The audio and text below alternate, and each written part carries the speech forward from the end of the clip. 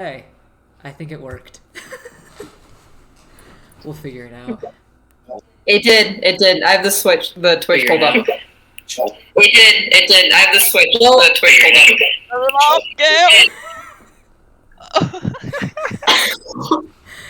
Okay. Well, All right. Normally, when I pull it up, it muted automatically. I don't know why the one time that I decided to be helpful, it backfired. okay. I'm gonna start the music then, and then I'm gonna adjust the volume once I do that.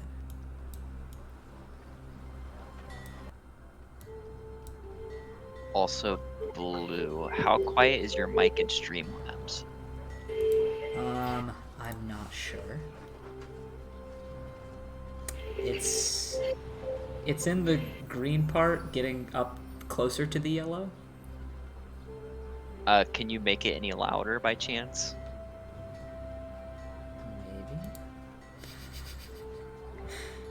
Maybe. How would one do that? Is the bar below that all the way up? All the way to the right. Yeah. I can hear the music echoing for somebody. I think it's Gale. Gale, do you have headphones? No, do I need to have headphones? I can hear the music echoing for you. God, I have an extra set, I think. No, I have. Hold on, 2 seconds. Okay.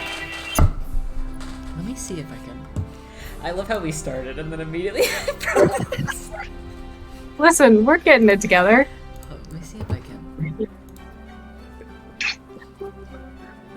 What a jaunty little tune. Oh, I think I can turn it up here. Is that any better? I don't know. That is better. That is actually almost Oh, perfect. what the Yeah, the cans are all. When he comes back, It's it will fine. fix itself.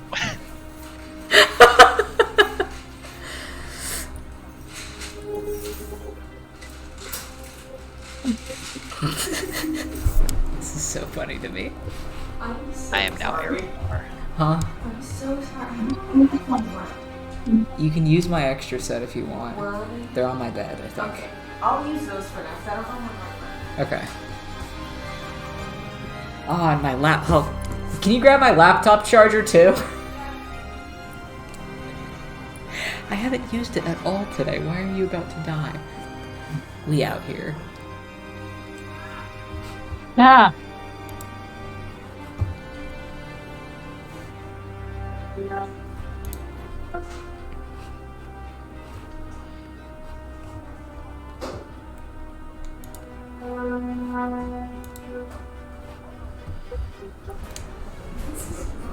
This is on brand, I think. Yeah, absolutely. I'm so sorry.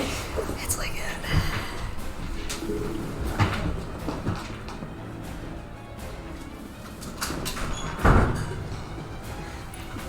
And I fucking knew it too. As soon as we started, I was like, something's gonna.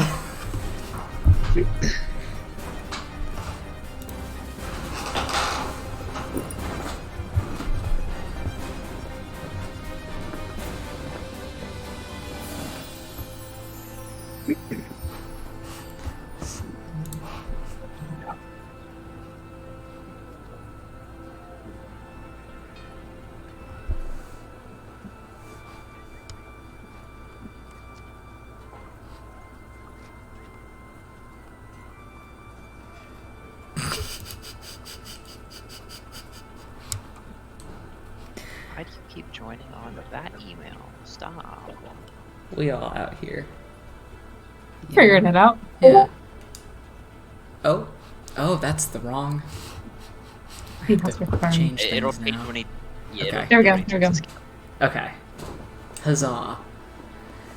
Yes? Yes. Okay. Is my mic better?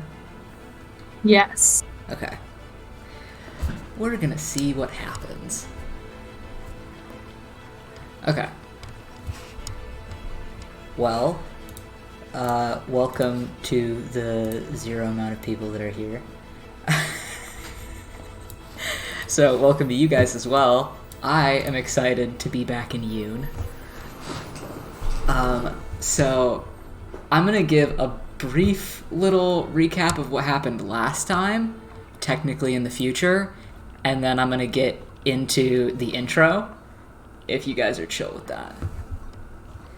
So, If we don't go back to the future. 500 years from now. yeah. So, the first campaign that we did on Yoon, this fucked up little planet, was about between 400 and 500 years after the Arcane Cataclysm. The largest devastation that Yoon had ever encountered, witnessed, enacted upon itself, I guess. Being that, when you wage a war against the gods, it doesn't tend to go well.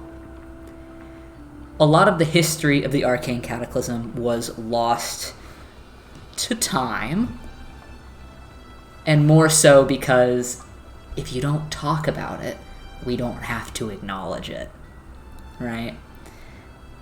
So, our previous campaign technically took place, like MK said, 500 years in the future, basically, with a group of misfits who accidentally kind of saved the world after a weird set of circumstances. I'm not going to get too much into what happened because it might be applicable in strange ways, but for this campaign, we are going back moments before the Cataclysm, back in time to before half of the planet was blown off. So, starting on Yoon, I would like to say for the two people returning that there is a full planet this time. It's a whole planet. Fully Orb. round. Can't wait to ponder it. Fuck yeah. And for Tyler, yeah, it's a whole planet. Hey, everything's normal. Yeah. Don't worry about For it. now. Surely So- nothing cataclysmic will happen. Oh, absolutely not. We are definitely not moments before disaster. We're definitely not over the horizon. So, okay. I'm going to perhaps switch over the music real quick.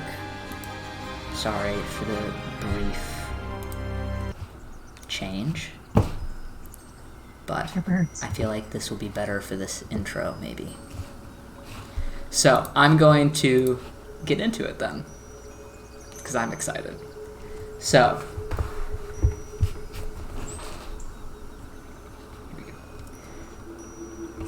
fuck you guys.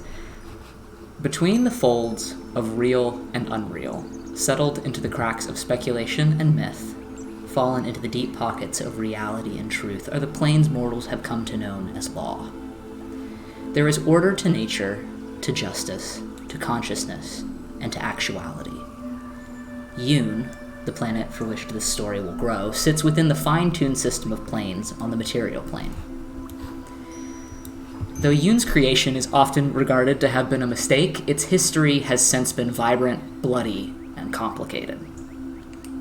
Under the guide of its pantheon, Yoon flourished within the rules of reality, and despite the divine convulsion ripping apart the devotion between the ruling gods and their precious Yoon, and of course the lower gods who would usurp them, Yoon continued to exist and evolve. Today, where this foray into deep mysticism and speculative intelligence begins, guided by your current living history, we find ourselves at the near nexus of progress in civilization. Never has Yoon seen more prosperity, more advancement, more vitality than at this moment.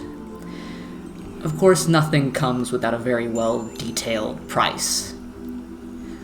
Nonetheless, we start in Diremount, a kingdom of substantial reputation and far-reaching alliances, and of course even farther-reaching political strains.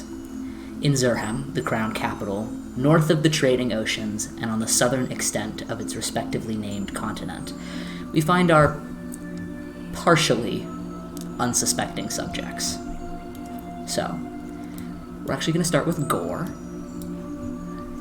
So, Gore, you have visited the Dire Mount capital on occasion, though for each visit you seem to see more and more of the city and its people than you saw last time. Now, as you walk through the clean and wide streets of Zurham atop the worn and packed down cobblestones, and between expansive and adaptive buildings of stone, wood, and plaster, the bustle of the crowded city is not quite deafening, but it's definitely something to adjust to.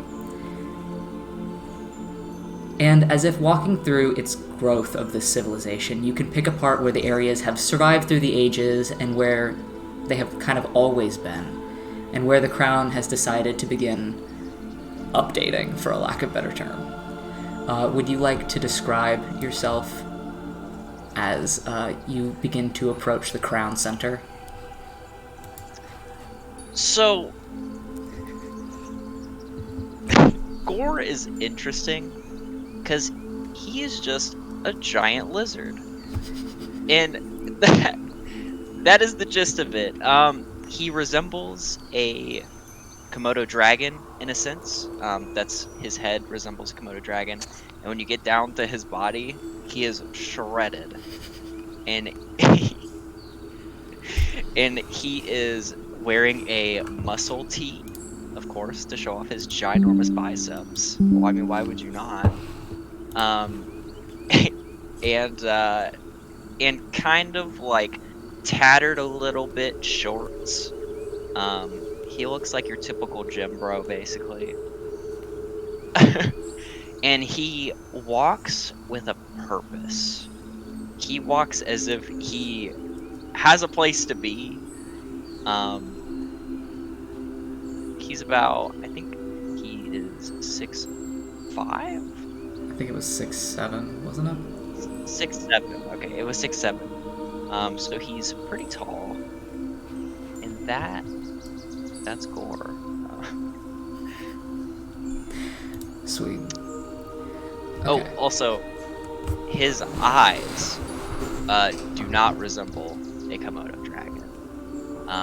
They are kind of a goldish orange tinge with black slits in the middle. Yes. Oh, sorry, music. So, as you begin to approach the Crown Center, the attention to conveying prosperity and strength kind of seems to be more apparent. Like, the closer you get to the center of the city, the more effort is being put into keeping appearances. And soon you find yourself standing at the very center of this humongous city. This is probably one of the largest cities that you've ever been in. And now staring up at the Dire Mount Castle, surrounded by the rest of the Crown Center, the governmental and monarchical seat of this kingdom. In your time traveling, you have seen quite a few pretty impressive structures, but the sheer enormity and formality of just how castle-y this castle looks is a little bit mind-boggling, I'm not gonna lie. Shaking your head slightly at the sight, you think back to what you have been told more on your friend's side of town, which was approximately... Some study bloke is said to be showing up to the Crown with it, something about archival appraisers or clerical offices, I don't know, he's headed over there. So you begin to make your way up towards this Crown Center, approaching the... something about like sage offices or something about an annex.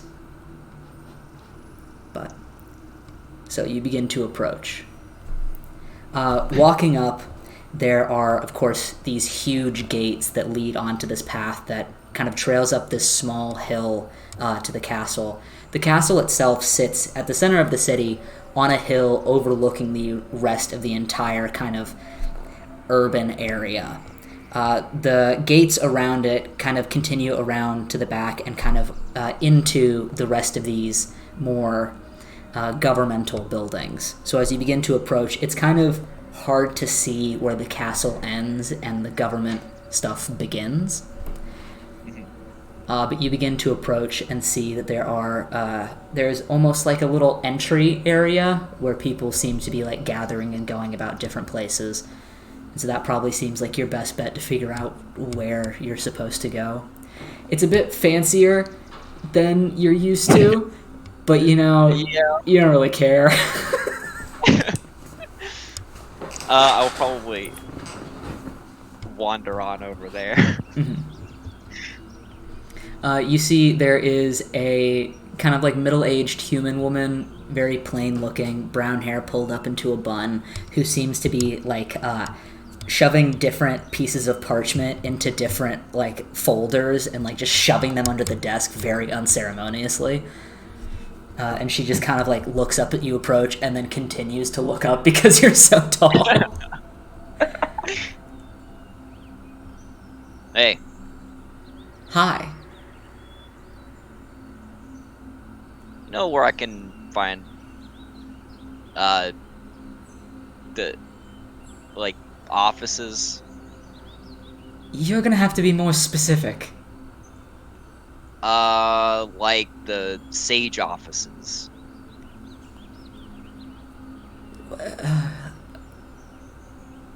What? Oh, like the annex? That sounds like, yep. Okay. Yeah. The Sarasanct annex is if you go down this way and you go all the way to the end and then you go outside and then there will be just like some little building towards the back. It's just kind of off in the corner. That's the annex. I'm assuming that's where you need to go? I mean, that sounds right. Alright. Anything else? No, that's it. He Right. turns and walks in that direction. She goes back to just like haphazardly putting pieces of parchment away. Also, give me 1 second. I literally forgot to get my dice. That might be helpful. While you do that, Yeah. I am going to put the map into the Discord, I think, of the castle. That might be helpful.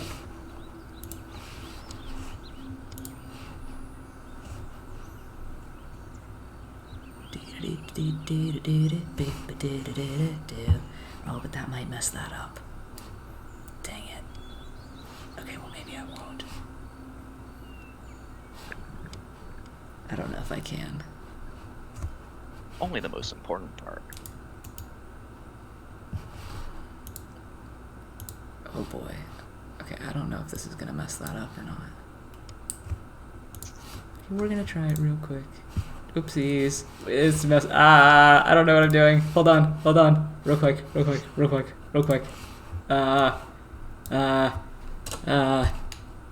Okay, we're done. I think that's sent in the lore channel. Oh, So, hopefully, you guys Yes. got that. yes. But so that is the approximate map of the castle. Since you are currently in it, I'm just going to send it. So, you begin to make your way down from this entry area, actually kind of past the atrium, which you kind of see at a little bit of a distance. You don't really fully walk into it as you go over towards the crown offices. As you begin to walk through, you realize that you are actually walking through the main portion of the castle, and this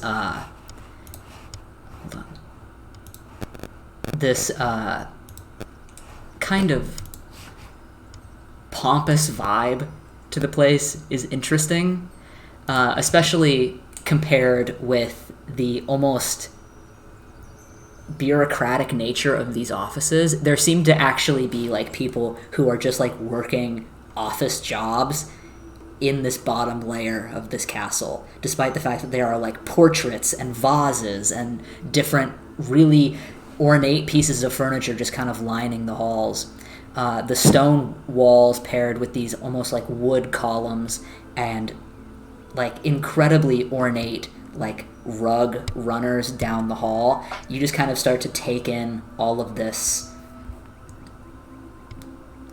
very strange to you circumstances as you walk down towards the end of this hallway and out, honestly, into kind of like a, not even a courtyard, just kind of like a back area to the castle, where you do in fact see a newer but more simple looking building. It has its own structure to it separate from the castle, and it doesn't seem to be as ornate, and it does kind of appear to kind of just be tucked off in a corner somewhere. You look to the side and you can see the back of the kitchen and realize that like the only other way to kind of get around here would be to walk around the back of the kitchen and like around through the grass. It's kind of a strange place for this annex to be, but you also don't really care very much and walk through the kind of front double doors of this area. Walking in is already kind of an experience. Walking through the castle had been kind of quiet, and at some points you could tell people were more contemplative. Walking into the annex, you immediately hear what sounds like an argument. Walking in, there's a almost circular entry room with a circular desk in the center, with a very small woman sat on a chair, nearly with her feet propped up. And as well, there is a very tall, slender man who appears to be standing in front of this information-type desk. He seems quite agitated talking to the smaller woman at this really old wooden table. He is like probably approximately your height, and you can see his hands come to grip at the desk, and you take note of his kind of silver, like almost translucent skin, with his face contorting and further into just this big ol' scowl. He swipes his hand over his face, and you can see through his deep blue hair that he is just huffing a little bit as this very small halfling woman with her hair pulled up into a tight little pigtail and perfectly applied black lipstick just goes, "Look, mister, I don't know what you want me to do. I don't know anything that could get your panties out of a twist or anything, so unless you have another idea, I guess you're just gonna have to wait for her to get back." You see that she blows a bubblegum bubble, and it pops. She starts to chew it a little bit. So, like, I don't really know what you want me to do. Also, like, what, are you, like, a geologist or something? What? Fuck off. Fuck off. Listen, I was pointed in this direction. And I have played ding-dong ditch with every academic and scientist and archivist in this town, and I just want to speak with one person. This is just personally urgent matter to me. I don't understand. There's nobody else here, so I don't see why I can't just speak to, it doesn't even have to be to... Yeah, hold on. She points past you towards Gore, who has just walked in the door. You need something tall, dark, and beefy? Yeah. Seems What? like you two are... He can wait. No, excuse me, I was here first. There's a line, there was a system to a line. I was here before Geico over here was. So, I don't... Hey! I just would like to have my issue taken care of before anyone else. Otherwise, that's just terrible customer service. Yeah, well, and I told you that she's not fucking here. He kind of makes himself a little taller for a moment, and his face just contorts even more. So why don't you hold on for a second? Fine. And he steps off to the side and just... What do you want, beef boy? I think this is the place. I was told you guys might have some information About a cabochon. I don't know what the fuck that is. Are Honestly, you trying to talk to somebody specific? Whoever's in charge of this place. She just kind of blinks at you and chews her gum a little bit. I guess, I mean, that supposes on what you mean, but I'm assuming that you're probably going to want to talk to the sage. That sounds like a word I've heard before, yes. Wow, busy sage day. All right, well, for Apparently both she's of not your here, so he has to ginormous wait. informations, she's not in right this second, but she should be back soon. So you guys can just, like, wait or something.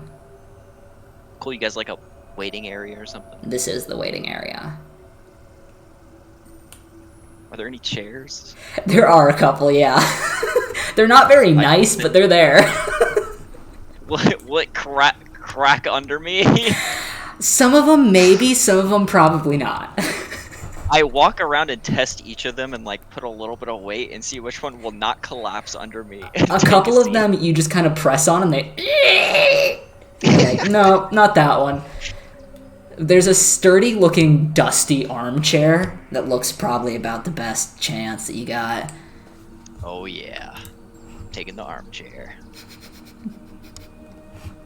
You go and sit down. Arathar, are you sitting or are you just standing there fuming?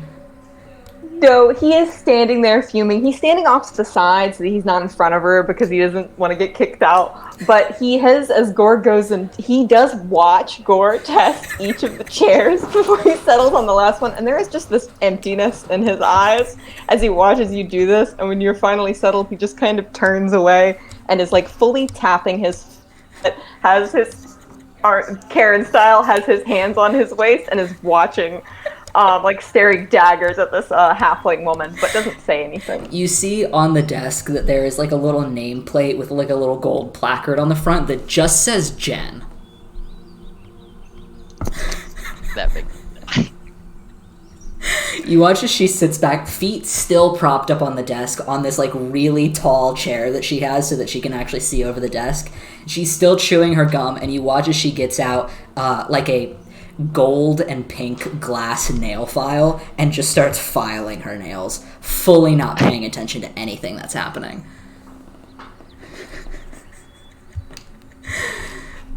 Oh, he wishes she was dead.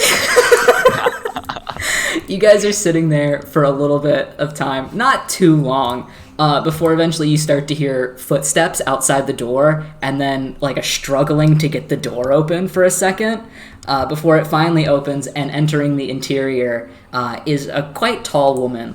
A shock of bright pink curls cascading from out of her head, and bright gold and royal blue adorn her person, as she's slightly hunched over as she walks in, holding in one hand what appears to be a half-finished egg salad sandwich, and in the other hand, fully just a single carrot. Not even a baby carrot. It's a full carrot. No bag or nothing. She's just holding them shits. As she just kind of walks in. She enters the room and starts to look about, not realizing at first that there are people, as she's still chewing either a bit of sandwich or carrot. You're not quite sure. As this happened, Jen, apparently, looks up and sits up a little bit, holding the nail file, motioning with it and pointing. See? There she is. I told you it wouldn't be long. Jeez. She dumps down from the... She jumps down from her chair and walks around to the front of the desk. Right. Okay. Hi. Welcome back. Alright. Glass Sage, Randos. Randos, Glass Sage. Right? Okay. Can I get back to my very important job? The egg salad's really good today. Good to know. You should go get some. Good to know. I might. I'm gonna finish my gum first. Seems like a bad combination. How do you finish gum? Well, it loses its flavor. How can I help you, gentlemen? I don't know, they need help with something.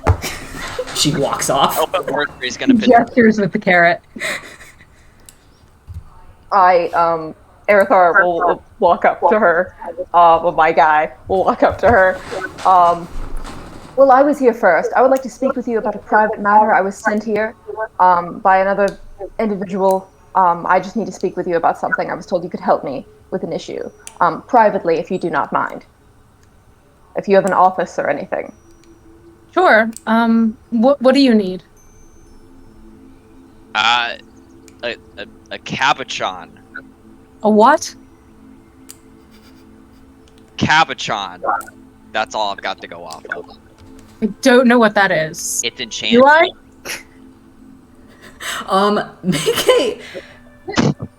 Make a, what would this be? I don't know. First roll. Hold on, let me see. I'm roll pulling up your the character sheet. God bless. Please don't make it intelligence based. No, I'm trying. I feel like it would either be. No, it isn't chanted. I want to say.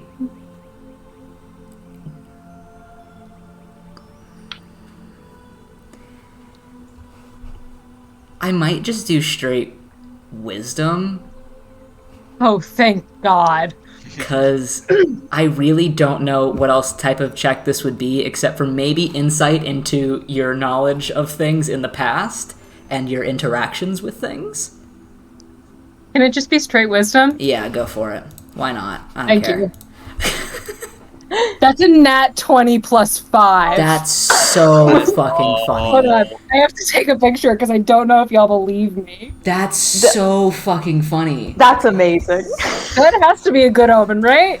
First roll. Okay. Well, you start to think about it for a second. And you're like, cabochon?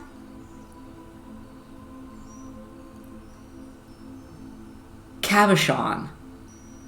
It's a word for a gemstone or stone that is often polished and used most of the time in jewelry, but he's saying something about it being enchanted, so it's some sort of gemstone. He hasn't really given you a lot of information, though. Can you spell this wretched word for me? Cabochon. Thank you. Often kind of like an oblong, kind of oval-looking shape of some sort of polished stone or gemstone. So like the dragon egg, or the dragon scale and dragon tails. Got it. Okay. Yeah, perfect. So, That's amazing. But that she kind of ponders that. That would be what a cabochon is. Thank you. She kind of ponders for a second. She's kind of like waving the carrot around in the air. I'll come help you in just a second because he looks angrier.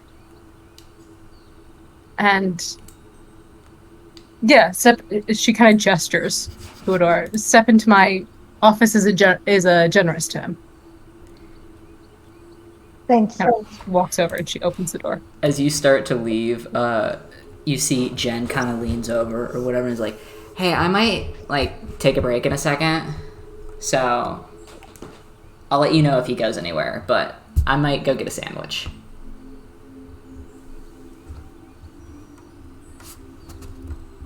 Yeah, okay. Alright, thanks, Dodes. Mwah. Ah. She opens the door. Alright, you walk back into your you office. Can I describe what he sees? Absolutely, you can. Like I said, office is a generous term. There is a single desk kind of shoved into the back corner, with a chair on the other side of it properly, so you can see that she like kind of jams herself up against the wall. The entire room is just covered in various like scrolls, books, etc. At some point, as she's walking toward the desk, she picks up a stack of papers, revealing that there was in fact a chair underneath, and sets it on top of another taller stack of papers. On her desk, it's an absolute mess. You don't know how she finds anything. Sitting on the desk, very important, is a open jar of pickles with a fork sticking out of it.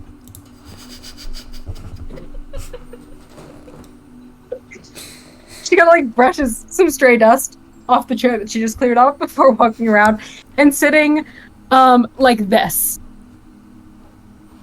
Oh, like L. Exactly.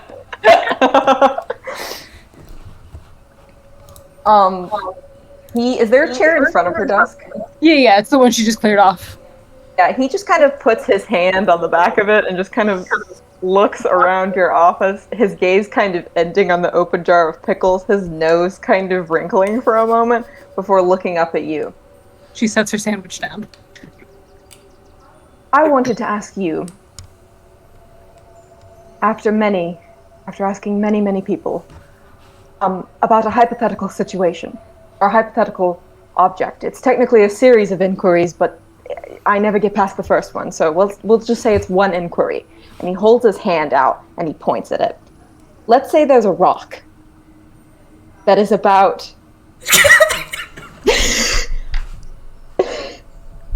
the size of my palm. But it's just like a flat, gray, plain looking, a very mundane looking rock. But the way it came from inside a larger rock. It wasn't just like that by itself, but it's magic, right? You understand? But it's not enchanted. It is not enchanted. Also, I'm not a fucking geologist. I just want to put that out there. I'm not... It's not enchanted. It was just, the rock was born that way. I don't know how rocks are formed because aforementioned statement, I'm not a geologist. So the rock is just like that. And the type of magic that the rock is not wild magic is hypothetically, of course, closest that one could guess to what the type of magic it would be is. I have not slept in 2 days. But it's wild magic adjacent. Does that make sense? And also, I'm so sorry, that one last thing, and then I'll probably be on your way, because you probably won't know anything about it, because that's just my luck. When you hold the rock up to like the light like comes through it, and it looks almost like crystalline. His like palm, by the way, is still shaped like that. Like he's waving his hand around in the shape of like the palm. So, does that make sense? And does that sound familiar at all to you?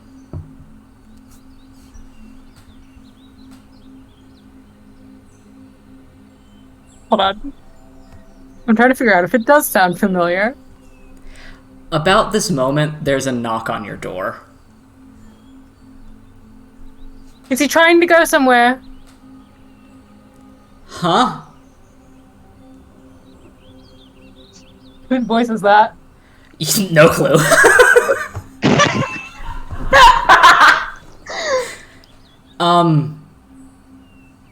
Hello?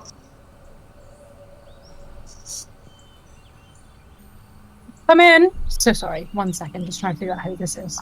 Okay. The door opens just slightly, and you see a slim, much younger human man who just kind of very hesitantly sticks his head through the door. Hi, is this the Sage office? On a scale of 1 to 10 for emergencies, how important is this right now? I was just sent from the Crown offices. I was sent because I'm supposed to let you know that there's some, like, new, like, memo or, like, request or something for your department. But your front desk lady wasn't out there, so I just kind of walked over here. Do you have it on your person? No, you have to pick it up. I'm not allowed to bring it. Okay. Thanks for letting me know. Yeah, I was told that you're supposed to pick it up pretty quickly or something. Turns back to you. Sorry, I didn't catch your name. I'm sure you probably left it with Jen, but... Hey. Mr. Arathar, Tinu. It's fine. Very nice name. Thank you. Am I going to have to wait even longer? Is this a priority? I heard Crown, so I assume it's probably a priority. That probably involves me sitting down and waiting. That would be nice for me, but... He leaves the door open as he leaves. Sit for a moment. Do you want a cup of tea or something? I won't sit. the tradition as it is now is that if I sit, it just wastes time. I don't need tea. I just need to know what fuck is. That's all I need. And if you don't know, if you could just think of anybody that you could send me to, that would be nice. Do I know anything about this rock? I'm not seeing anything about it in my notes. I want you to either make a...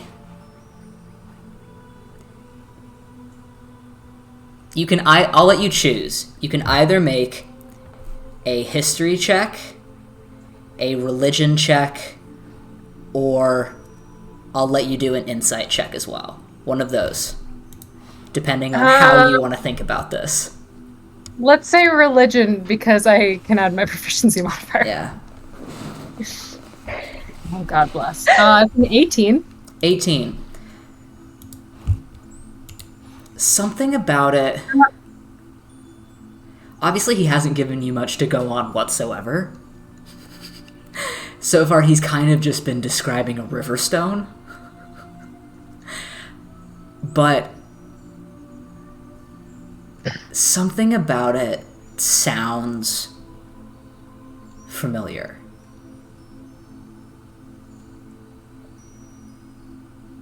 And it's one of those things where you're like not entirely sure why, but you get weird feelings a lot. And so you're like, I should probably pay attention to it. But also, like, how am I supposed to differentiate this weird feeling from a different weird feeling? So it's like you probably need a minute to think about it. But, like, maybe.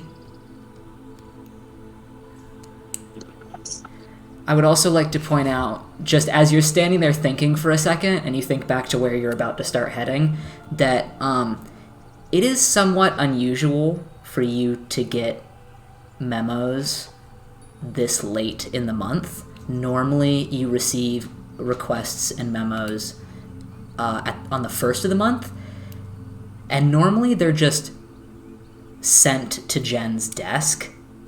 They're normally not something you have to go pick up. So that, on top of the rest of this, you're just thinking about a lot.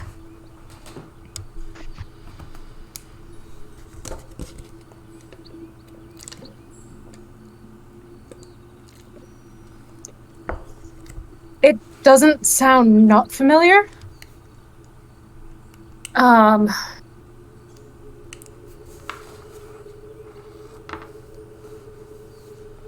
Let me go see what this is about. I'm really sorry. You seem very nice, and this seems very important. I am very much sympathetic to things that are very important, but, you know, when the crown calls, I kind of gotta answer. But if you want to wait in here, that's fine. If you want to wait out there with him, that's also fine. If you...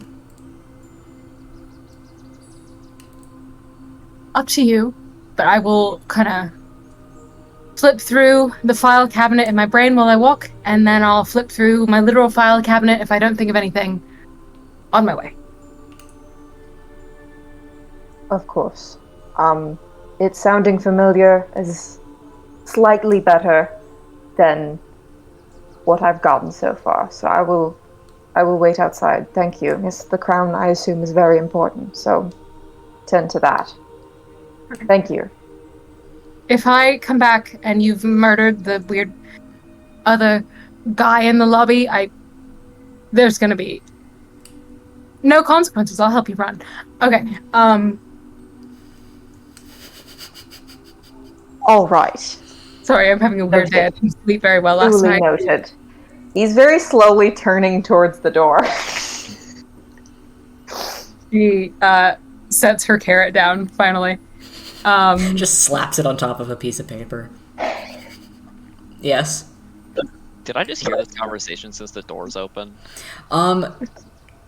You heard the beginning of it, And then that guy that you saw walk in, the young, like, human dude that you saw walk in and went over to the door and then left the door, but left the wrong direction, suddenly comes scurrying back into this direction and realizes that he went the wrong way, and then looks over, sees you, gets freaked out for a second because he didn't realize that anybody was in the waiting area the first time round, and is like, sorry, yeah, and just runs off. So you kind of miss part of it as well, because he seems like a wreck.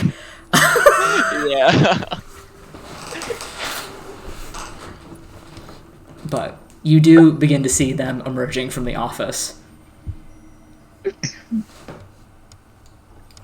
Arathor walks over and takes the seat that is furthest from Gore.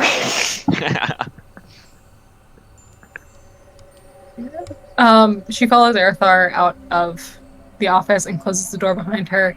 And you both notice as she heads toward the main, like, double doors or whatever, she starts, like, straightening her hair, like, tucking it behind her ears. She starts, like, brushing out the wrinkles in her clothes.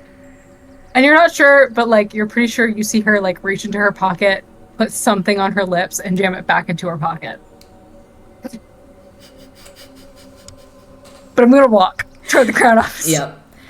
As the two of you fellas are sitting there for a while, you're kind of sitting in silence as there is no sound of gum chewing or nail filing because Jen is nowhere to be found, and it appears that most of the other offices in this annex aren't populated right now.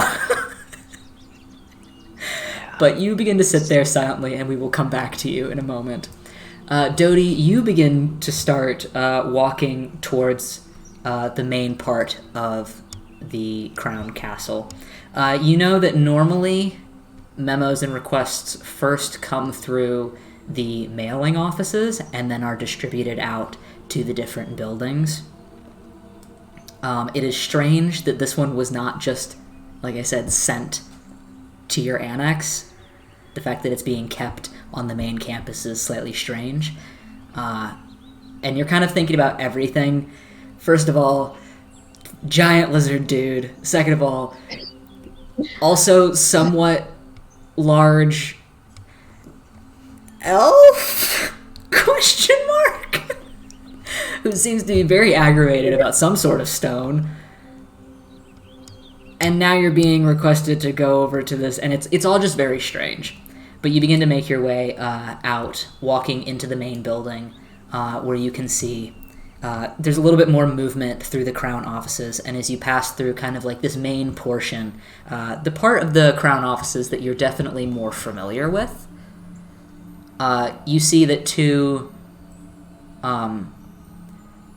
human women seem to be cleaning up what appears to be some broken glass on the floor.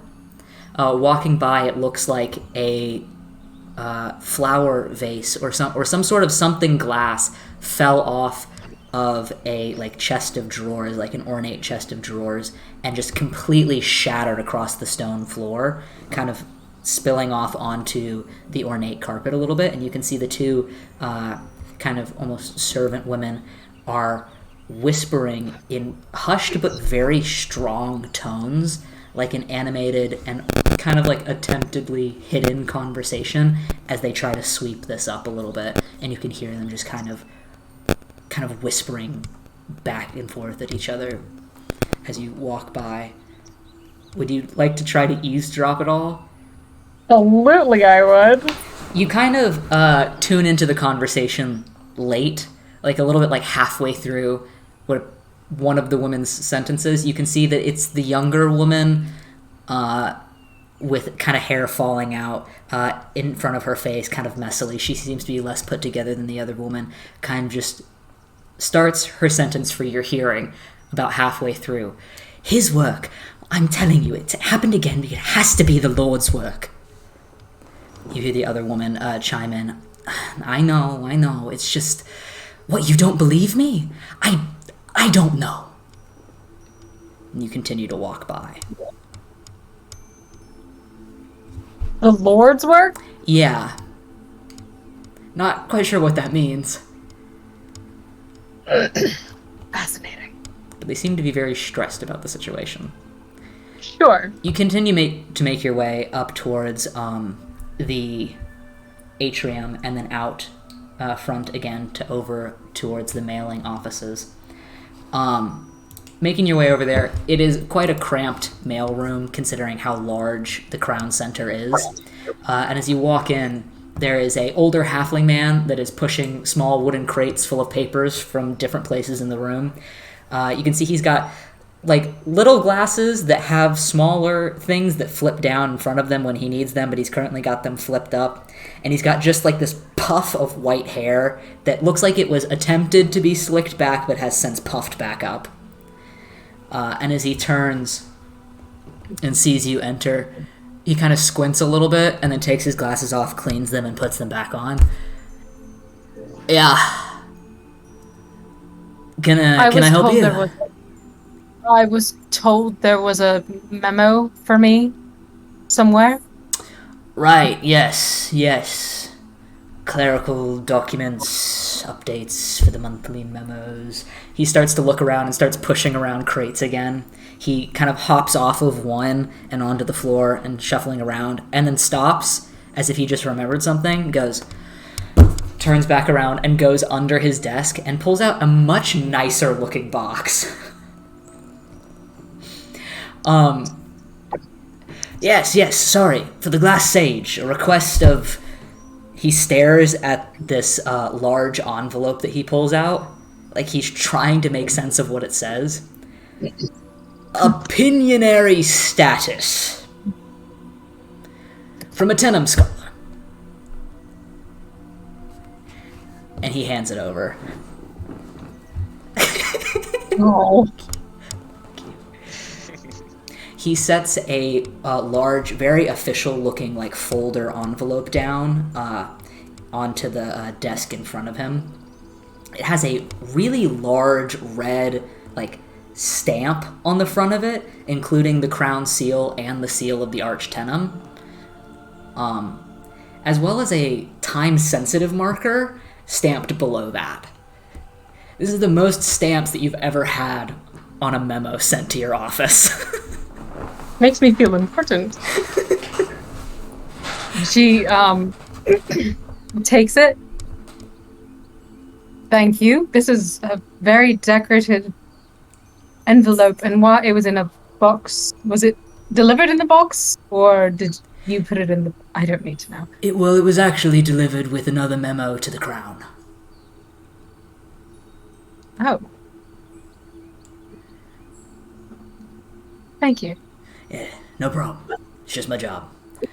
He turns around and immediately starts sorting boxes again. He watches him for a moment, kind of like,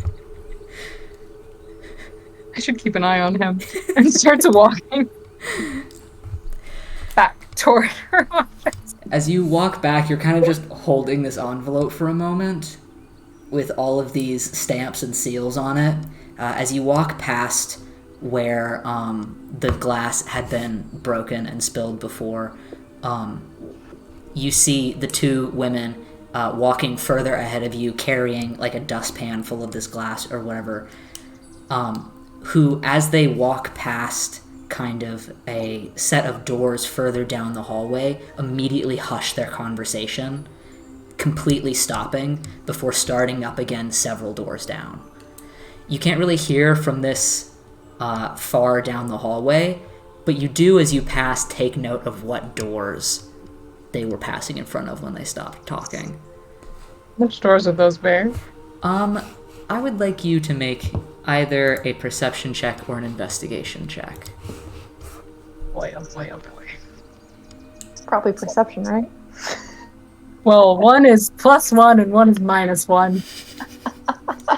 Well, it's an 18. Which one? Perception. Perception. You've never really taken note of these doors before. Like, they're not ones that are well known to people as, like, important offices, I'd say.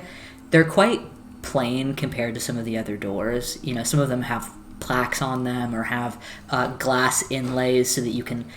They're frosted so you can kind of see into the offices, but These are just full, sturdy, solid wood doors with no decoration on them whatsoever. Don't like that. But you continue she's back to gonna- your office. Just gonna keep walking. Yeah. You don't really seem to pass anybody else in the hallway. It seems that most people had kind of moved on to their business or whatever, but your weird day just keeps getting weirder. But you make it back over to the annex, and as you start to walk in, you do see Jen walking from the kitchen with a little paper bag.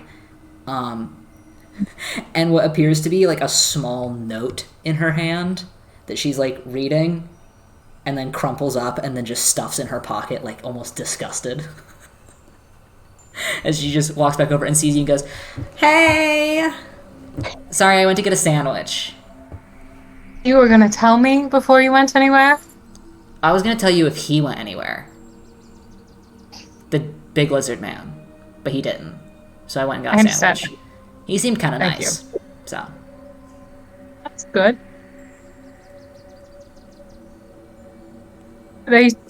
Somebody sent me a big envelope that apparently was too important for you to read. So I had to go get it Ooh, myself. Secrets. There's a lot of. Fancy. This is the most stamped envelope I've ever seen in my life. Oh, those are big important stamps. Holy shit. So I feel like I should open this before going back in there. Maybe. Those dudes seem kind of nosy. I'm laughing. She's not. Yeah, Dirty's used to this. I'm adjusting. Yeah, hang on. For just 1 second. Tell them I'll be back Alright. in a minute. She kind of ducks behind the wall so she can't be seen through the window, and she opens it. Alright, you see Jen kind of flick her hair a little bit and pit her back into the office. Love her. Before you read this, I'm going to go back to a couple minutes ago with Gore and Arathar. Gore, did you want to do something? No, I have to reset my Discord 1 second. Okay. Dang. God. Yeah, perfect. I cannot see gate. Oh. Loading. Oh. Loading. You can't see me? Loading. Frozen for me. Yeah, He's can you loading for me. Me? Yeah. read? Yeah. Yeah. What? I thought it was me, Oh. but it was not. There he is. I guess I don't know what happened. Oh. Yeah? Maybe? You're still loading. Let me just... I'm gonna exit out of Discord. Hold on. Be free. I love how fucked up the cameras get when somebody leaves. Listen, we're just going with it. Did you know that I'm obsessed with Jen? I love her so much. I also love her. She's amazing. She's great. She's one of my favorites. Listen to me, Blue. I'm saying this now that Gail's back, hopefully. Maybe. Loading again? Are you kidding me? Can you guys see me? I can hear you. I can hear you. Bomb. Maybe the... Oh, no, there he goes. God.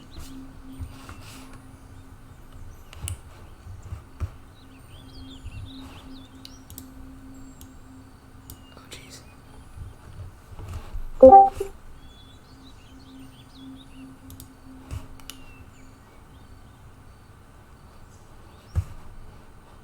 I'm just now seeing things in the chat.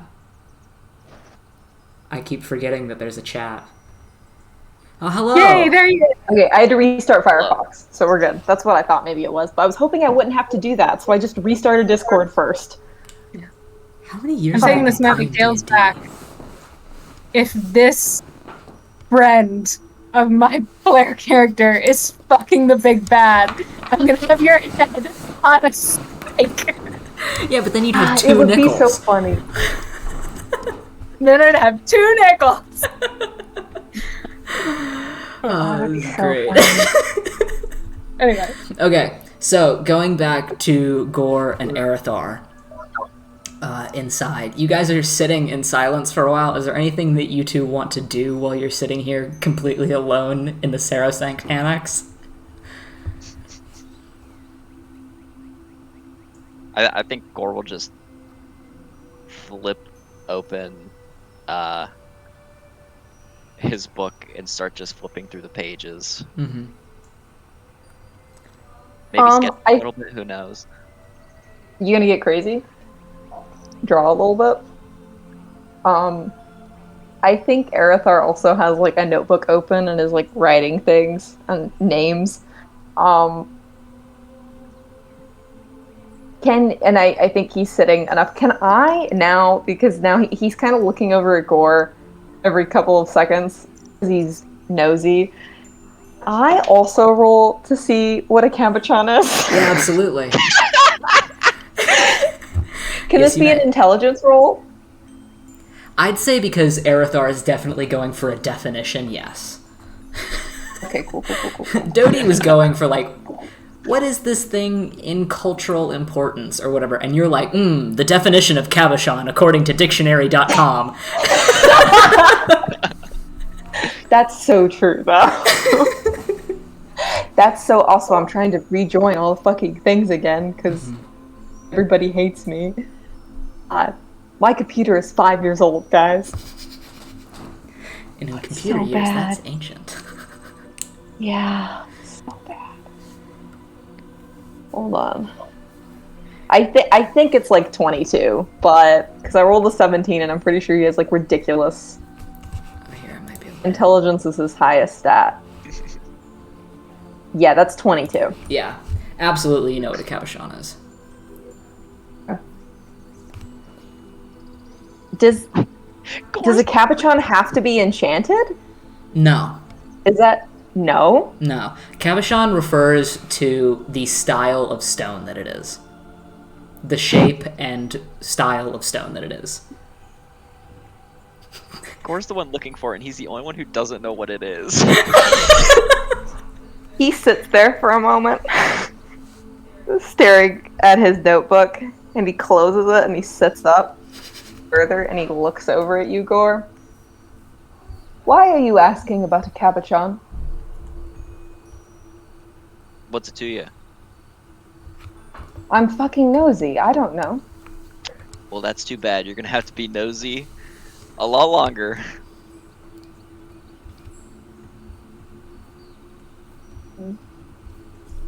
I don't know that made any sense. I'm not telling you, so. Can I at least ask if there's a particular kind of cabochon that you're looking information on? Can I at least ask that? Or just the idea of one? It's enchanted. Fuck. So it's just someone took it and someone did that to the rock. Did it to the rock. I just know it's an enchanted cabochon. Where did you go to school? School? Yes, where did you go to school? Or work? Where did you work? What like field are you in? That's none of your business. He's right. He says out loud to nobody. You're asking too many questions. I know. That's all I've been doing. Can I offer a hypothetical situation to you? That is 100% hypothetical. Sure. Absolutely. Say that there is... This is not going to get me anywhere, it's fine. Say that there is a cabochon, and it just looks like a normal flat stone, but no one put the magic in it. It just was like that. And it's like got a lot of... It's very powerful for a cabochon. Like, it's more powerful than your average cabochon, let's just say that. Although I don't know if you have an idea of what the power level of an average capuchin is. Something tells me you're a messenger. I just want the cabochon. You want You're not gonna tell me. That's... I'm telling you everything I know. You are a messenger.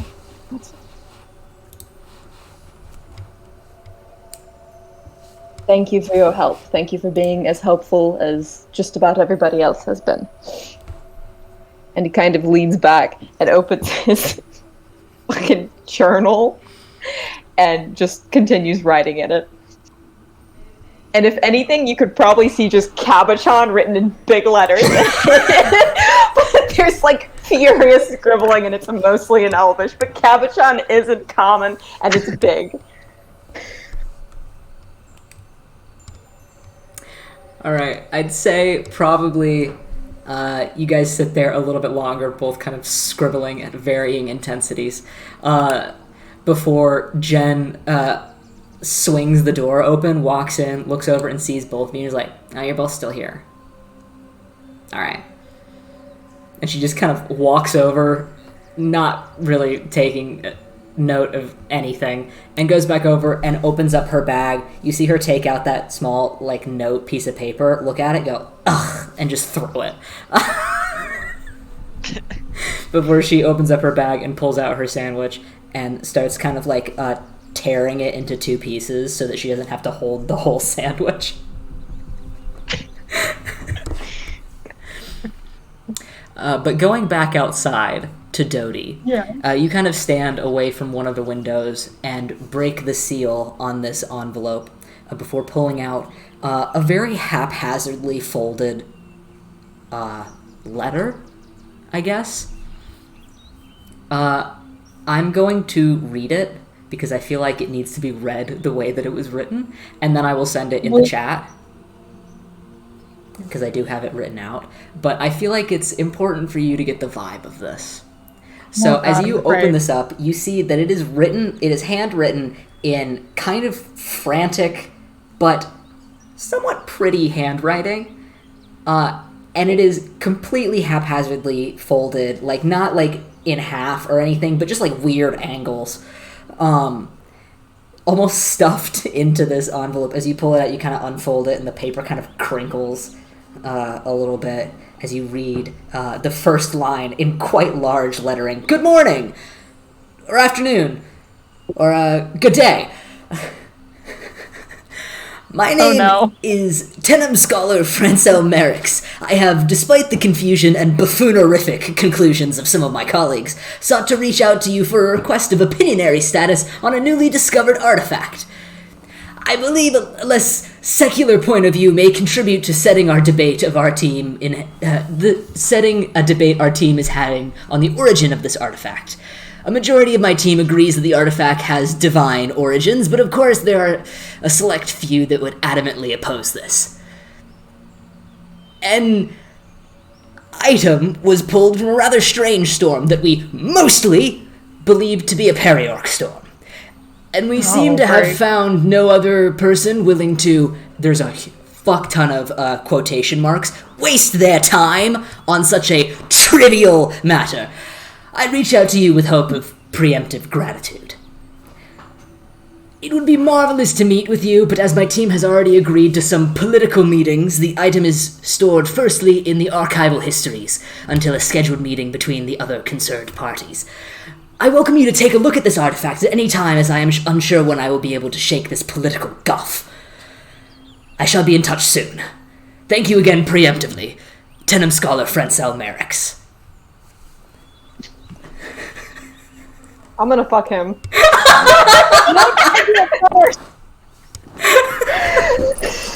God, it's so important. So here is this. Thank you for my life. Oh my god.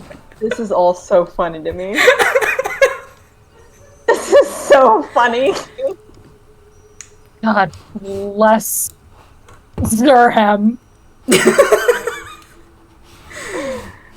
It's on a t-shirt somewhere. Oh man. Oh man. Okay. Can I help you? No. Diddly dang it. There we go. Wow. Okay. I love how there's no information on what the artifact is. Yeah. I love that he gave me no information except we think that it's related to God and we put it in a box somewhere. Can we have your opinion, dear religious lady? Great. Dodie, can I also get you to make a wisdom check? I'd love to make a wisdom check. It's a 14. Yeah. Something feels weird in the back of your brain. That's weird. Oh. Like this feels strange weird or like my normal weird feelings that I get in the back of my brain? Like the normal weird feeling that you get when you're about to discover something soon. Oh, fuck off. Great.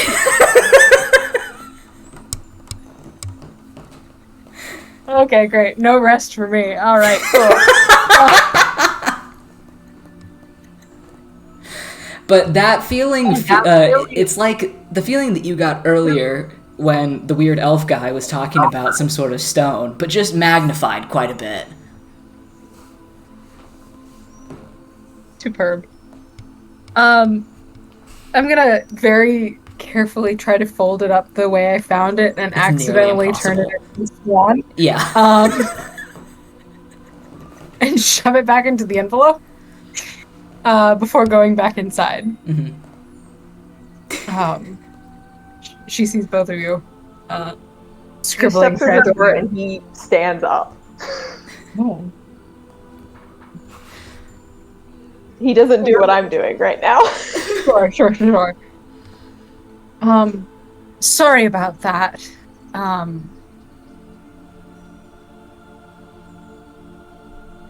Got my mail. So you... I don't know why I said it like that. So, you are looking for a cabochon, which is a type of rock. And you are looking for a different kind of rock. It's rock. So you're looking for a rock that's enchanted, you're looking for a rock that's just like that? Yes. Okay. Any He chance doesn't that that's the seem- same rock? I asked him that. He doesn't seem to understand what enchanted means, I don't think. I don't think he knows entirely what he's talking about. I feel like his intelligence level is not as high. To be perfectly honest, I don't know a lot about magic either. I mean, unless it's divine magic, I don't really... It's not exactly my can of beans or whatever. I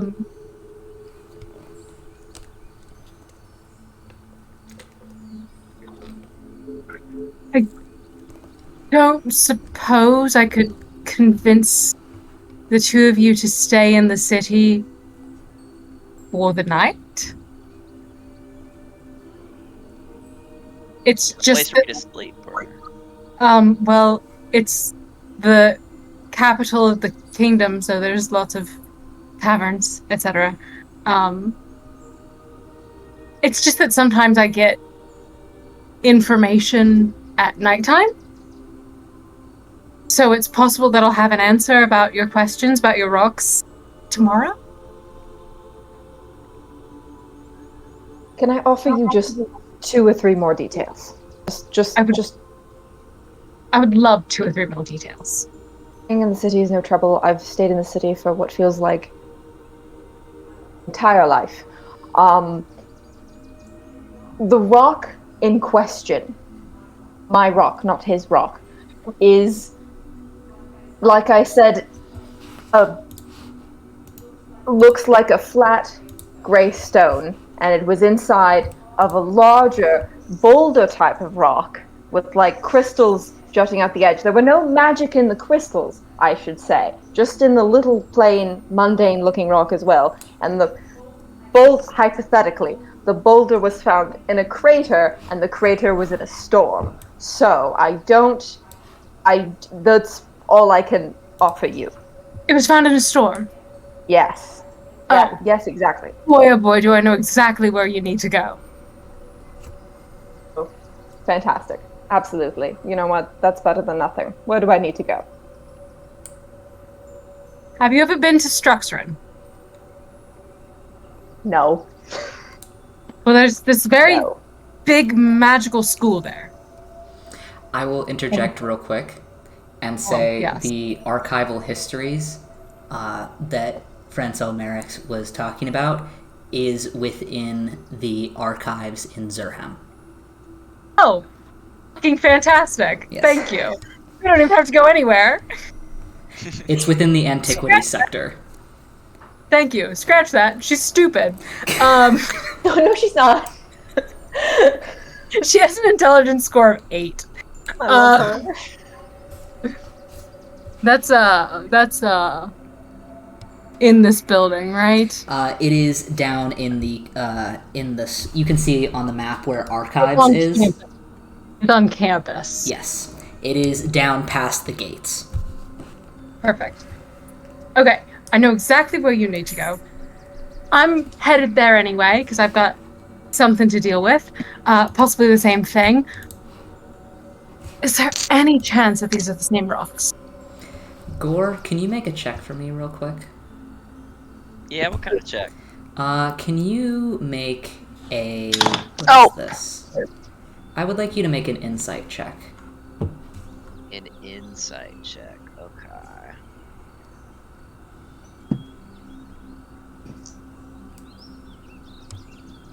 That's not too bad. Well, that's an 11. Okay. You have a urging feeling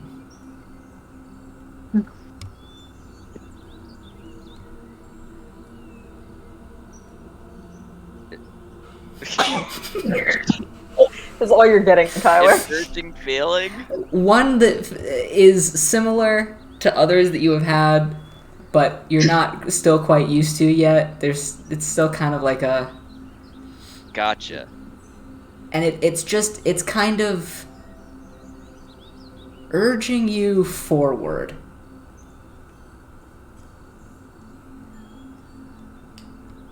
You only rolled an 11, so that's all I can give you.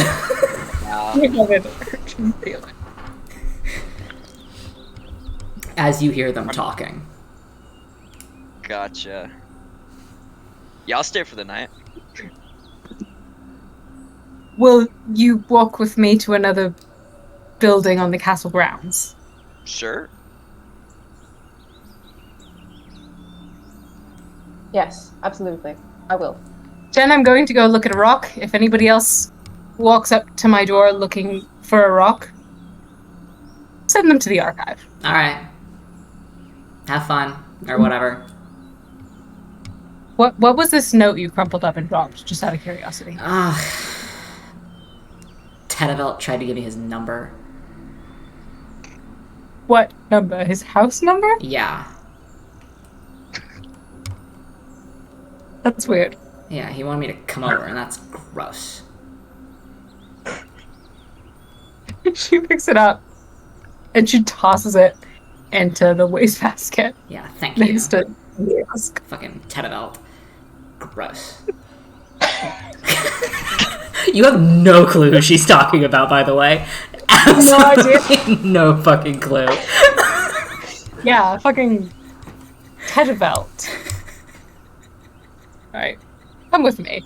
She starts walking. Erica follows. Yeah, okay. We're following, and on the way out, says, "Later, Jen." Bye. Have fun with your rock. Yeah, I know. I just learned it's a rock. It closes the door.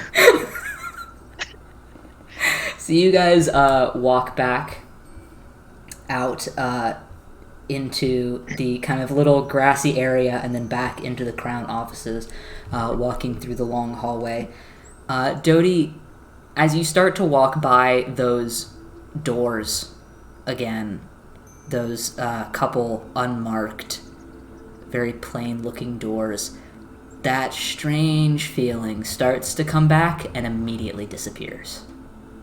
You also notice that directly in front of those doors is where that glass had apparently shattered. But you keep moving.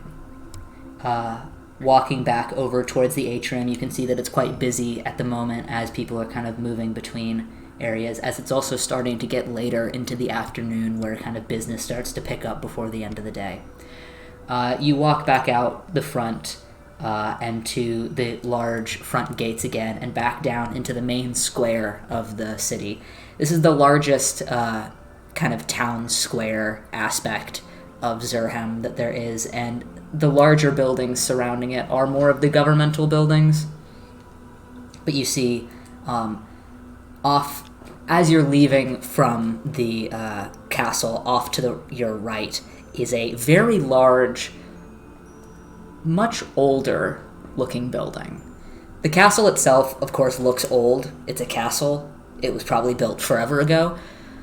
But the archives itself look to be almost outdated and vintage looking as you guys begin to approach the front door of that. Okay. I wanted to... Sorry, I just caught my youngest child trying to eat chickpea flour. Delicious. That makes sense. Do you need we me to walk? repeat anything? Yes, please, all of it. Okay. So sorry. You're good. You guys walk out of the atrium. It's quite busy right now, since it's getting towards the end of the day, and people are picking up on their work. You walk out through the main front gates. Sorry, I got distracted by the door opening. Sorry. You're good. You walk out through the front gates and down into the main square of the city.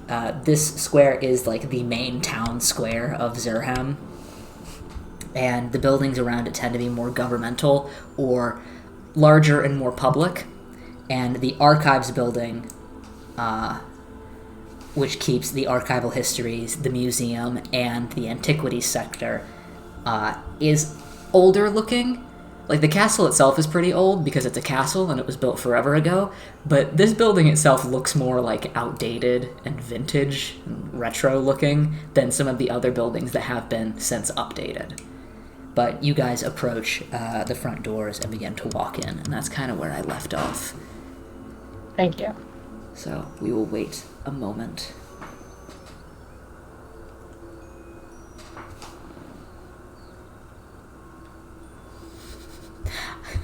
I've been thinking about that letter for like a couple weeks now because it's so funny to me. I love it. What are you doing now? Are you making good choices or bad ones? Very good. Please don't be liars.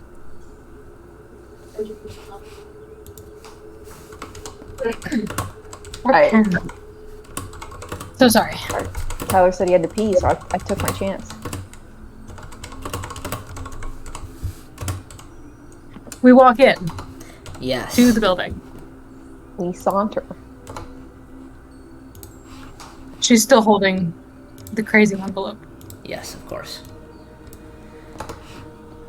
Okay. Yes. Sorry. No, Go this ahead and is a say good what you're moment. gonna say. This is a good moment before I okay. get into where you guys are going. Can I make, like, as you were describing it, can I just make a secondary perception check? Like, just Absolutely. to see if there's anything specific? Yes. Cool.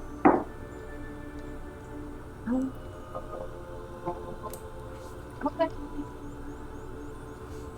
A 9, so probably. Are you looking for anything? More than anything, just people that seem suspicious. There's quite a bit of crowd right now. It's pretty busy in this main city square. Most people kind of just are trying to get like to where they're going. People walking past people, very much like a get out of my way sort of thing. Right, yeah. Mood. So, Okay. but you guys walk down into the main square and over to the archives. As you kind of approach the building, the doors are propped open. Let's see if I have anything. We're gonna switch the music over real quick, I believe. There we go. I don't know if this will get too intense or not, but we'll find out. So, you guys walk into the main archives and into kind of this central area. It seems less busy than some of the other buildings. The inside of it, you can see, has definitely not been updated in quite a while. It seems like it's being kept up enough. But that's about it. As you walk through, Dodie, you've been in this building before.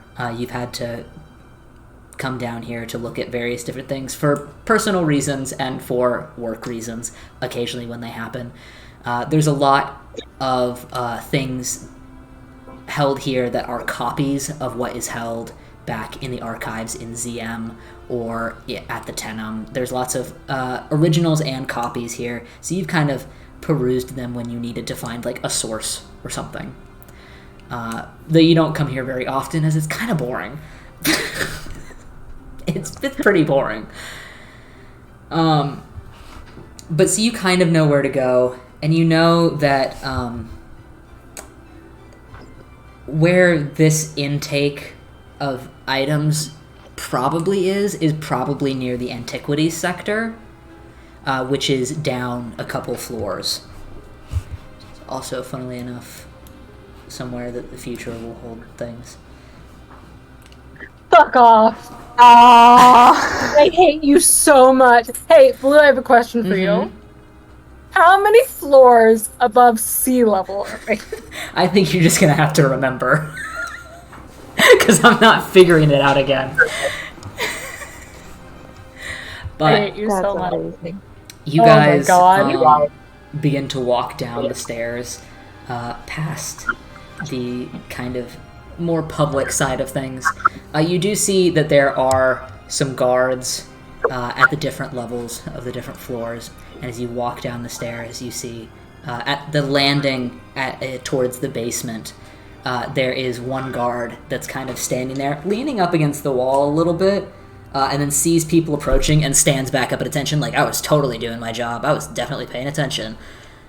Definitely not just standing here thinking about stuff. But he kind of looks up at you and nods as you guys finally hit the bottom landing of this room. Can I help you? I got, and she kind of holds out the envelope, a very frantic memo asking me to come down here. From, she kind of scours her mind for a moment. Don't worry about it. One scholar, Francel Merrick's. Right. Yeah. Can I see that?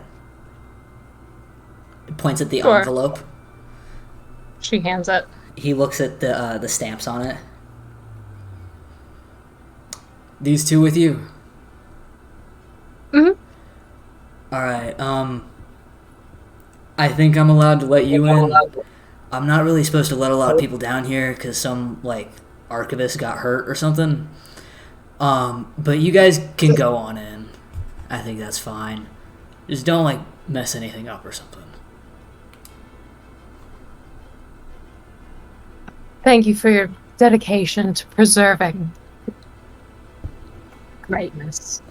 Yeah. Alright, You're very- you have a good time or something. You're very diligent. And he kind of steps out of the way so you guys can walk down the last little staircase into the archival histories. She walks through looking for the most, shall I say, squirrely looking person that she can find, she assumes. Yeah, as you walk down into these archives, you see that there's like the main archives area that branches out into several like almost rolling bookcases, and then towards the back there is a separate room that kind of branches off that is almost a square room with what appear to be several bookcases, several file cabinets, and a couple rugs and a large table set out. There also does not appear to be anyone down here. As well, kind of like off to the side a little bit, you can see through the doorway to that other room that there are some things set out on a rug, like they're... It doesn't appear that they're normally supposed to be there. It looks like that they are either being moved or don't have a place yet. But you can't really see what they are as they're kind of behind the doorway from where you're standing. But there are papers and chairs kind of sat around, like people were down here, but currently no one is.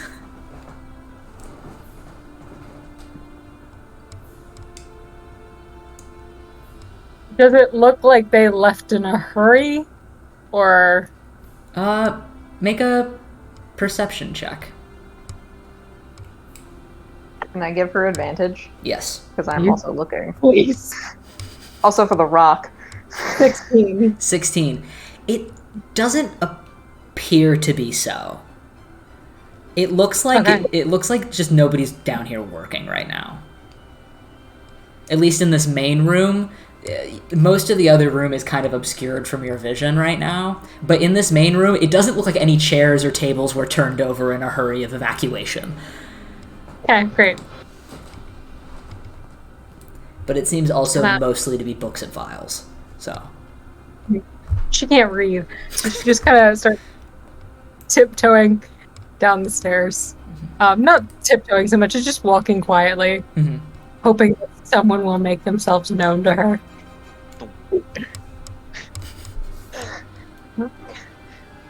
Like, keeping an eye out, and I assume she reaches the bottom of the stairs without any kind of interruption. no, yeah, it's fine. Just stairs. She just kind of starts peeking around, looking to see if there's any, like, top secret written at the top of any of the pages on the table, and looking for that very particular rock. Yeah, so far, mostly appears to be just like intake papers and things like that, or like books that haven't been put back yet, various stuff. You can now see further into that side room, and on top of the small red rug, there seems to be that pile of stuff, which from a distance looks to be entirely different than the rest of the stuff in the room. Do you get closer? Yeah. Yeah, let's see. So as you begin to walk over there, kind of walking into the doorway a little bit, this room is also completely empty of people. You do see the entirety of that table that does have two chairs that are just kind of like pushed off to the side, like the people that were sitting in them left. Though, again, it does not appear to be turned over or anything. And sitting kind of towards the center of the room is a dented-in filing cabinet and a broken chest with a, like, envelope file sitting atop of it.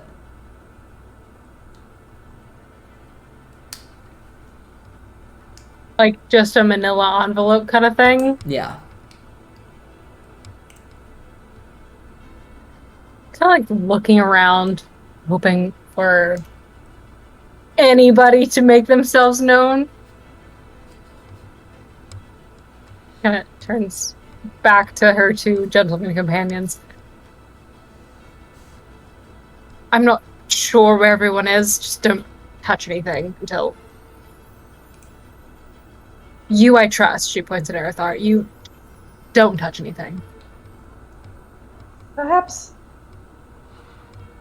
the people in charge, I assume that's obviously not you.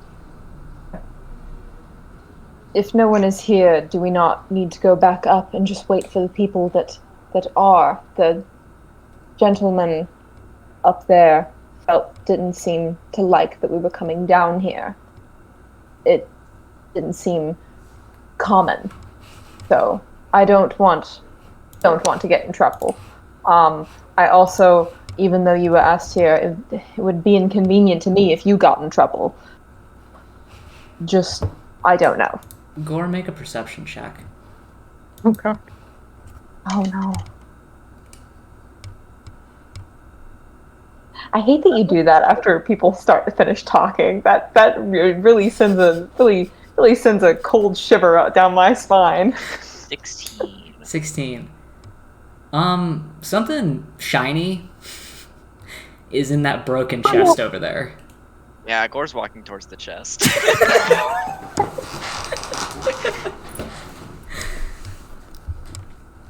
All right, She you just said not to touch see anything. Gore just suddenly veer over into the room.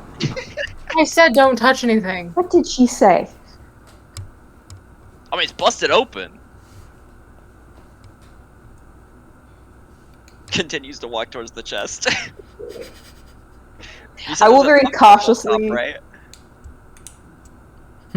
Sorry, repeat it. There's an envelope on top, right? Yep. Okay. Aerothar's very cautiously walking behind him and eyeing what he's doing. I'm looking around hoping somebody will walk in.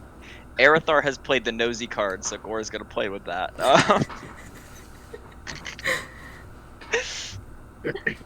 He's gonna get to it. He's gonna take the envelope off and hand it back to Arathar. Okay. I The can't what? read that. The And then- envelope. Oh. He's gonna open up the chest. Alright, so Arathar, suddenly this envelope is just thrust back into your hands. As you look at it for a second, you're like, what the fuck? And then you start to see more of it as your eyes kind of adjust, and you realize that it's an intake form for new antiquities with a Tenem stamp on it. Awesome. I open the envelope to see what's listed in time to see if I can prevent Gore from opening the chest. Cool. As you do so, he has opened the chest, and I would like all of you to roll initiative. Fuck!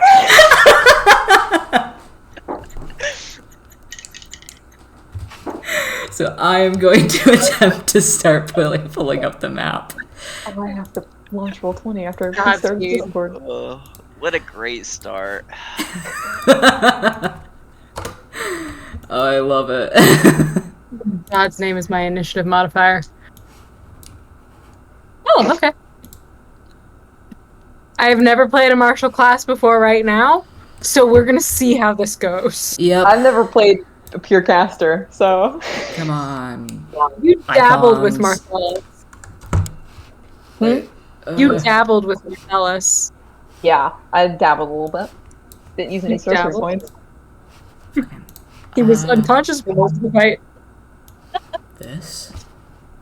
Rocky! Yes. This one. Put you here. Rocky's lurking in my notes right now. Good. Will this work? I would You- really like it if this would work. Funny? Yeah. Oh, this one. Maybe? Oh, jeez. I don't know how Roll20 works. Nobody does. It's okay. This is my It's there trial it is. and error. I did it. Yeah. Maybe. Oh, Gore, you're so ripped. Tyler, can you move your icon on Roll20? Let's see. I cannot. Interesting. Yeah, You that's want a all hand? fine. How do? Like, 2-finger click on the guy, I think, and open up his. Is he assigned to a character, or are you just like dealing with a JPEG? He's assigned to a character. Okay, you should be able to open up that character sheet on which there will be a drop-down list that says controllable by or something of that Yeah. nature. Then you scroll down and you hit Tyler's username. Yeah, that's what I have. Oh, well, shit. I just don't I'm not know ready. why he's... Oh, wait. Maybe Tyler has to refresh. Maybe. Hold on. I am refreshing. Tyler died.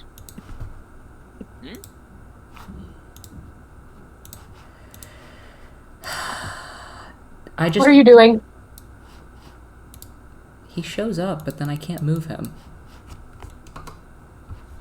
Are you...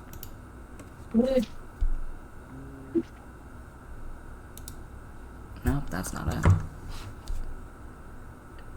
Am I doing it wrong? How do I put him on the map? Maybe I'm doing that wrong.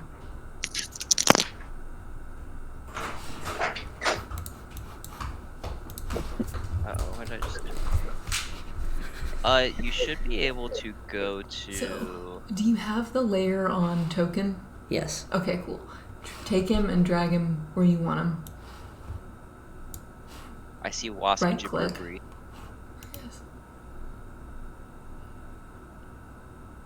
Yes. Who is that? Who is that? Is that you, Tyler? Yeah, I am assigned to Wasp. Where's that? Wait a minute. Hold on, wait. Can I change this? Hold on. This is so funny. Wait. My characters, if it helps, don't in look. my characters, I don't have Gore. I have this person. Yeah, I don't know who that is. Here, hold on. I'm just gonna do this. Where are you? Just change the random NPC to Gore. Yeah. Sorry this is taking so long.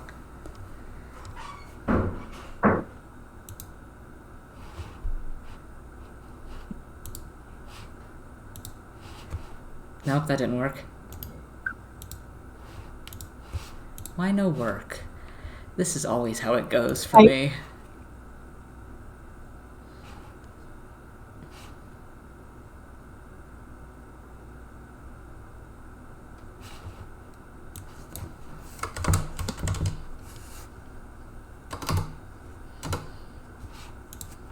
Why are you doing this? Here, actually, I can change it. There. Wait. Did that work? No. I see G.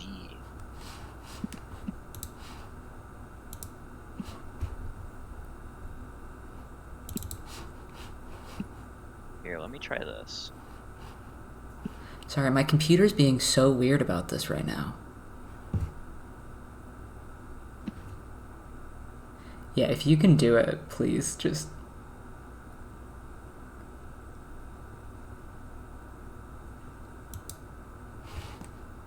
Oh, wait, I got something. I see a picture.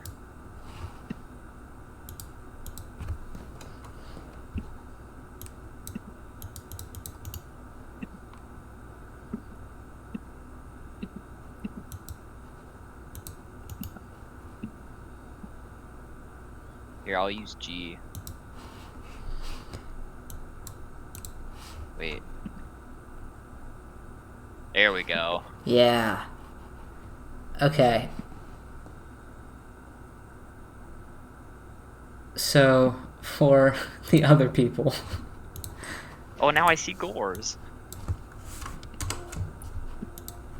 There we go. One day I'll figure this out. It took me longer than I care to admit. Last time we played in person, and it was so much easier. We just had little mini guys. Yeah. Put them on the... You just put them on the dry erase mat of death. Yeah. No problem. Why is it taking so long to load? I have to read my character sheet because I forgot what he can do. Cheers. Okay. I think... I see D. Can you put her somewhere? I sure can. Okay, so move her where you think she is. Ooh. Sorry. I think she's a couple steps behind them. So then this. Why is he not? He doesn't like to cooperate. The problem child. If I do this.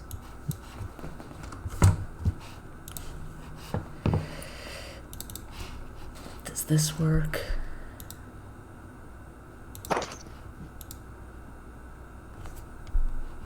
That's taking so I think long. mine worked best when I just made a gore sheet. Yeah.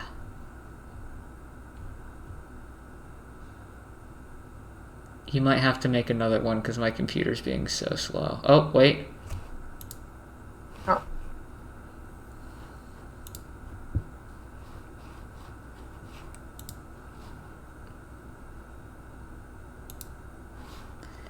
How did... Okay. What is... Okay, haha, I figured it out. Oh, Jesus. I think... He popped up so big on my screen. There. Yes? You sent him to me, my love. But I clicked on... Am I supposed to be looking at Character Mancer? Oh, never mind. I can't move him. He just popped up under my characters, though. Oh, interesting. I can move him fine. Everyone. Okay, so I can't see Gore, but I can see Arathar. Interesting. Hold on. One moment. Come on. You can do it. I love everything about this.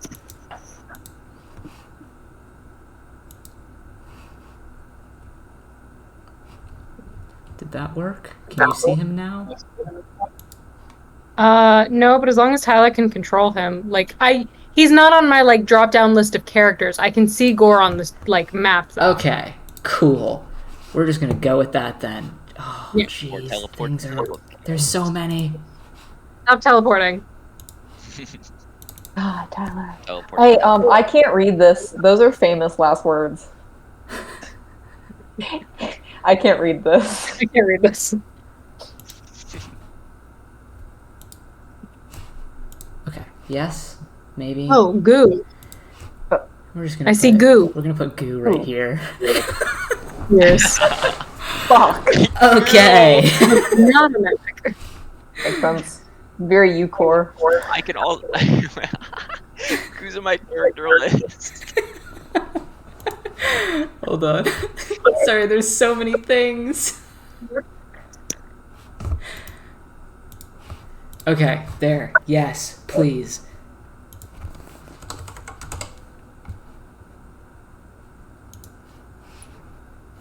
Okay, aha, okay, music.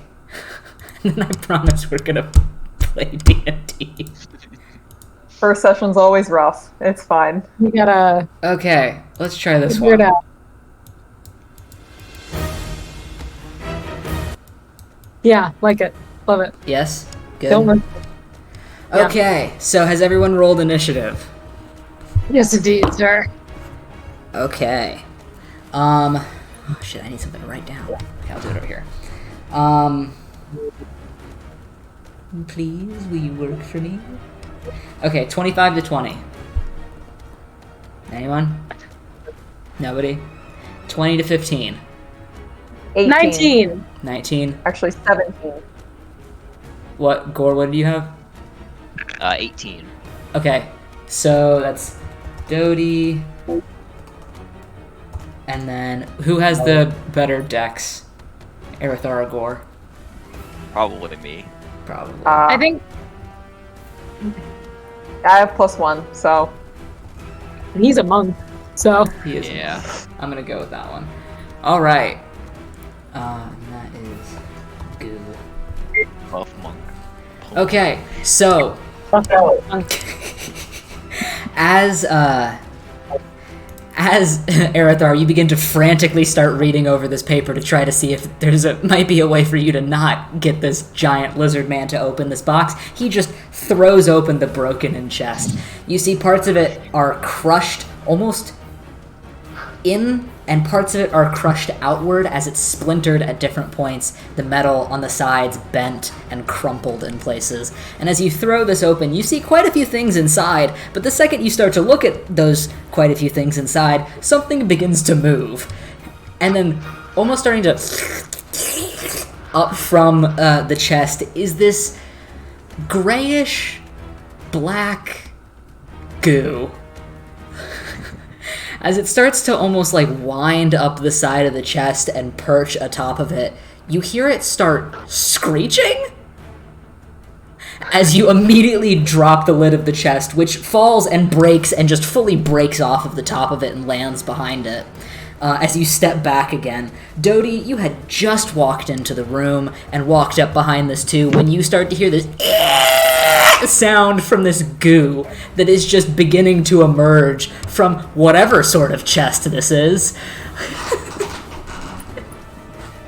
Does it look either hostile or valuable? It looks like goo. That's so helpful. Thank you so much. And it is currently screeching at Gore, and tendrils of it are starting to pull back like slingshots. Jesus. Okay. I don't like the tendrils pulling back like slingshots. She takes one more quick look to make sure that nobody's coming to help. Nobody is.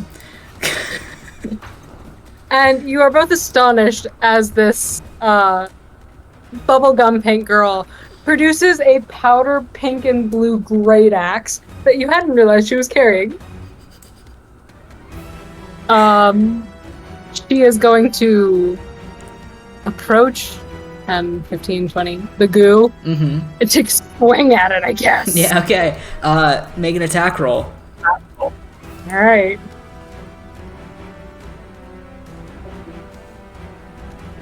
Does a 23 hit? No. Damn. Legitimately. What?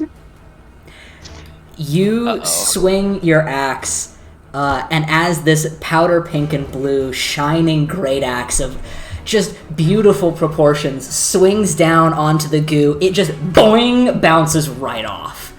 And you look back at your axe, and then look back down at the goo, which I would like to point out is still screeching. Okay. Well, fuck that sacred flame. Okay. Is that an attack roll as well? No, it's a cantrip. Wait, Cantrip. hold on. It's a dex save. Dex save. That's probably pretty good. Yeah, that's gonna be a 1. No. So that works. Yes. Nice. Cool. Great. Awesome. It's 4 points of damage. 4 points of damage. Perfect. We got it right where we want it, guys. Does that conclude your turn, or are you moving at all? That concludes her turn. All right. That brings us then to Gore, who just saw, like a bouncy ball, this giant great axe just bounce right off of this goo. What would you like to do? I'm gonna grab it. Okay. Sure. That's a strength roll? Yeah. Word. I also That need is you to make a a- Constitution saving throw. Oh, god damn it. It is at 18. 18. Are you just trying to grab it, or are you trying to, like, strangle it? Just questioning. I want to grapple it. Okay.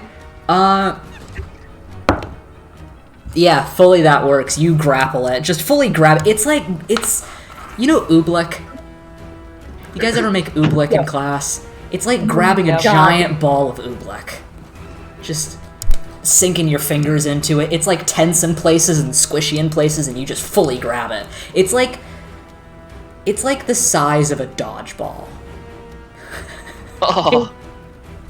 It's grim. Is And it a con you're save? yes. Oh, it's cocked. Oh, that's a little bit better. That's a 19. 19. Okay, so you take half damage then. God. So that is 3 points of acid damage.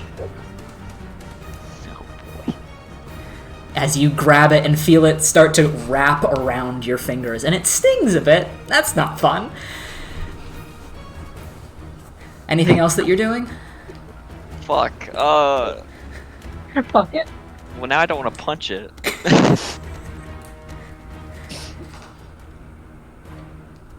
Can I? No, they can't do that as a bonus action. That's it. Okay. You are now holding this amorphous ball of goo. That brings us to Arathar. Yeah, absolutely. I would also like to cast Sacred Flame. Okay. That was a... And hit Wisdom save? Dex save. Dex save, thank you. You did that. Now, Dex save. since it's grappled, does that give it disadvantage? It is a save. It is a dex save. I will say it does give Yeah, dex disadvantage. Yeah, that's going to be a -1. He does that and is like purple and blue flame shoots out of it. He looks at Gore in the eyes and just goes, "You moron!" And I would like to make some kind of check to discern what it is and how to kill it or dispel it or something. If I could make a check as my bone, or I guess additional. All right. I would say that this is probably a Arcana check, and that can be your bonus action, I believe. Well, is Sacred Flame a cantrip? Yes. Yeah. Okay, so if you want this to be your action, it can be your action. Yeah, that's fine. Okay. How much damage did he deal? Oh, yeah. Oh my god. I didn't even roll. That is a natural 20 on Arcana, by the way. Wonderful. What am I doing? Okay, 1d8. That is 8 points of damage. 8 points. 8 points of damage. Okay. All right. And you are trying to discern what this creature is? Yes, and if possible with the natural 20, what it's, how to kill it. That's technically a 23, but... Okay. Hold on.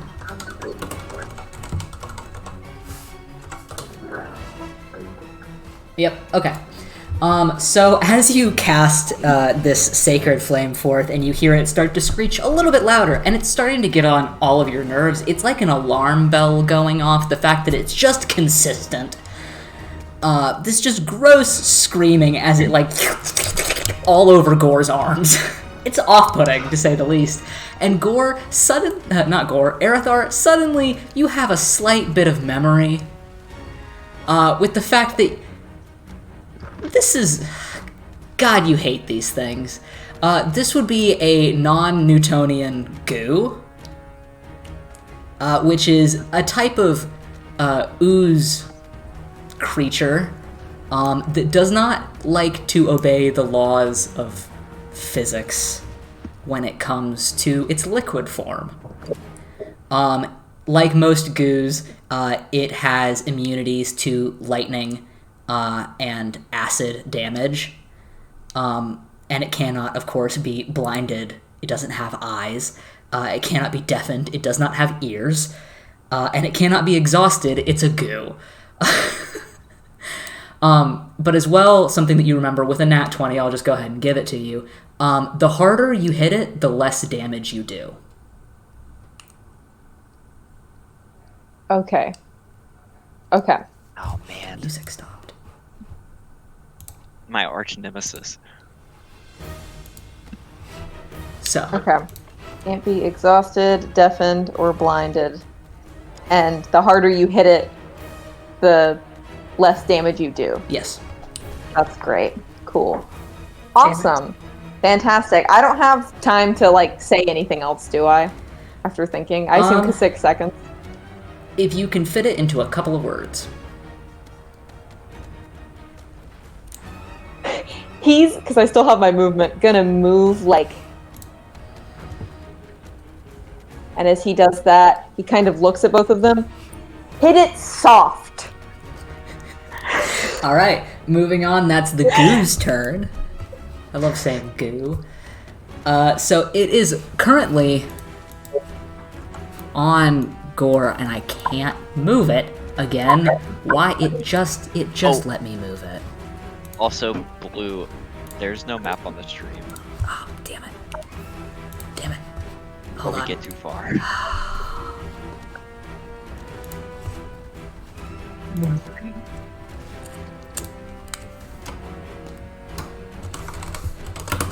Okay, here we go. Here's this.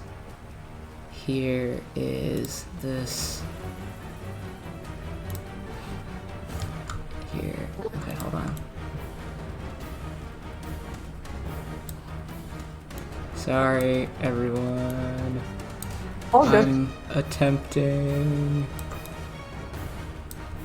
We're all just doing our best. I don't know how to do things. Okay, is that good? Can you see Yes. that? I don't know anymore. Okay. You're good. So I can't move the goo, apparently, but we all know it's in Gore's arms. We know that. We Being can held all gently. agree, right? In the arms of the angel. I think you mean in the arms of the lizard. What? Well, okay, it's in Gore's arms. We're just gonna go with that. So while it's there, it is going to do a little slingshot attack. I'm gonna say towards Gore. I think you're closest first. So that is going to be. Since it's grappled, does it have disadvantage? Well, it is currently in your arms, so hitting you is pretty easy. That's fair. So the first attack is going to be a 14 to hit. That misses. All right, as one of its little pseudopod slingshots just goes right past your head, He. and Slap that. for its second attack, it is going to attempt to hit Dodie, who is standing right next to you. Oh, okay. That's a 23 to hit. Yeah, that hits. Thanks. So, Tyler, what's your AC? What's your AC? That's a surprise. Don't say that.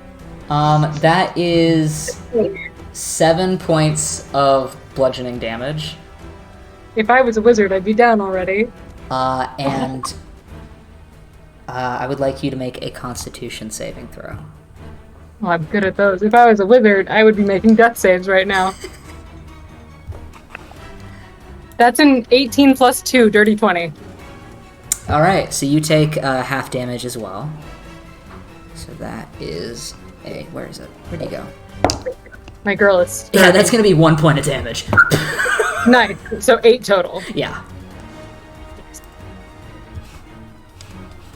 So and it is going. So yeah, it's just gonna stay there. Yeah, that's its turn. As it just kind of continues to crawl further up your arm, almost engulfing your arm and stretching. That is going to bring us back to the top of the round with Dodie. She just kind of goes, fuck. Is anybody here? And is going to, I guess, try to hit it soft? How do I do that on purpose? Just gently tap. Okay. Your great axe. Make an attack roll. And if you would like to attempt to roll twice and take the lower roll, I will allow that. I like that idea.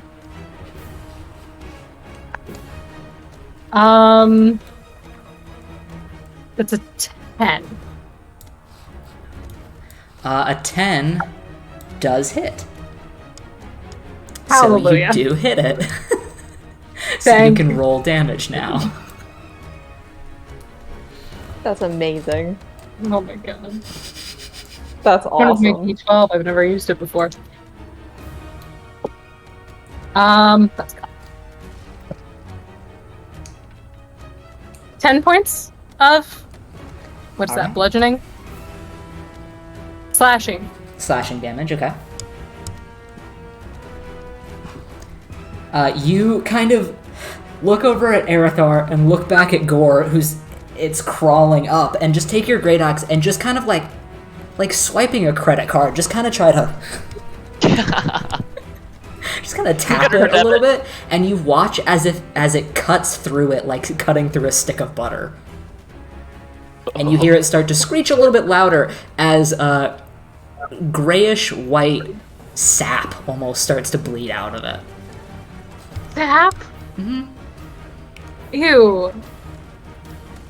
Anything else? Okay. Yeah, I'm gonna Sacred Flame the thing. That's a dex save. Okay. Which it's still grappled, technically. Right? It is still grappled. That's a 3. Yeah, it doesn't save. Cool.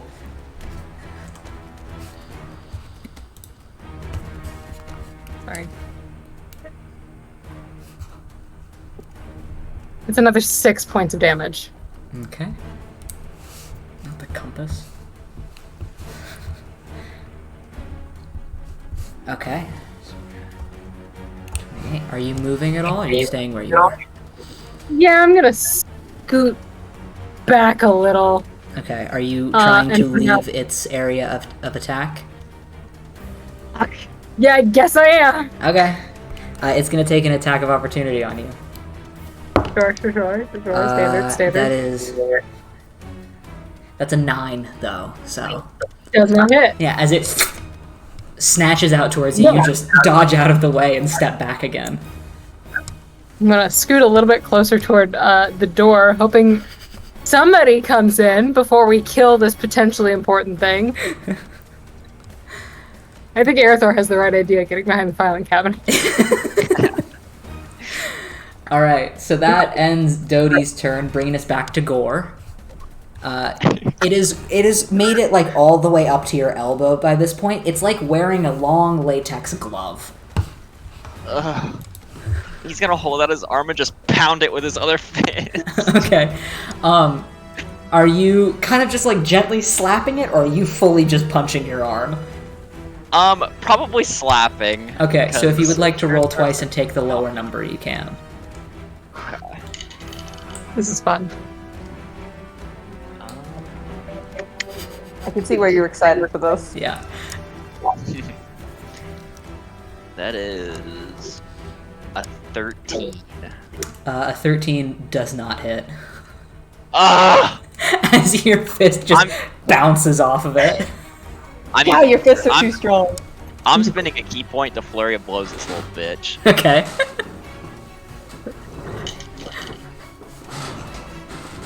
That's a 9. 9 hits. Nice. Just God damn it. That one's an 11? 11 hits. Oh! Yes.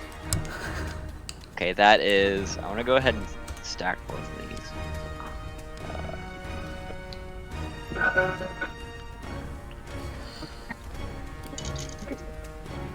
That is 9 points of damage. Okay.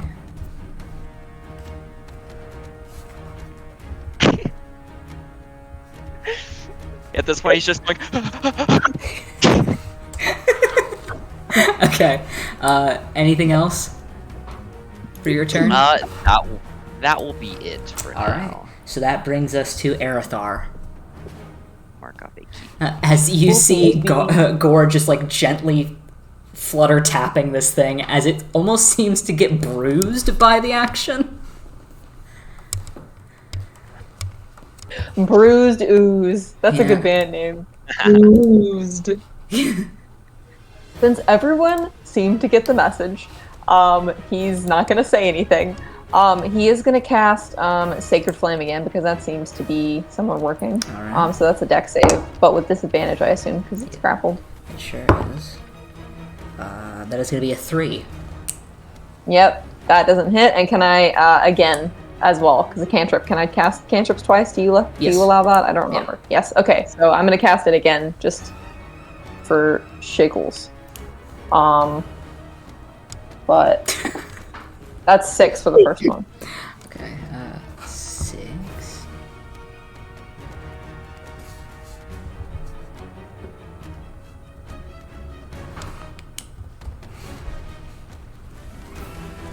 Do my last little. That is going to be a 4 on the other save, so. So also failed. Okay. Yes. That's 4 points of damage there.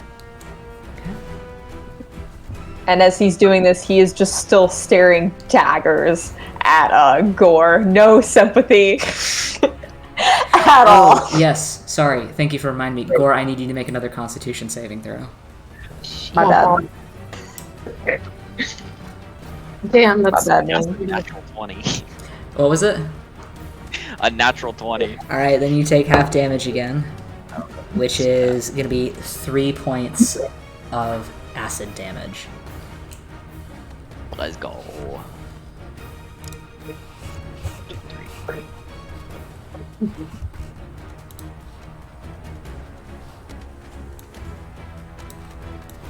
Alright.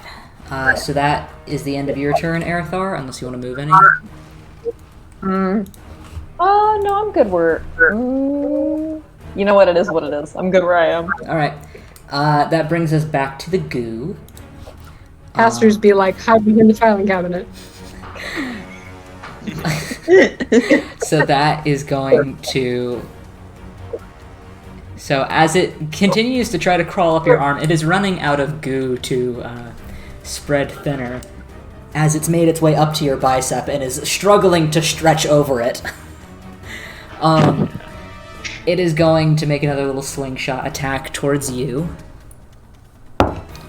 which is going to be a dirty 20. Nah, that doesn't hit. I'm pretty sure it does. Yeah, it does, but nobody needs to know. And then it is also now closer to... Let's see. What is it? 5, 10, 15...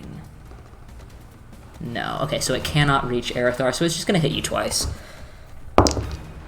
That is going to be... That's only going to be an 11, though, so it doesn't hit. Nice. So... Another save, too. Yeah. That is going to be 6 points of bludgeoning damage. Plus... And I got a 14 for the con save. 14. Does 14 save? Yes, it does. 14 does save, so you'll take half damage, which is another 3 points of acid damage. Okay. And it's pretty content with eating your arm right now, so I think it's going to stay right there. Which will bring us back to the top of the round to Dodie. Awesome. It is still leaking sap onto the carpet now, and it is starting to stain. Great. Wonderful. She is going to reapproach.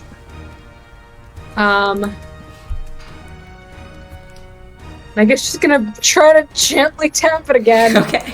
With the full knowledge that Gore's arm is underneath there. Yeah, it looks like he put on a very fancy opera glove.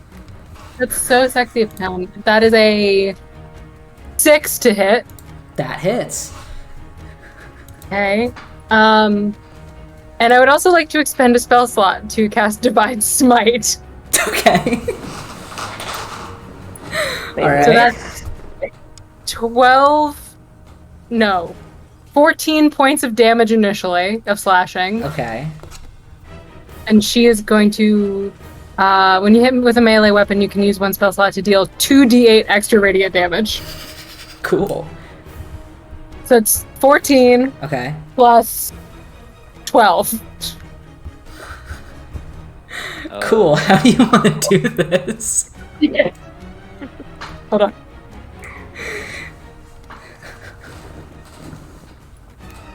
Yeah, how would you like to kill this goo gently? Thank you so much for asking. She looks around very frantically one more time to see if anybody's coming. Mm-hmm. Sorry, you're important. And just kind of taps Which, It just disintegrates in the as she does, she's starting to get freaked out. So this kind of like golden energy pulses through her great axe and just kind of envelops the entire thing in light before I assume it kind of explodes everywhere. Yeah, it kind of pops as it kind of like just like pops off around Gore's arm and just kind of splatters out below onto the carpet in little chunks of grayish goo and grayish white, like milky looking sap just across the ground. And you see it start to sink into the carpet, and so that staining effect start to happen as it just kind of falls into different pieces on the ground. And you just kind of like look up, still holding your axe, like. But I am going to now turn off the battle music and put it back onto Regular. yeah, our normal music.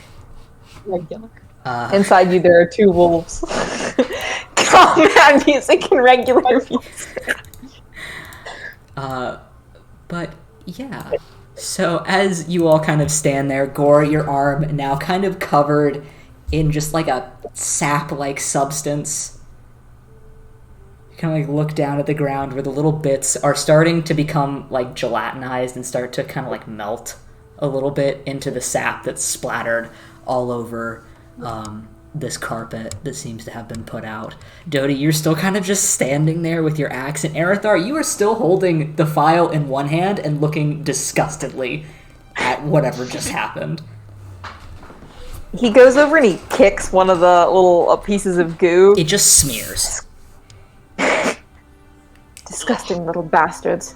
And he pulls the thing out and he starts to read it. All right. I have a question. Yes? Is it at all possible for me to move one of the rugs to cover up? I believe so. They will be in a different arrangement than they were last time, but I believe it will cover up, yes. I would like to do that. Okay, you push the dented and broken filing cabinet to the side and take out that rug and just kind of it on top of the goo. Just kind of flatten it out and move the filing cabinet back. Not quite sure what that was about, but it's done. I'm trying to eliminate evidence. Yeah. The thing that the guard said earlier about an archivist getting hurt is starting to make more sense now. Makes sense. Squirrely little bastards. But you are all now standing in this aftermath. Erithar, if you would like to make either... No, this would be an investigation check, I think. Okay. Along with reading it. Because I'm going to tell you what's on the list, because it's a list, but you'll understand. 30-20. 30-20, alright.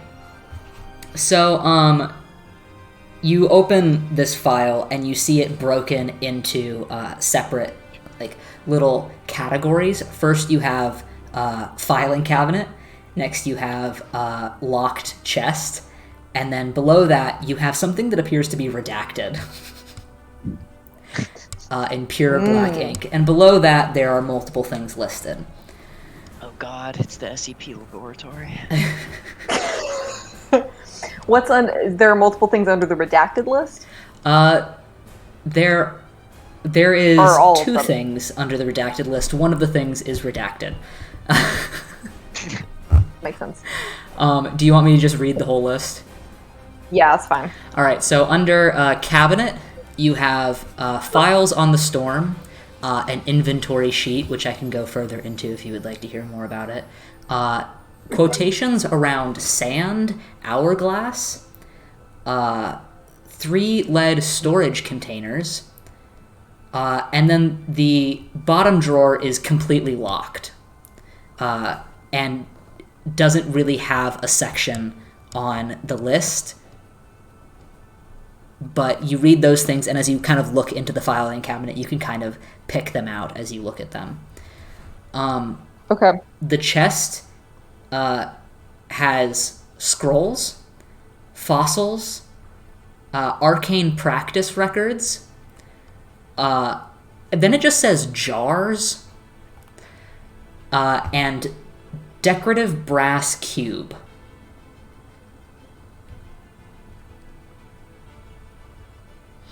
Under the redacted list, the one that isn't redacted says Tenem contact sheet, and then the bit that's redacted. Can I surmise that maybe the slime is the bit that was redacted, or Would you like to look at the different items to kind of get a better sense of them? that would make sense? All right, I'm going to use your previous investigation check if that's fine with you. Absolutely. So on the inventory sheet that you see is now a little bit covered in sap, but is mostly fine. There is a meteorology write-up of several storms, arcane baseline readings from those sites, the sand hourglass, which doesn't appear to be made of like regular sand. It looks like reflective glass or ground up pyrite or something. And the 3 lead storage containers in various sizes, as well as the bottom locked drawer. The chest has several very tiny scrolls that are all tied up with little tiny ribbons. You see several fossils that don't catch your eye whatsoever. The arcane practice records, which some look old as hell, and the several jars of mystery fluids and substances, and then at the bottom of the chest you see that decorative brass cube, which is etched along the sides with beautiful filigree and is dented and broken along the corner, which as you kind of pick it up and turn it over, you see is hollow on the inside and has a very slimy, sappy cavity.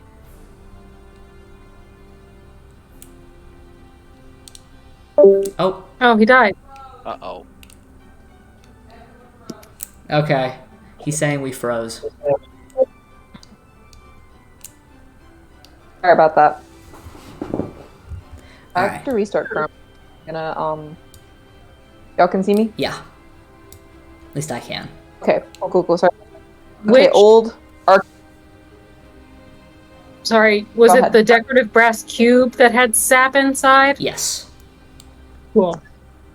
I Sorry. thought I heard something about that. You cut off old arcane practice scrolls or old records. arcane practice records, old as hell, several jars of mystery fluids and substances, and the decorative brass cube that is beautifully etched along the side with filigree, but the corner is dented and broken, revealing a hollow, slimy, sappy cavity.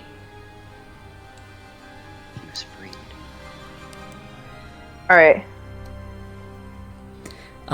Dodie and Gore, you watch as Erithar start to just root through all of the stuff in there, picking up the brass cube for a moment and turning it over, and then just kind of looking at everything else. You're still holding the file in your hand with the redacted information on it. He kind of, first of all, the first thing before rooting through everything after reading the thing is he kind of hands it over to Dodie, and then pulls out black gloves from his bag, his messenger bag, which I've decided because he's a messenger bag bitch. Coat. And he pulls the gloves on and he grabs the cube, sets it to the side. Also, so there are a couple of things I underlined. Unless you were going to other people for things first, because I don't want to. Unless there's anything pressing that Gore or Dodie need to do right in this moment. I am now reading this. Reading the list. The old ass arcane Yes. records. I'd like to look at those. Okay. And the 3 lead storage containers. Those as well. Did you say so? The redacted stuff, is that in one of those that's locked, or is that in another thing? Right. The list itself is broken up into the filing cabinet, the chest, and then the redacted thing. You're not sure Yes. what the redacted thing is referring to. Because in front The of you, bottom- there is just a chest and a filing cabinet. Are the... And you said the bottom drawer of the filing cabinet is locked, right? Mhm. Like that one can't open. Are the lead storage containers, very carefully with my gloves on, are those locked? Can I open those? There are 3 of them. One of them is unlocked, 2 of them are locked. Okay, can I just open the unlocked one? Yeah, the Very unlocked one, carefully. you open it up, and it is a like a lapel pin, shaped like a bumblebee, with a very weird stone set into the head of the bumblebee.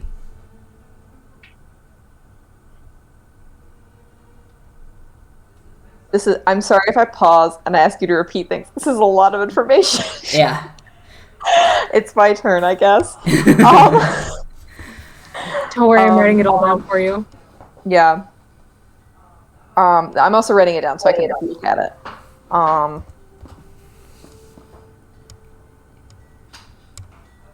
Okay. He's gonna look up at Dodie after looking at that. Can you, or you, points at Gore. The bottom drawer there. You can see on the list. There's a redacted things. These are locked. That's locked. I'm going to. There's a stone here. I'm going to try to figure out what it is.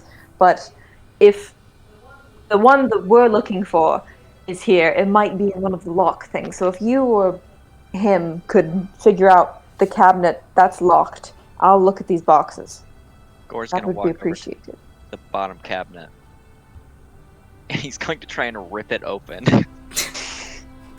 Okay, make a strength check. Is anybody here? Oh, I'm so sorry. What? That's a 21. 21. Arathar, you say this to them. Dodie starts to stand as if she's gonna start to look around, and Gore just goes, shrugs a little bit, walks over to the filing cabinet, and just goes, just wrenches it out immediately, breaking the little tracks that is on, and just it pulls out so much easier than you were expecting it to, and now you're just kind of holding the drawer in your hand. I'm looking through it. It is completely empty except for one small card. I'm gonna reach in and grab the card, open it. It doesn't happen to it's probably in common, isn't it? Yeah.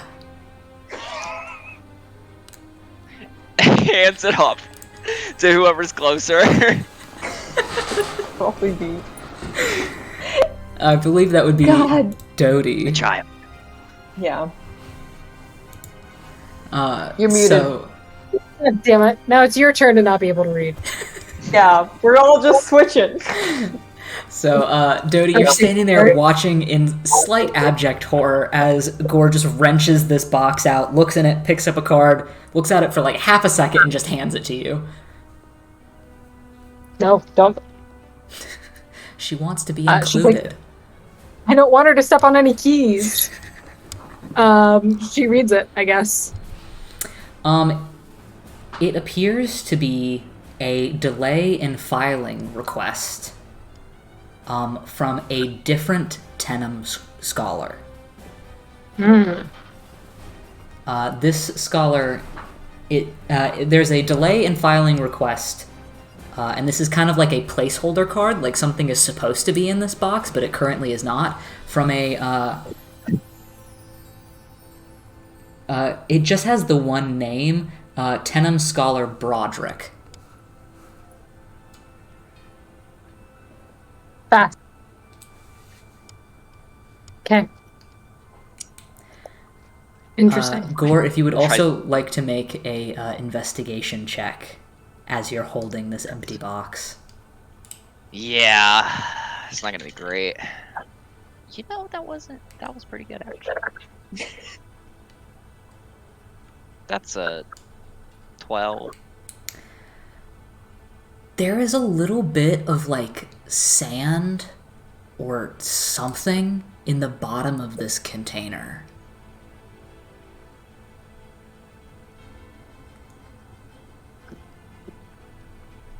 Interesting.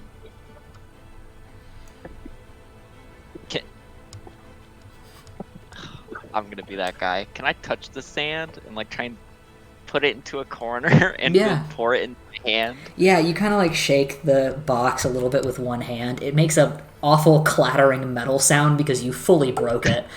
And then you kind of pour it into your palm. Looking at it, it's like a grayish sand substance.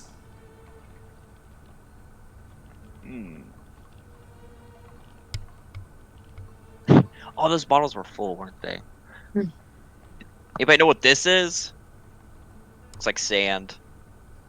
Do I look up and see you touching the sand and like holding it? Fully. Have we learned nothing from? You don't learn from your mistakes, do you? You just got done touching that entire chest of things. I do not want to hear it. I had you. Does the sand look similar to the sand in the fucking hourglass or whatever? It is less reflective, but the same color. Okay. Interesting. Bring it here. Set it down. Whatever, just contain it. Contain it. Off of your hands, please. I kind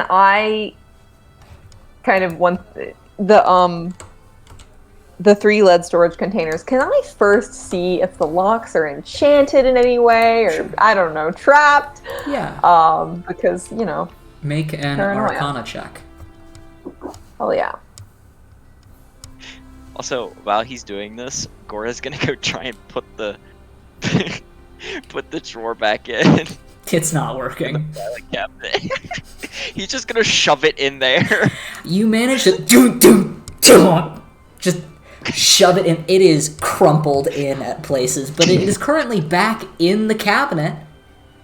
That's what matters. So, no one in the party has to know this, but he just rolled a natural 1. So he's gonna look at the 2 boxes, and then looks over at Gore and also Dodie. I don't think these are. Can someone open these, like the way that you did just now? I don't think that these are.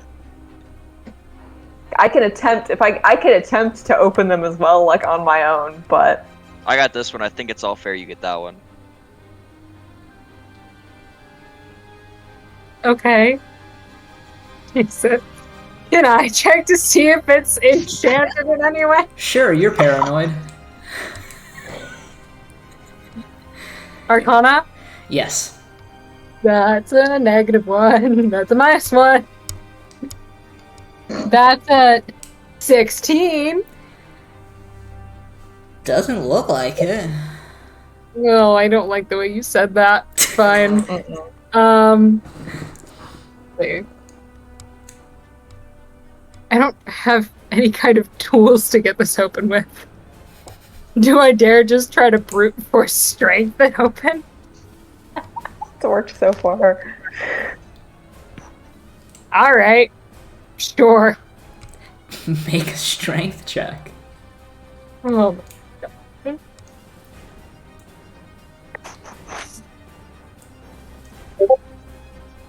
Nat 20 plus 2. You Amazing. Wrong. you're handed this like approximately yay big size lead box. You kind of look at it for a second, and you look at the lock. You look around a little bit, and you look at the hinges. And they don't look like very strong hinges. So you kind of grip the top with one hand and the bottom with one hand. Just kind of pull a little bit, and you feel it flex. So then you just kind of twist it, and the hinges just fully snap. Oh. Those were not strong hinges whatsoever. This was not a strong box. They should get a better box. I want to see Arathar try to pry one open. He'll try to pry open the other one, just because I think it's funny. Okay. Go ahead and make a strength check before I talk about what's in these. Oh, that's not terrible. Well, I do have a -1 strength, so it's a little more terrible than I thought it was. 13. Yeah, you just kind of...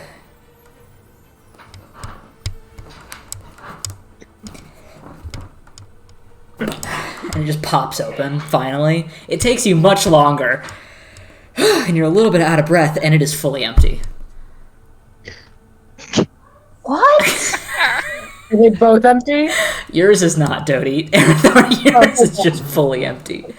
Dodie, After the fucking... Go ahead. Dodie, you just snap the hinges on these and open them up. And there is a small scroll. Well, it's not really a scroll. It's more like a small cuneiform tablet type looking thing. Sure. You know, it's a like reflective looking almost mirror, but it's not a mirror. It's like a really polished stone, but it is a flat tablet, like a slice of an agate type thing that has small etchings over the complete top and bottom of it. Okay. Do these etchings look legible at all? What languages do you know? I have Celestial, Common, Deep Speech, and Elvish.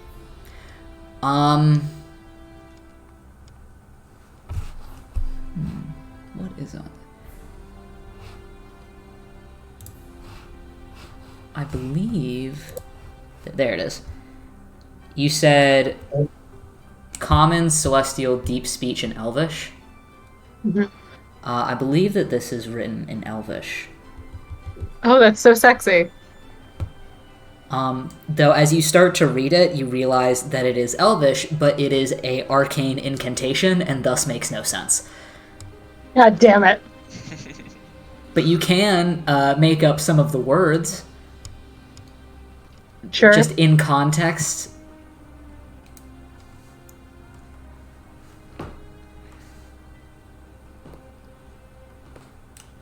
Great. She looks up. You can read Elvish, right? She's gonna gestures the rock towards you.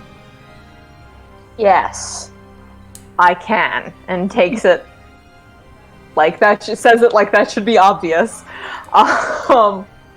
Can I, since it's an arcane type thing, can I interpret what it like at least means? Yeah, make an Arcana check. 16, I think. Yes.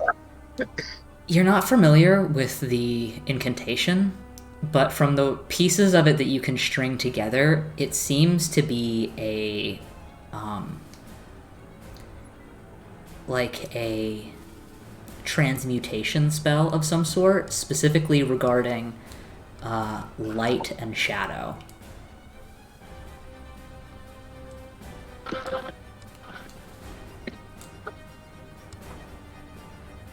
I don't know a lot about transmutation, I assume. It's not really your bag, but it makes sense. doesn't appear to be a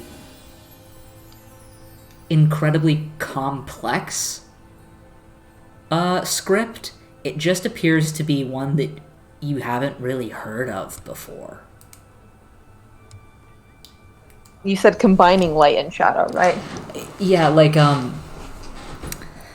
the transmutation between the two and kind of like mixing them, or, you know, warping them.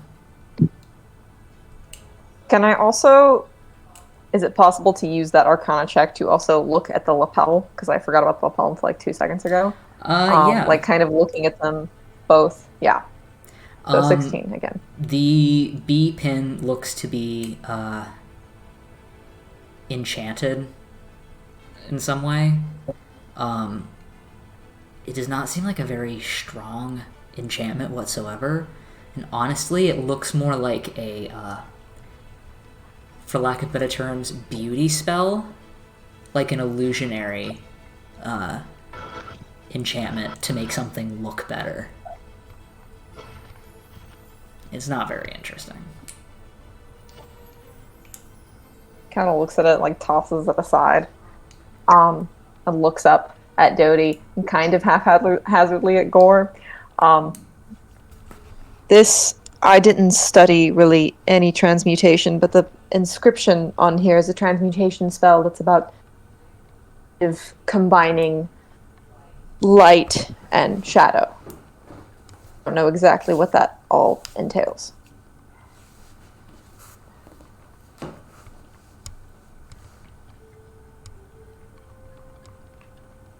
It's very shiny, so it's probably important. Yeah, definitely. Most assuredly. He takes the box that it was in, which I assume the hinges are broken because Dodie broke the hinges. Oh yeah, it's 2 separate pieces now. Absolutely, and kind of puts the tablet back in there and the thing on top of it and grabs like a little bit of rope that he has in his bag and just ties it together and puts it in his bag. What for God? Mm-hmm. There were more items on another table, right? How do you mean? Like when we were walking in, there was a like rug that had other items on it that was not this filing cabinet. Am I like? They said that they looked out of place, like they didn't have a place yet. Or this collection on these 2 rugs that you're seeing. They're Right. like the rest of the stuff is either on like shelves on the wall or in filing cabinets on the wall or stored on outside of this room on the desks and things like this. These are just kind of set out in the middle of the room. Got it.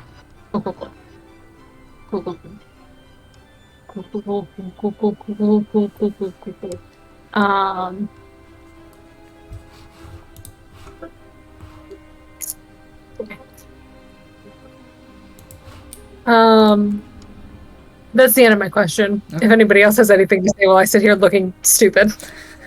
Yeah, I'm also can he surmise that like the goo came out of the brass cube? Yes. And that's what that was? Yeah. Okay, yeah. That's kind of what I figured. It looks to be that the brass cube was an item within itself and then was damaged and then let the goo out. And from the fact that everybody seemed to have slowly evacuated and not come back down here, it seems that they weren't expecting the goo to be in there. That makes sense. And then the activated goo be gone. The 2 more things. Yes. The sand and the hourglass, and also the old arcane records. Yes. Can I take a look at those? Yes. What are you specifically trying to figure out about the sand?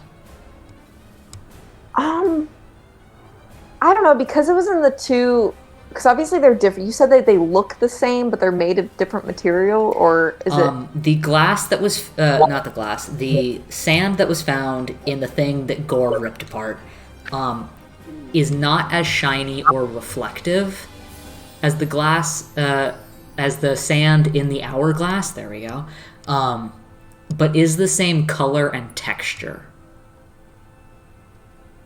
It's just not as shiny. Okay. Can I, first of all, kind of figure out maybe if there are any, like, arcane properties to it and stuff, because some of it was locked. Filing cabinet. Also, just to see if any of this is feeling familiar to me. at all. But I don't know what. I have my own personal suspicions. I don't know if he would. Okay. So, and also he doesn't know something that I heard earlier, so I don't know. That's kind of Okay. Make a Arcana check, I would say, for the sand and the sand hourglass. I'm assuming you have them sat next to each other, yes. so I'll let that be one check. That is an 18. 18. The hourglass itself as an item does not appear to be magical. This substance, this sand, seems to be magically conductive, like something that somebody would use as a component for spellcasting, but is not itself a magical item.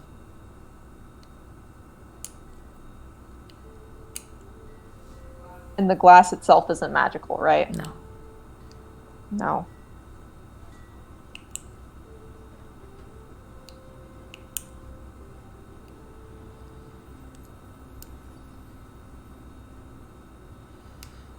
Okay.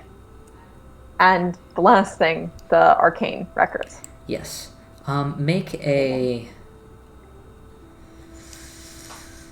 well, you're just kind of reading over them, aren't you? Just kind of perusing them. You're not looking for something specific. Anything familiar? All right. Yeah. They seem to be practice records, mostly from the Tenem. It seems like almost like a list of the topics for certain schooling sessions and things like that. There's even some like attendance papers mixed in there that are, like I said, really fucking old. But as well with that, you see a couple like magic shop permits, and as well, kind of like mixed in is a little bit of that that like sheet write-up from the clerical memos from the filing cabinet. Some of them are kind of like seem to go together, but were split into separate things. So looking back at that, you do see the arcane baseline readings of some sort of meteorological storm with different arcane readings that don't really make sense, that start to seem a little strange to you in how they're written out. They are written in common and do appear to be Tenem readings. But the readings themselves are strange for a storm, you would say. And also, Tenem scholars studying a storm also doesn't really make sense.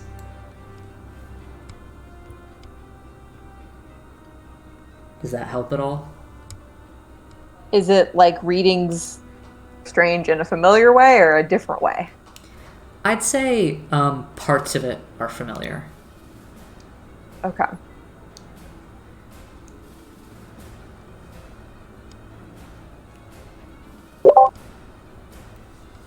He's gonna look up at Dodie.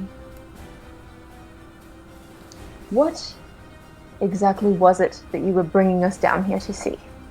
A rock, right? Well, specifically, I was told to look at some kind of item that was found in a storm. And I got no details further than that.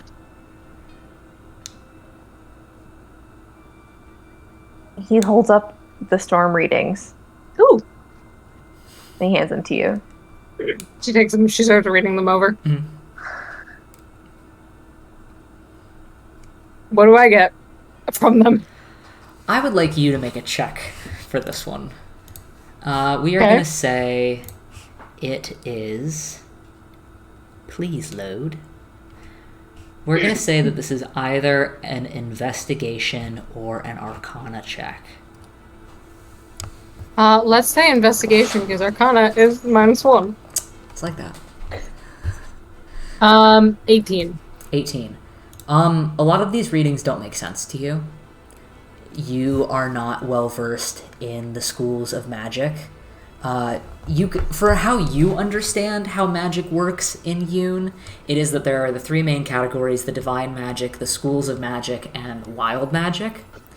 And you kind of exclusively work within the divine magic sector of that. It seems that this inventory sheet, thus being from the Tenem, means that a lot of the write-up seems to be about the schools of magic that they detected during this storm, though there is a large section towards the bottom of very frantic scribblings in a handwriting that is now familiar to you from a letter that you received earlier today that seems to be about the readings of a divine magic presence and a wild magic presence during the storm. The write-up itself is mostly about the readings that they got from this, the severity of it, and less about the effects. So it's all kind of numbers to you, but the numbers towards the bottom of the sheet in the divine and wild magic sectors are much larger than the other sectors. So that seems like probably something. He's fucking paying attention as fucking usual. She kind of reads over and just has that little outburst. Sorry.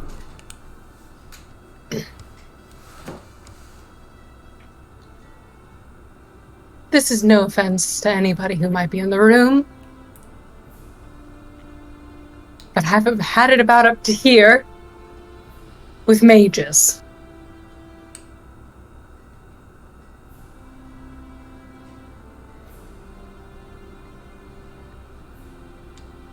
I respect that.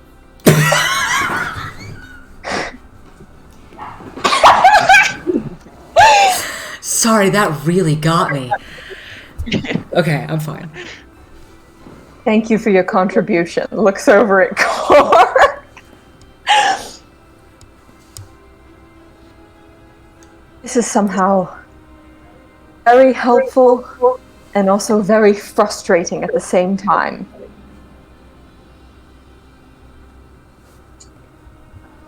Am I getting the sense that maybe the artifact isn't in this room and they might have taken it with them when they left it? That's kind of what I'm gathering, is it's not here. From the card and the empty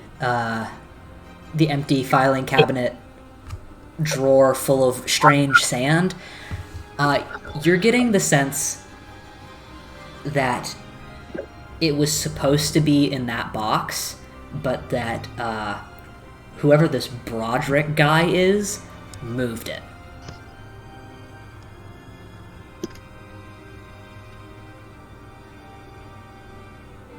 Miss Sage, do you know a Broderick?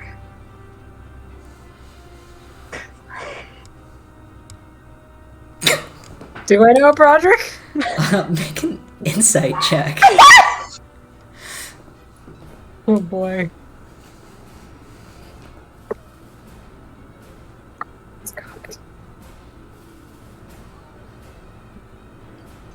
Well, first of all, Sage is my title, not my name. And second of all, I have no idea who this person is. It's a 4, I just went ahead and assumed. Yeah, no clue. Apparently some Tenem dude that came here for the political guff with Merrick's. Apparently some Tenem dude who came here for the political guff.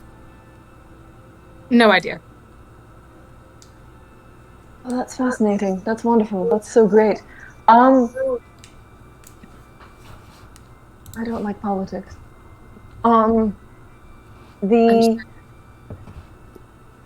This Broderick character is probably taken. I'm going to say artifact because it could be another rock, but all I know is my rock. and your hypothetical rock. And I'm going to assume that this Broderick character and that whoever else was in here probably took it out of the empty box and went with it. Do you have any idea where maybe someone would have gone with it? Didn't they asked you, did they ask you to meet them here? Pretty sure. Tenem scholar Francel Merrick's told you that you were welcome to take a look at the artifact at any time, but that he was unsure when he would be able to get in touch because he is caught up in the, again, political guff. But that he will be in touch soon. She pulls the ornate envelope back out of her, person, wherever she was carrying it, and unfolds the paper crane that she was folded and rereads it.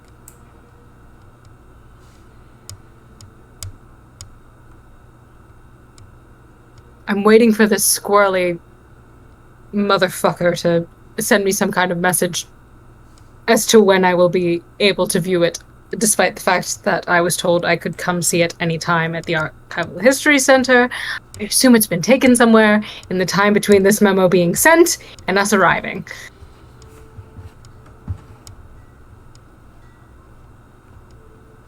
So you took us here, even though it says that he would let you know.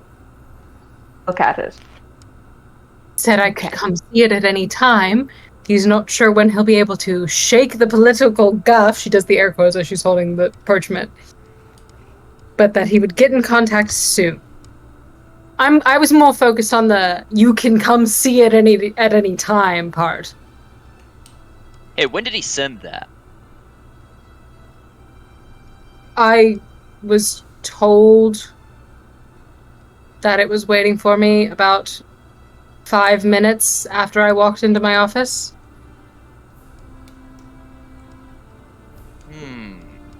So they must have taken it recently. Gold star for you. That means the guard outside might have some information.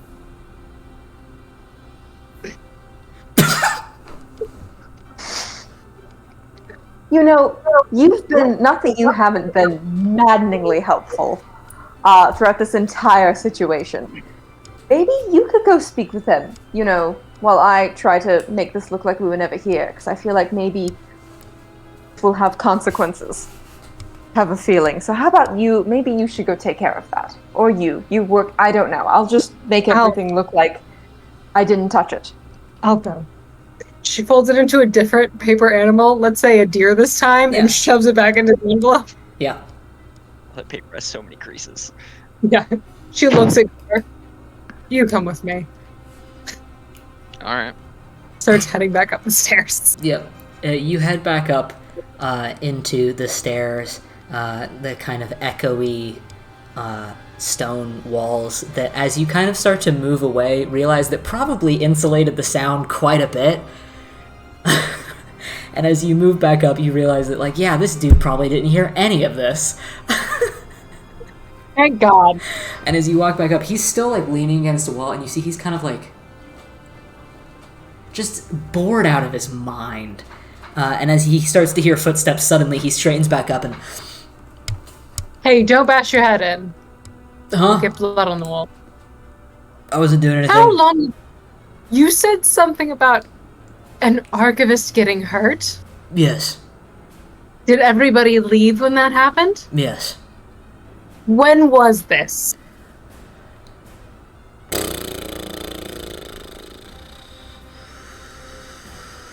It's okay, time confuses me too. 10:45? What time is it now? It's 3.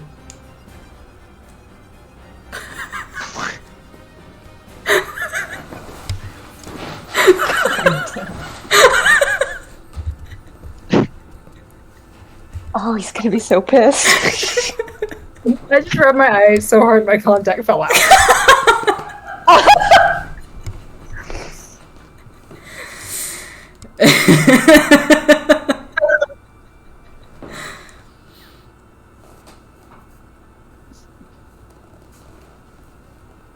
This is so great. While they do that, I'm going to use the bathroom again. Okay.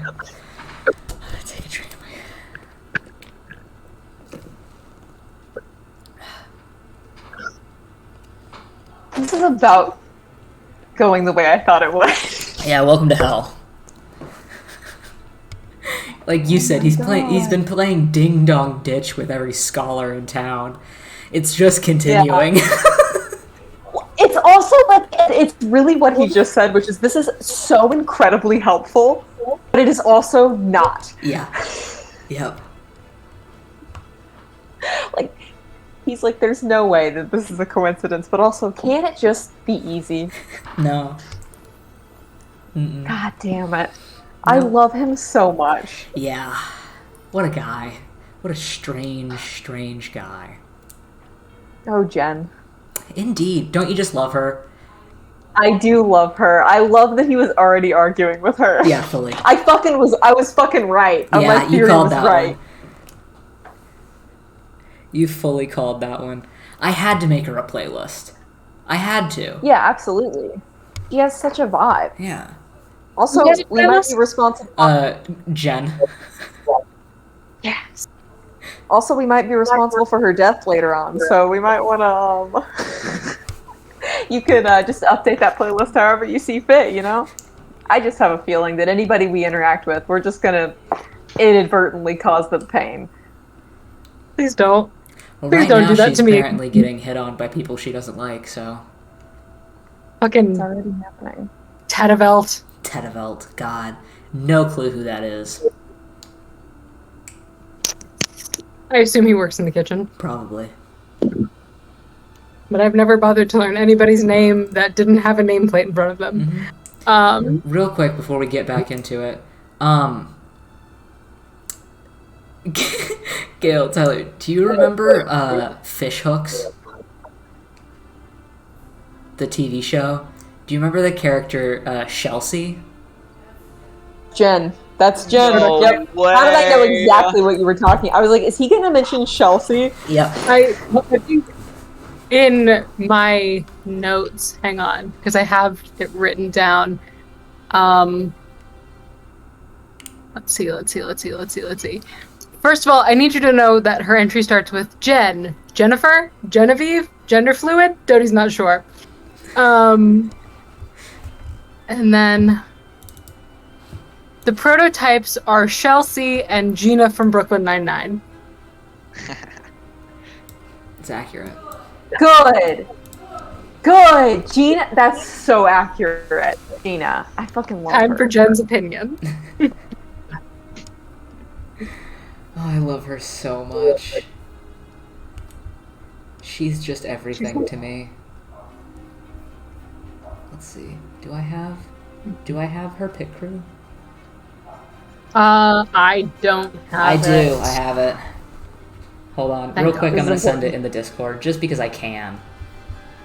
Character refs, right? Yeah.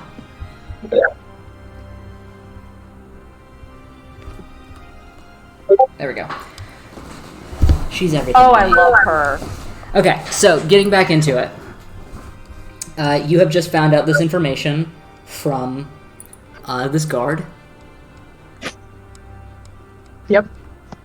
Then you rubbed your eyes so hard your contact fell out. So, I lost a contact lens to the war on stupidity.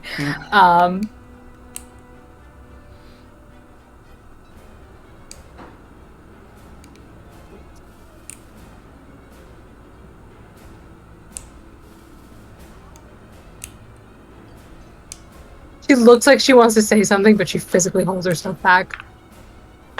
Okay. We're going to be downstairs for a few more minutes, and then we're going to come back up. And if you see people who actually work here, will you please tell them that I tried to come by? Just out of curiosity, do you have any idea who I am?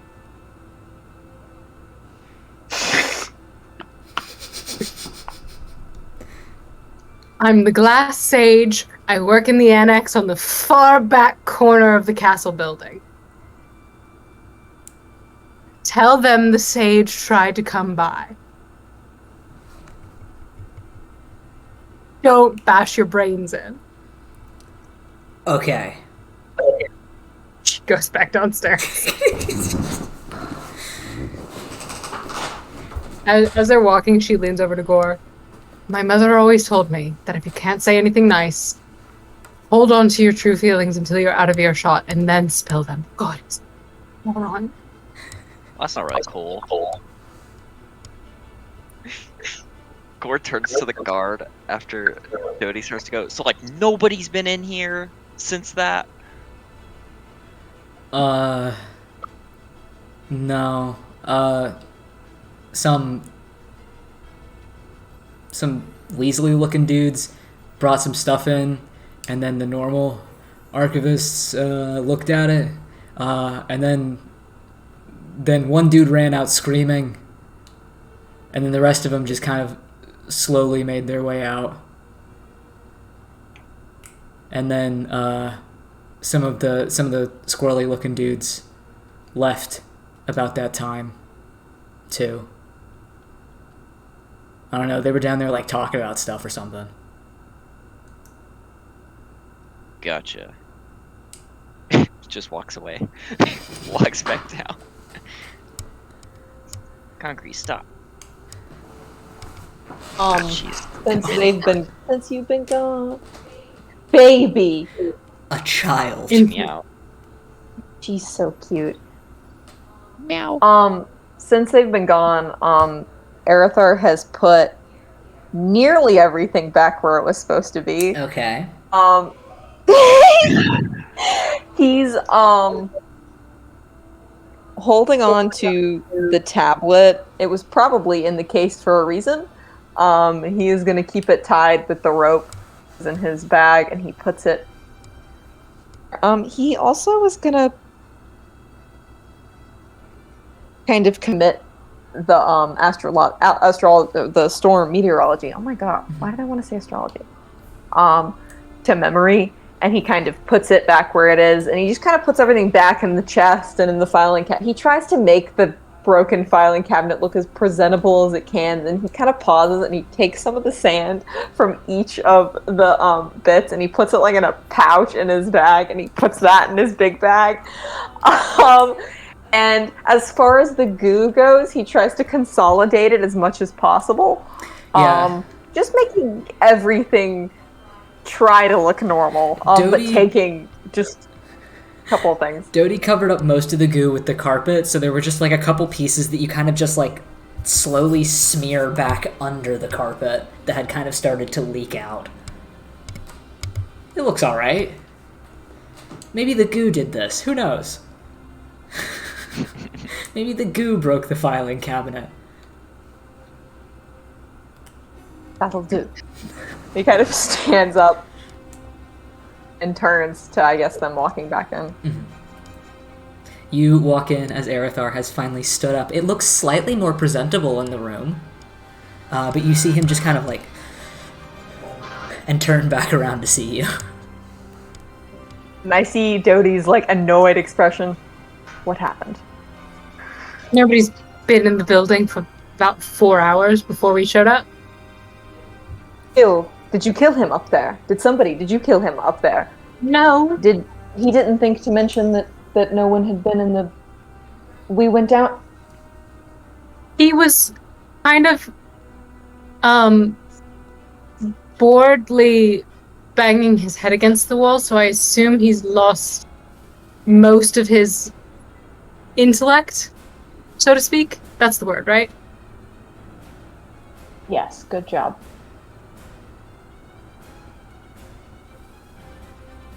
Did he mention where they would have gone? I don't know. Gore, did they? I don't know that she's learned your name. I don't think you two have said your real names at all. I don't think you said her name out loud. Like, no. The only thing you've heard her referred to as the Glass Sage and Dodes. Yeah. Great. I don't know. Did he say anything? Not really.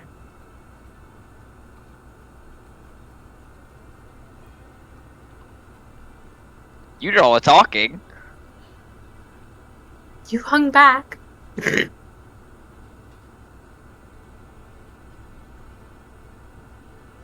He does such a long stare for a while. This has become my life now. All right.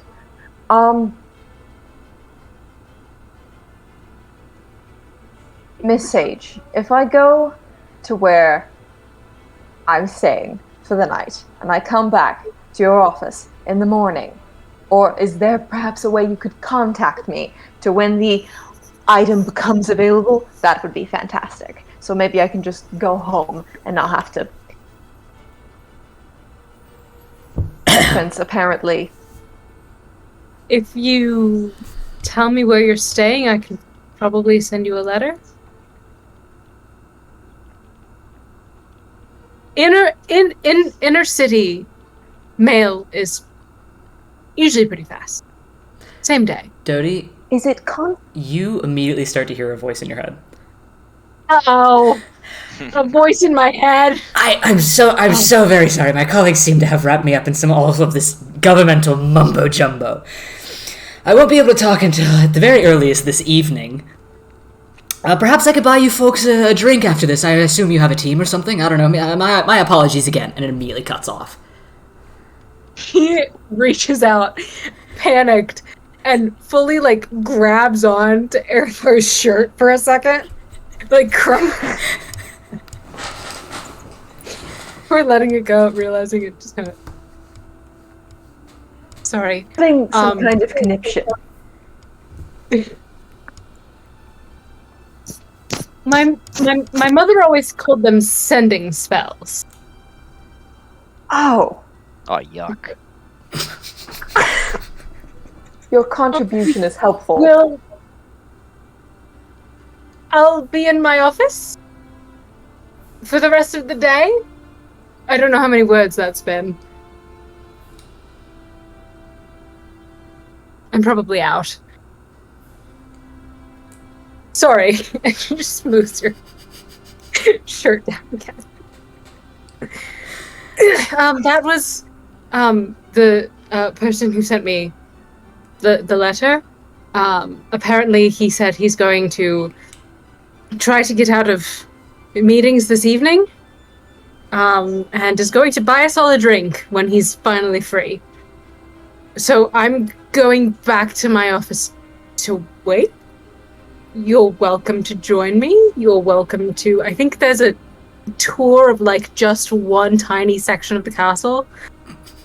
I don't think they would want me there. No, thank you. You're welcome to join me in my office. You're welcome to... I don't know.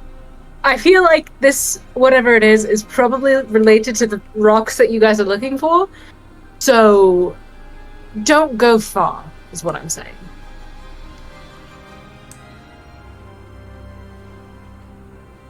I'll just follow you. I like your attitude. Surprisingly enough, what he said. Okay. Looks at Gore. Who are you? I don't think I got your name either. Oh, I'm Gore.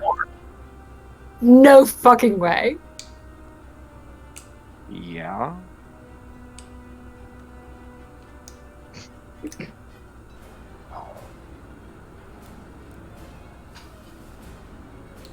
So you're Gore.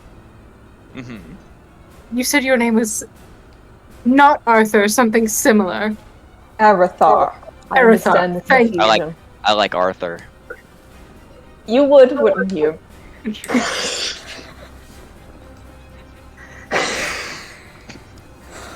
Very simple name.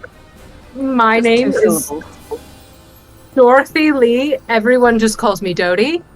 Don't call me Dorothy. It was my grandmother's name. Long story. So, why don't you just both follow me back to my office? And Jen should be leaving for the day soon, so she won't piss you both off. It is appreciated. I thought she was pretty cool.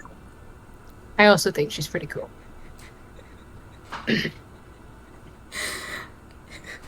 She starts walking I just upstairs. imagined the She's so Chelsea clip in my head.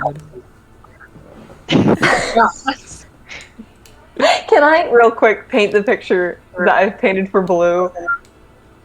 You know, y'all know the part in Infinity War where the Guardians of the Galaxy are like bantering, and I think Star-Lord is like, yeah, that's just what we do, and Mantis goes, kick names, take ass, and Tony Stark does that 1,000-yard stare where he looks like he's dying inside. That's been Aerithar this entire session. I just need everybody to know that. Rocky made a mood board for the first half of the session that I am going to drop for all of you to see. Please. In general? It's very, very funny. All right. Please send. Thank you. Yeah, she starts walking upstairs. Blah, blah, blah. Yeah, that's accurate. Amazing! Okay, so Yeah, great reviews. I'm going to start describing your walk back then, and I'm just going to kind of move through it because you guys already made this walk once before. You're now covered in a little bit more sap than the first time, some of you. But you begin to make your way out. By this point, it is getting into the early evening time, and the sun is starting to get a little bit lower into the sky. It is getting about nearly to midway into the month of Terroron. So it is starting to get a little bit cooler outside as the day winds down, but it is still a decent enough temperature. It's not too hot, it's not too cold.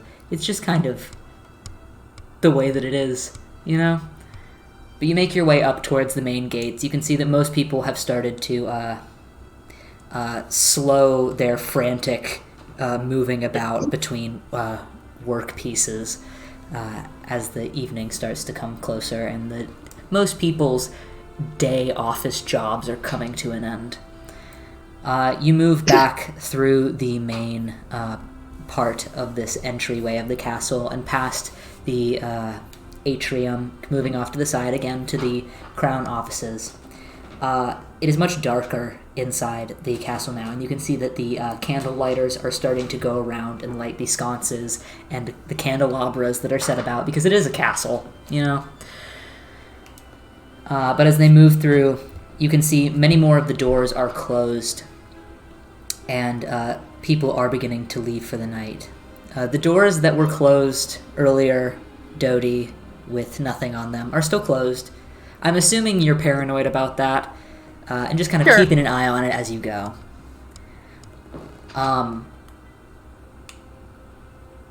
You move past this section and back out into the outside again, and then over to the Sarasanct Annex, where the double doors push open easily, and you can see Jen still sitting at her desk. She has now even further propped her feet up and is kind of like laying back and is like messing with some sort of like ribbon in her hand or something like that, and is blowing a huge gum bubble.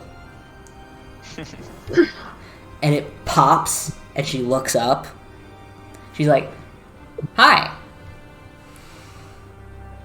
How'd it go?" It was a complete waste of time. That sounds about right. Are you heading out soon? Yeah. I was waiting to see if anybody else showed up, but nobody was showing up. I'm here now. I'll keep the door open. Alright. These are gonna stay here for a little while. Do you want me to leave my nail polish? Yes, I do. Alright. I'm gonna put it over here on the corner. But I'm gonna go, and hopefully not run into any stupid guys trying to give me their fucking house number. But I'm gonna go. So, Fucking bolts. yeah. Fucking hate that dude. Who Anyway, is he? he works in the kitchens. That would make sense. Yeah. He's super The one with the annoying. hair? No, he's bald. She fully, like, doubles over, clutching her knees, trying not to laugh. Yeah. He's always wearing that stupid necklace. The one with the giant seashell on it. Stupid. Sorry. Pulley makes that noise. Oh. Yeah, exactly. Anyway, I'm gonna go. But, Yeah, see ya. Walk safe. She puts her nail polish on the corner of the desk and hops down, grabs her nail file, and looks to be that crumpled up. No, you threw it in the trash can. Yeah, so she just kind of like pushes the pieces of paper that are on her desk aside, jumps down, waves at you a little bit, and just fully walks out. She takes the bottle of nail polish and walks into her office.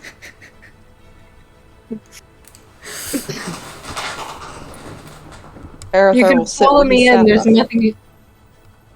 Oh, go You ahead. go ahead. No, you. No, you! Fuck you! No, you! Gore sits in his chair. What you were saying was gonna make me change my mind, which is why I was like, no, you! You can come into the office. There's nothing in here that'll bite you. Except for maybe that squirrel I saw the other day. The window's been patched. It's fine. Thank God. She goes in and she clears off the other chair, adding yet more papers to the top of the ever-growing paper stack. So there's 2 free chairs. Aerithar kind of looks over at Gore in his chair out in the reading room and then turns and walks into and follows Jody into her office and takes a seat in one of the chairs.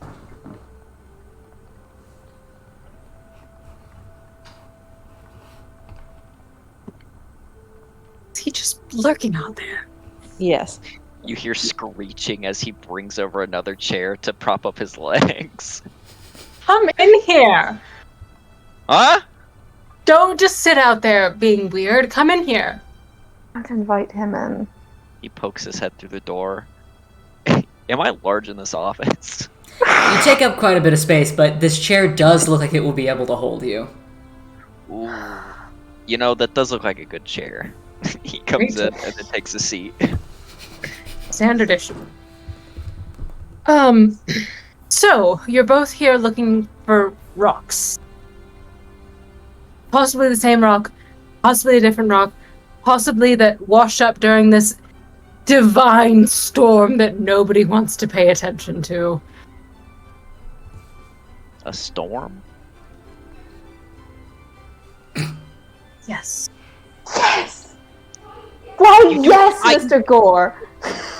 Was on the paper that I couldn't read? She read it out loud! She, read what she was looking at. Were you paying attention? No. She starts painting her nails. What color is the polish? It's like a metallic gold. Perfect. Fits her aesthetic perfectly. She starts painting her nails because she can. What kind of storm was it? Magic one. Like, where? I don't know. That I couldn't tell you. Gotcha. Sorry, I don't mean to be snippy. It's just the end of a long day. We got attacked by a goop. Not very pleasant. I will try to rein in my behavior. Yeah, it tried to eat my arm. I'm too strong. That did not look very pleasant. It sure did.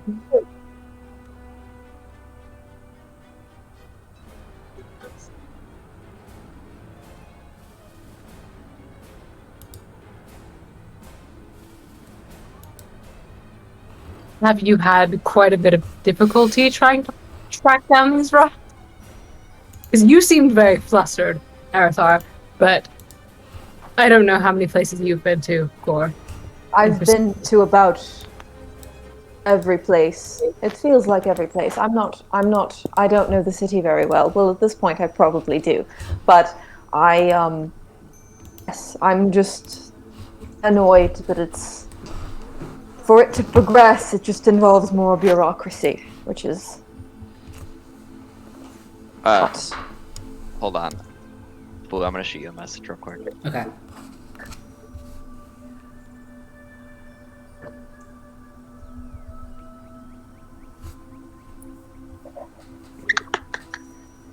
And technically, I'm not looking for a rock. I'm just looking for information about it. I would rather not have the rock in my possession, thank you.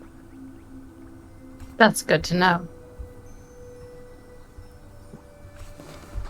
Hello. Oh, there it is.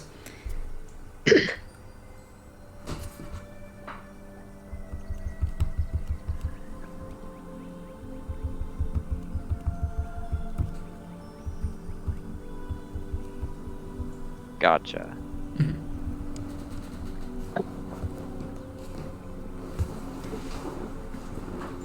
Make sure she didn't just do something stupid.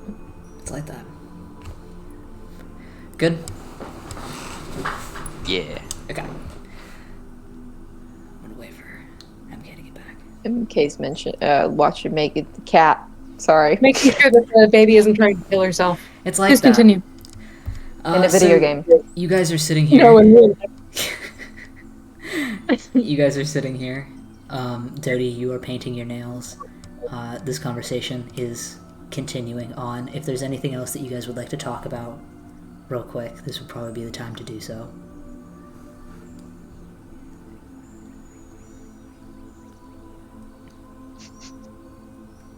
Can I ask what sparked your curiosity about the rock? Or is that confidential?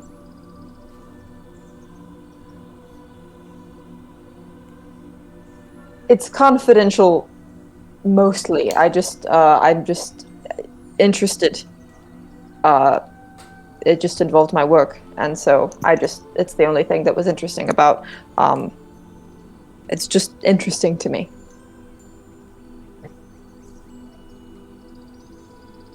I just need it. For what exactly? That's confidential.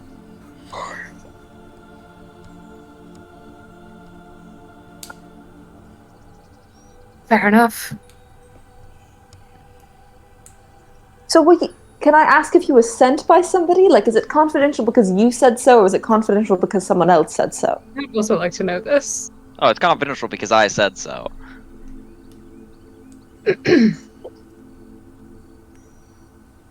I don't need to know any more of your lore for today. Good. The less questions you ask, the better. He leans forward to look at you, Gore. Why do you say that? Is it because... I said that, and you are continuing to ask questions. So just don't ask any questions. No, because...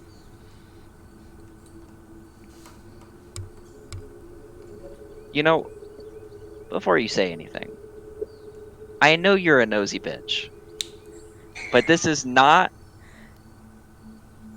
information that if you learned would appease you and keep you, I don't know. Just stop asking. Well, Mr. Gore, there are very few things that would rattle my bones, so to speak. But There's to a lot of respect things that rattle your bones, but I doubt that, but I will respect your privacy. good. He still has this look like he really wants to know, but he leaves it alone. There's a little bit of silence, again, as you guys are kind of mainly just sitting there before whoever is closest to the door begins to hear footsteps approaching the office. Do you guys have the door closed, or is it open? I'm gonna say it's still open. Okay. Yeah, Gorgeous left it open. You begin to hear footsteps that aren't intentionally quiet, but are just kind of naturally quiet as they approach, and then kind of looking in through the doorway, suddenly, kind of hand on the door frame, looking in, is a very familiar face to you, Dodie. Oh no. As a older human gentleman just kind of peeks in and then immediately looks taken aback. You see, he's quite tall. Probably not as tall as Erithar, to be sure, or Gore, but he's quite tall for a human. And he's got a little bit of like a little bit of a scruff and graying brown hair pulled back into a short kind of ponytail at the back. Quite nicely dressed, though a little bit plainly. And as he kind of looks in, he kind of scans over the room for a second, eyes landing on Dodie, and then on the two very strange men who are sitting in front of her, and I go, "Oh, sorry, I didn't know that you had visitors." I had a couple of people show up unexpectedly earlier. They're kind of waiting for a later appointment. Anything I can help you with? I was just coming by to check on how things were going. Sorry, who are you? He looks to you two. Sorry, I didn't mean to intrude on your meetings. You didn't intrude on anything. I'm Erithar, Tinu. And you? What's up? I'm Gore.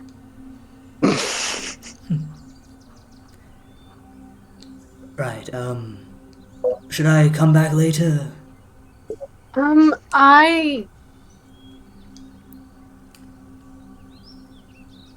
You're welcome to poke your head in again.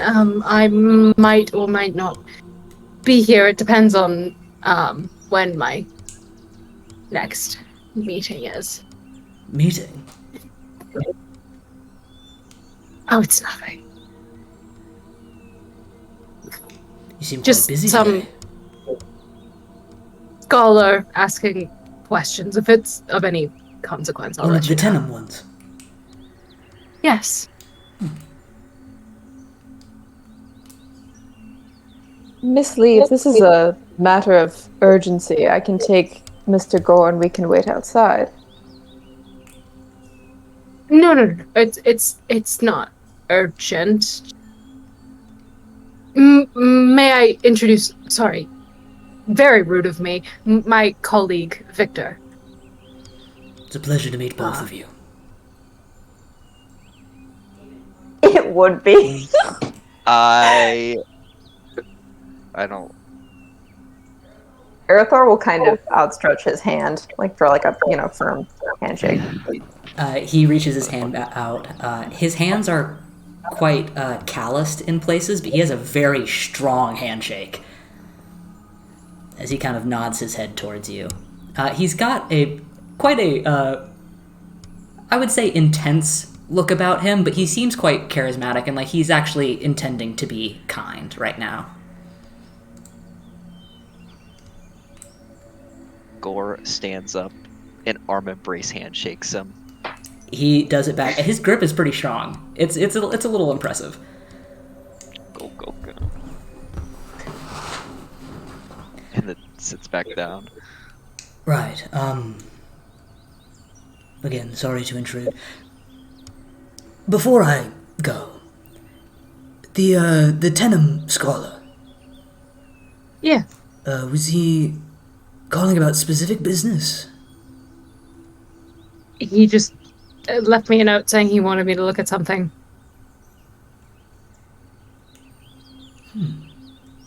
Something about a storm. Not really sure. He wasn't very specific in his letter. Is this a hand raise for God or for Dodie? This is a hand raise for Gore. Okay. He's I want to insight this motherfucker Okay. Insight check. and see if he is intentionally prying. Okay. Can I also insight him just because I'm nosy? Yeah, go ahead. Absolutely. Where are my d20s? Oh dear. Where's my How do I have proficiency in insight again? because you keep playing nosy bastards. That's a 17. 17. 14. Okay, so starting with Gore, you are trying to see if he's intentionally prying. Mm-hmm. He Like, seems like spy behavior. he seems to more so be suddenly intrigued, as if he knew something about the Tenem scholars being there, but didn't know that they would be contacting Dodie. So he seems surprised and intrigued on why that would be. Okay. Arathar, what are you looking for? Just the overall vibes. Just because, I don't know, I'm nosy. Personality, intention, which one are we going for? Intention. He seems to be a little bit disappointed that you two are in the room. That he wanted to speak to Dodie, but he's trying to be professional and courteous. But that he also seems, like I said for Gore, intrigued on this entire matter. Okay, cool. Right. Interesting. I heard that the Tenem was sending scholars. They're going to some official talks with the Crown. It's kind of been in my jurisdiction a little bit over in the offices. Normally when that happens, it's just excitable academics getting worked up over simple things. But they seem to really be persistent this time. Were you waiting for one of them to show up? Just waiting for him to either show up or send another message, I guess. Most of them just left for the evening. So, that makes sense. Well, he kind of scans over the two of you again, and looks back at Dodie. We can talk another time. Let me walk you out. All right. She gets up. He holds the door open for you, without fully moving from the doorway, so you kind of have to scoot past him. She steps through. Sorry, my laptop's dying suddenly. She kind of scoots past, and walks with him all the way out, like the exterior doors, closing them behind her. He stops and turns to look back at you. If there's anything interesting, I'll be sure to let you know. I'd appreciate that. Sorry about them. They just kind of showed up earlier today, and I like to help people, even with their weird requests, so... Seem like interesting characters. I would say that, yeah.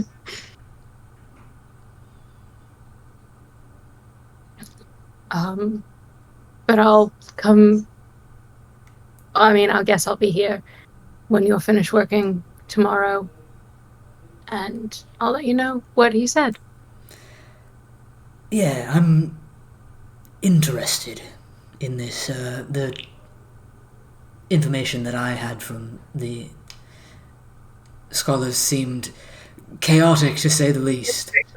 But if you have any questions about their other proceedings, I suppose you can always talk to me. Sure.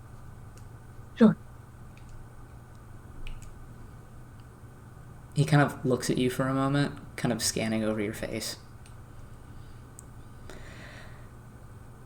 Have a good night, then. You too. And he turns and he walks off, back into the Crown offices. She watches him go, like, fully tensed all the way up until the door closes, and she just kind of... and walks back into her office. When they were talking outside out of earshot, Gore leans over. Hey, that motherfucker's nosy. What qualifies as nosy to you? Just someone just asking a question, because you called me nosy earlier, and I understand that. Oh, it's more than one question. Well, he's a colleague. He works here. It makes sense for him to be a little nosy. It's more professional. For me, it's not professional. It's just the way that I am. Whatever you say. He had a firm grip. Impressive.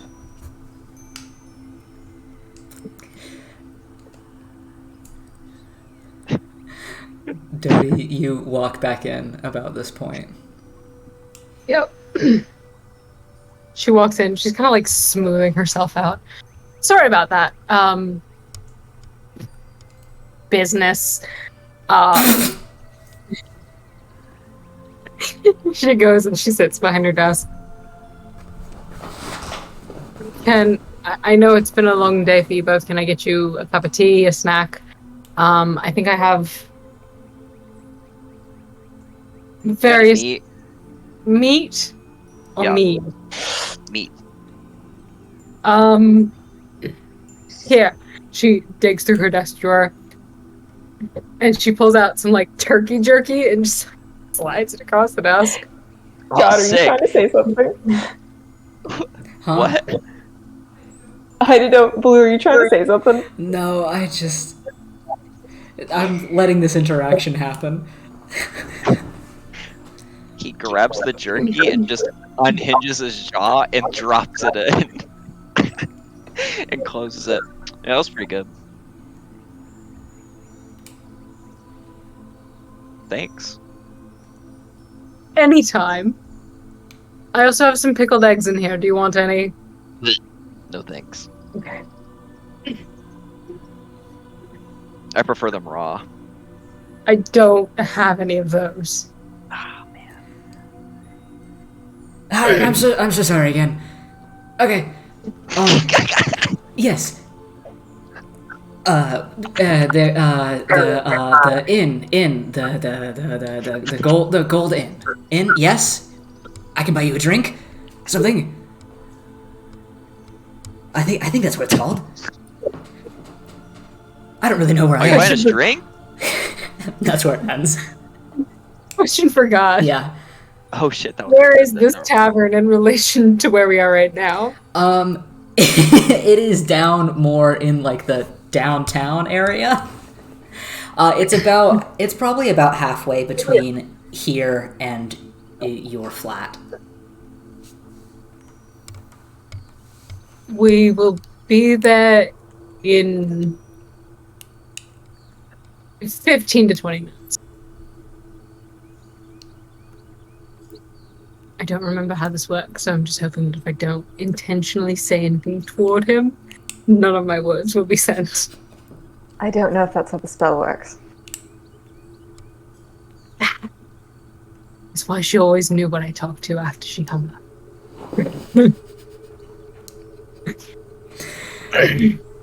I assume we're on our way somewhere. Yes, we're going to go to the Golden Inn. I'm not really. Arathar, we're you going are to a tavern. immediately familiar with what she's talking about.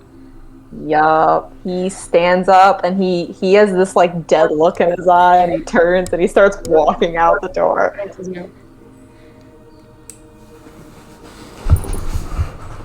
Blue, I'm assuming that this is like Yes. yes. Okay. Yeah. Cool. Great. I couldn't remember the name of it.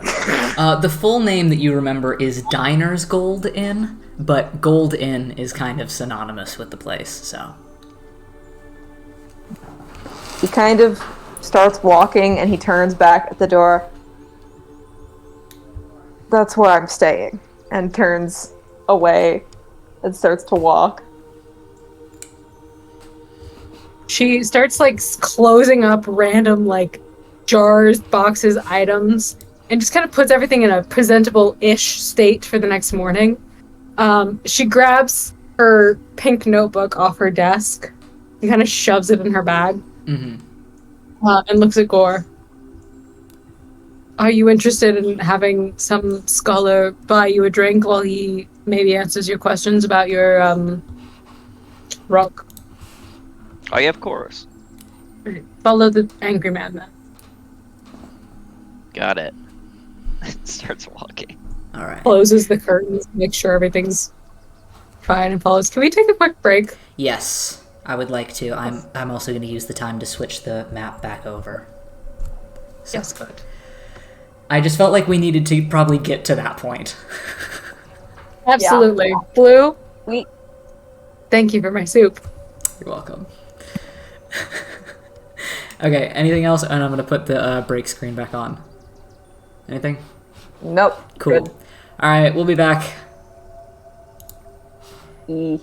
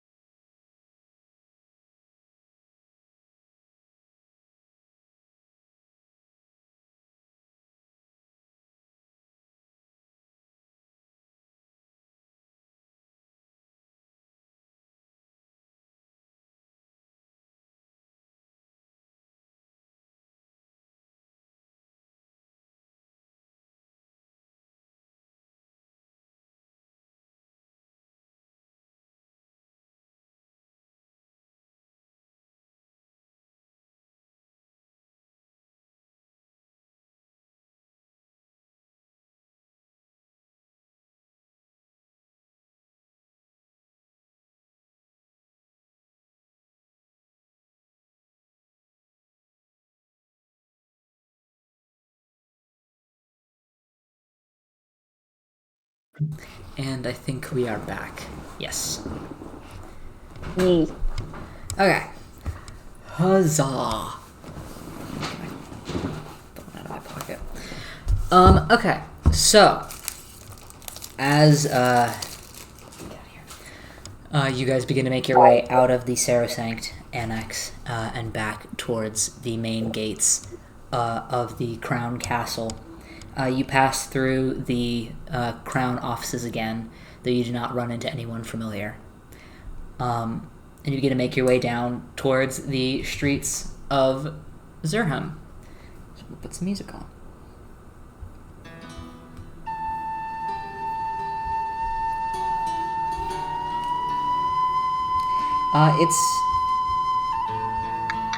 It is a pretty, it's a pretty busy night. It's really going for it, wow. Friday. Let's see. Do I have- It's Friday, right? Yeah. Yeah. So, as you guys begin to pass through the slightly crowded section, maybe? Will it do it? Is it just gonna play the music?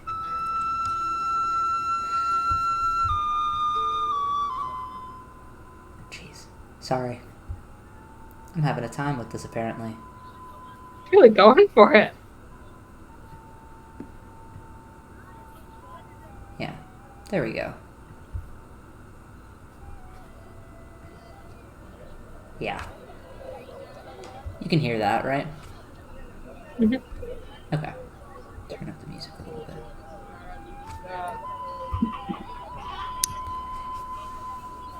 Yeah, he's really just going for it. But anyway, as you walk through the now darkened streets of Zurham, you can see the lamplighters have done their rounds, creating a warm, subtle glow from the lamps lining the streets.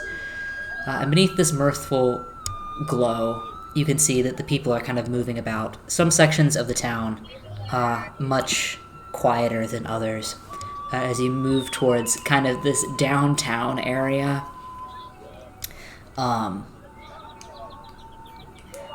there's kind of like sections that seem to be more casual, just kind of sitting around, drinking, eating, having a good time. And then there are some sections that are just absolute fucking ragers. You know what I mean? So, I don't... Why is it doing that? That's not the music from last time. Sorry. I might...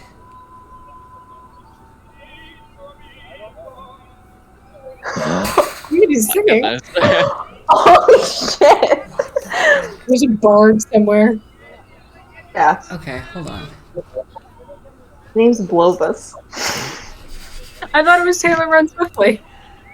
It is. Mortal. She is immortal. She and LR have the same skincare regimen. Is she fighting KJ Rockin' in an alley?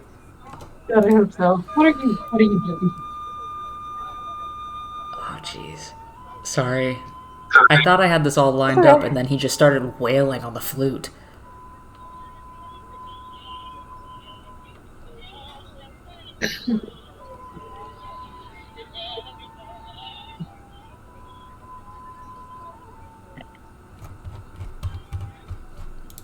Let's see if I can...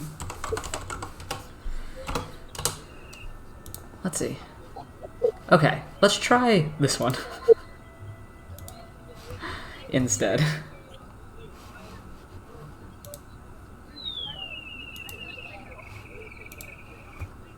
Burp.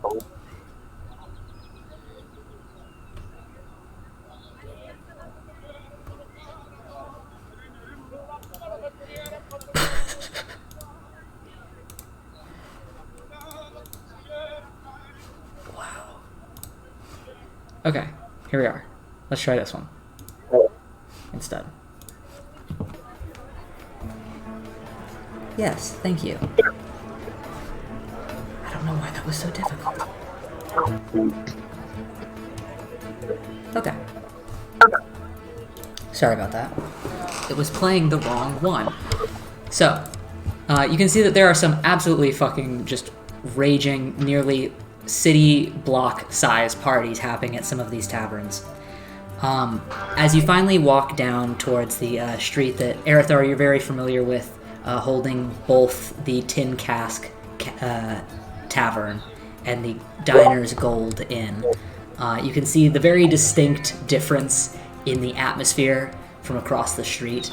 The tavern that you're quite used to, the Tin Cask, has very, very few people at it, and seems to be kind of just chilling.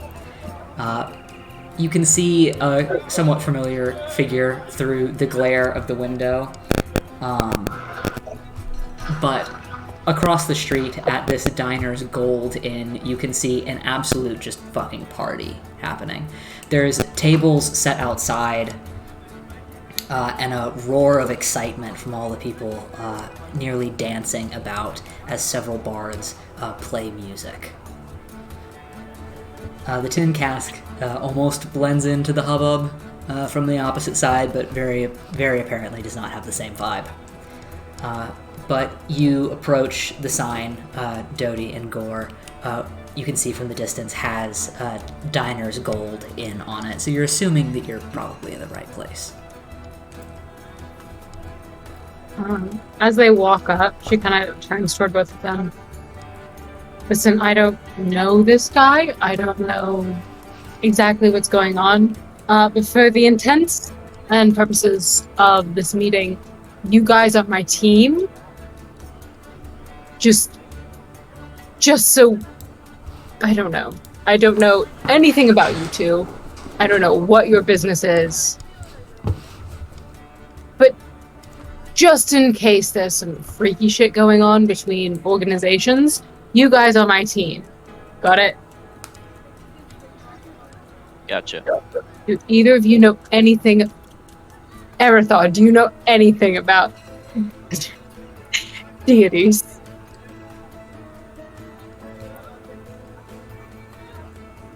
Vaguely. My knowledge is very, very limited. And just nod and ask questions. I'll do any answering. Say that one more time. Just nod and ask questions that you have. I'll do any answering. All right.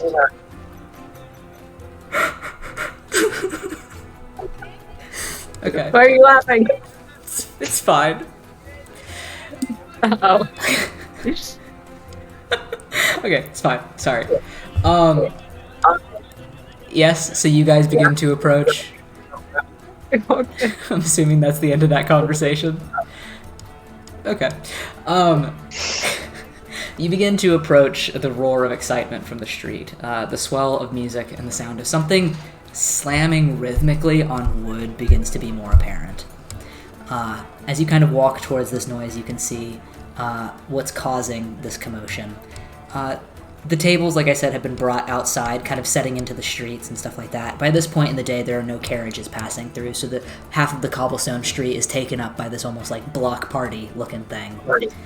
The music continues to swell and play. As you can see, vaguely off in the distance through the open doors of this inn, there is a band of bards playing.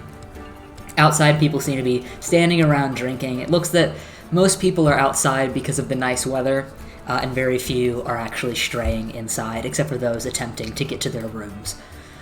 But as you kind of settle into this crowd a little bit, a group of people seem to be dancing to the music closer towards the inn, before you see a man leap up onto one of the tables, almost encouraging the party, you know? Many of the patrons to the edge of the commotion pay absolutely no attention to the scene, as if it's a pretty common occurrence. But is there anything that you guys are specifically looking for while you're standing about? A weaselly little man who looks like he knows about magic. Would you like to make a perception check? I'd love to make a perception check. Wonderful. Wonderful. Wonderful. It's a 17? 17. Okay. I'm going to keep it as kind of like a consistent thing as this kind of progresses, because right now, it's very busy. And you assume that this place was probably chosen because, Dodie, and now that you're here, you're kind of remembering that this is a pretty big name as taverns go in town. It tends to not really be your scene, so you don't really come here a lot. And Arathar, normally you are not this big of a commotion, but you are aware that it is here. Gore, this is great. This is a great party. This is awesome. This is more normal for you, honestly. But you are keeping an eye out as well, trying to be somewhat diligent. So, as you're all kind of standing around again, just kind of keeping an eye out. So far, Dodie, you do not see anybody that looks immediately like, yeah, that's what a Francel looks like. Yeah. So far, no such luck. But as you're kind of moving a little bit between the crowd, trying to stay out of people's way as some people are rushing forward to go dance closer to the music, you see that man that had jumped upon one of the tables and was encouraging people jumps atop a new table slightly closer to you. You see now his deep crimson hair swings in its braid, exposing a shaved undercut. He leans down to slap his hand into the palm of a much larger half-orc man before snapping back up and stomping his feet rhythmic. Oh. Kill died. Well. Okay. You're good. Probably.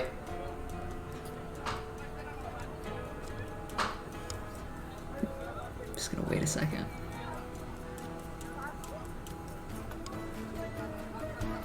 I'm gonna figure out a way to get Discord on his computer. Yeah.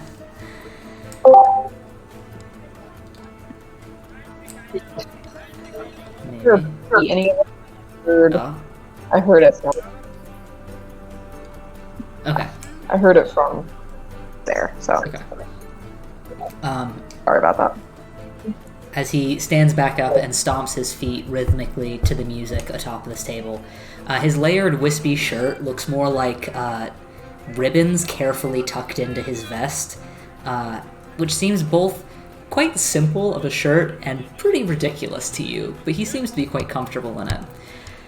He's definitely an attention grabber, yet his looks don't really scream flourish. It just seems that he's kind of naturally this flamboyant. You know what I mean? As he kind of jumps between tables and talks with people, you can hear him speaking of various topics as he practically tends to the atmosphere of the party. You begin to overhear a little bit as he's not talking quietly either.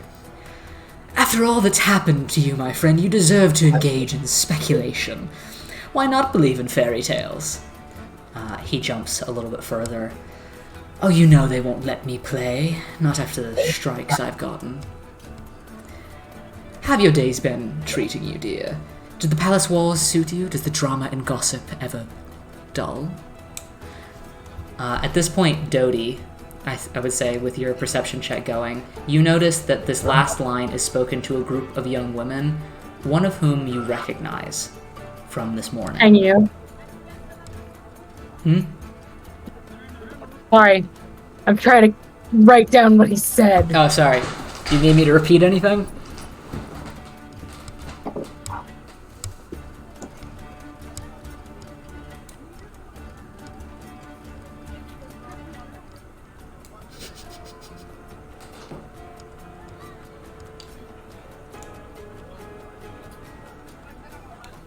I'm good. Okay.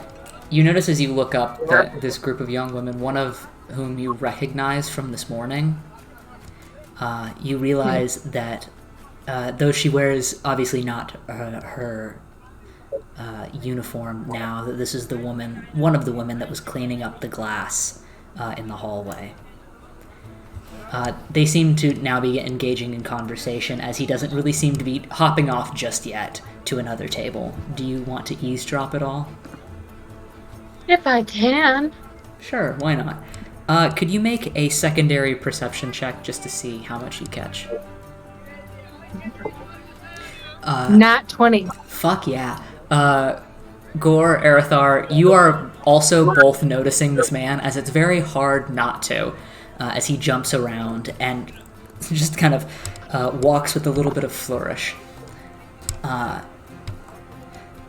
Dodie, you begin to tune into the conversation, walking a little bit closer, just to hear a little bit, while trying to look inconspicuous, I'm assuming.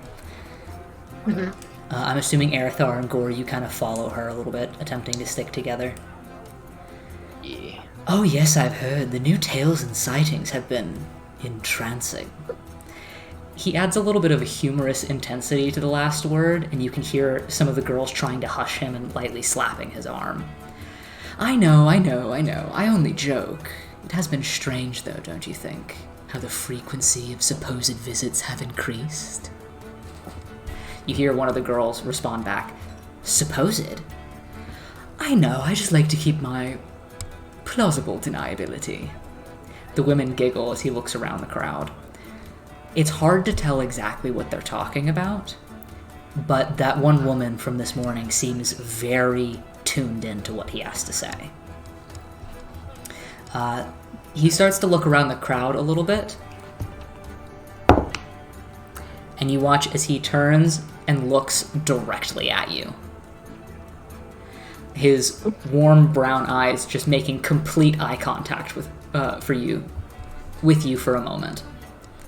Before he kind of leans his head, not quite taking his eyes off of you, before he looks over to Gore and to Arathar and then back to you. You know, ladies, I've just seen some friends I haven't spoken to yet. I'll be round again soon. The man effortlessly swings his legs up onto the table, walking across the top and jumping down to the other side.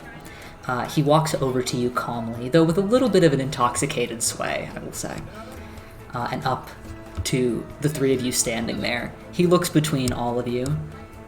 Hello, friends. Are you green?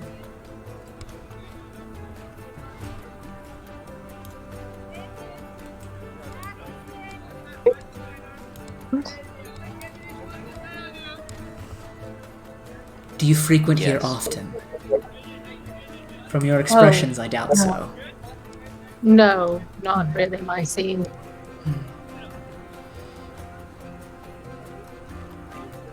No. Not here, but I get around. I can respect that. Are you enjoying what you see, or hear? He turns back to you, Dodie, looking at you a little mischievously.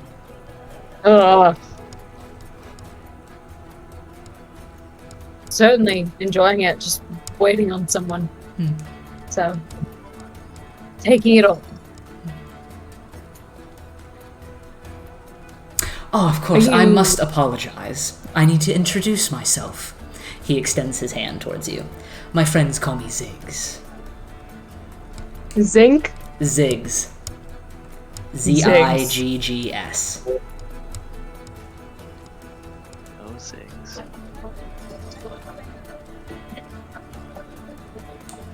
She takes his hand and shakes it? Mhm.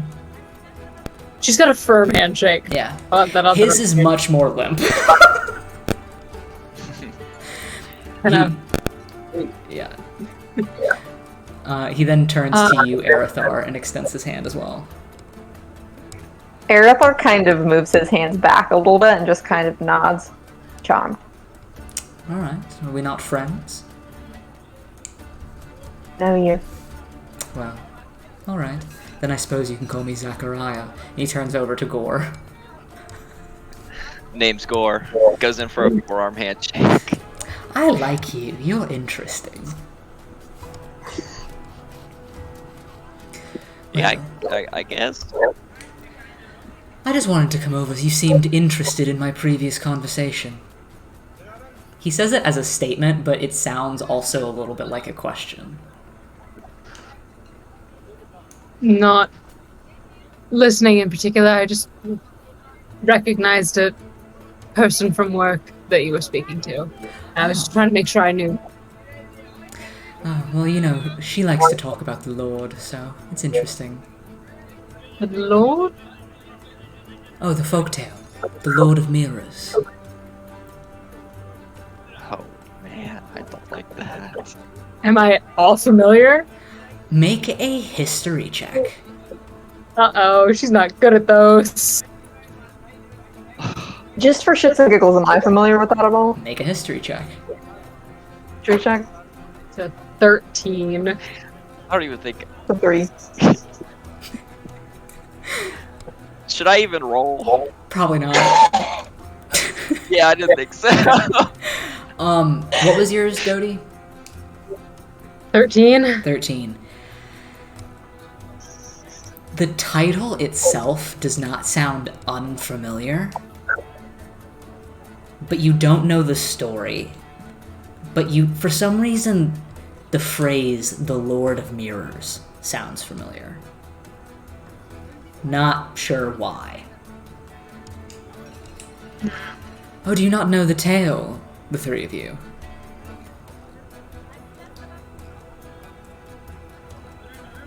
How interesting. I would think with being in Zurham you would hear of it. Not very big on folktales where I grew up. Such a shame. I enjoy a fairy tale every once in a while. Well, your colleague, I assume, over there is very interested, you know. I mean, well, the tale of a cursed noble destined to haunt the crown city and its castle tends to do that to people. He looks over towards Gore with a little glint in his eyes, like he's definitely enjoying the fact that you are kind of vibing with him a little bit. He lurks in the shines around shadows, you know. At least that's what they say. It used to be that he just contributed bad luck and odd occurrences near the castle, but now he seems to be all the talk within certain circles. Now people say that others are disappearing in his shadows. I think he's not after us normal people. He looks back over to Dodie, and then back to Erithar and to Gore.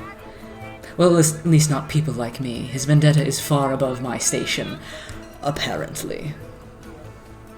But it is an interesting tale. Sounds interesting. He seems to catalog the three of you before somebody starts to call his name off to the side. Oh, well, I guess I'm being summoned. Any other questions or statements before I go? Nope, we're just trying to find a table. Thank you. Strange group. Toodaloo! And he just walks off. Hopping back up onto the table and then just kind of skipping between them. He's a little bit drunk, so it's kind of impressive.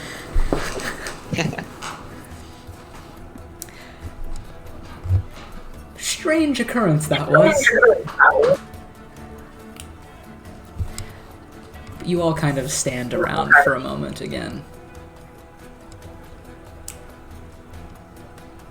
This is why I don't like this kind of dog. Freak. And he's gonna look and see if he can find an empty table. Or someone sitting alone or something. Make a perception check. Yeah.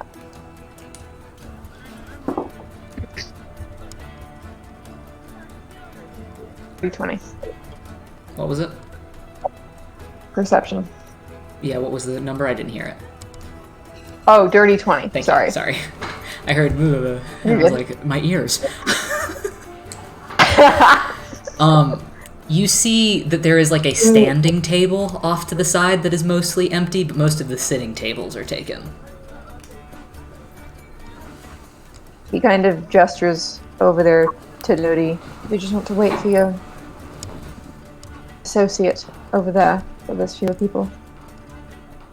That works for me. Yeah. Sure. Right. Slide through the crowd.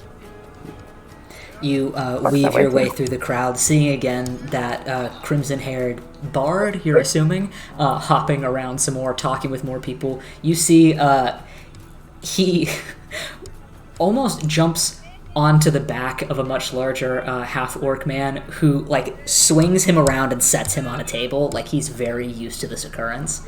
He seems to be a staple at this inn, but he still throws you off a little bit. Not used to that. But you stand for a moment. You see a couple people walking by with small pitchers of ale for the different tables and stuff like that. You can flag one of the staff down if you want, or you can just kind of stand there. They just kind of seem to be walking to whoever calls to them. Gore will call. All right. Gore wants them. A middle-aged halfling woman walks over with a platter full of pitchers of ale. Hi. You want one? Of course. All right. You can just place the money on the table. How much? You know, you're kind of cool. Just put a couple copper down and I'll be fine. You got it. Takes it. Either you want anything? You have anything sweeter? Not unless you go inside. I'm good then, thanks. All right. Oh, thank you. All right. And she walks off. You're standing there for a little bit longer. Gore, the ale's pretty good. It's pretty nice. It's pretty strong. It's pretty nice. Okay. You guys are standing there for a while, I'm assuming, and I'm assuming in almost silence. Yeah. Probably. You're standing there for like a decent amount of time, and it's starting to get to the point where you're like, come on, man. Dodie, you're still looking around, and you see a couple people that look like they probably work at the Crown offices, given their dress and everything, but you're not seeing anybody that really stands out to you as like, yeah, it's that guy. That guy's the weird little freak I need to talk to. And it's getting frustrating. As well, the party seems to be picking up more, and it's getting more and more crowded.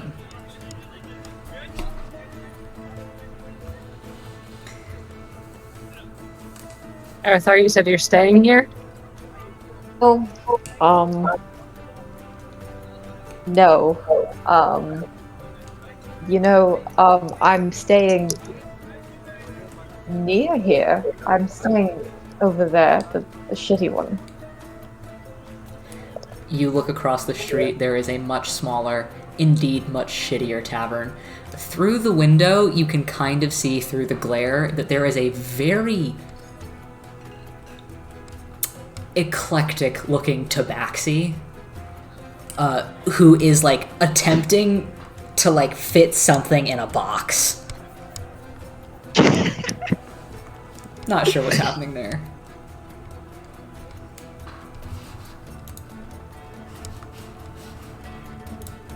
That place looks like more fun. That place Yes. looks boring. That's the point. There's not a lot of traffic going through there. I wasn't looking for rambunctious freaks all gathered in the same place, just across the alley from it.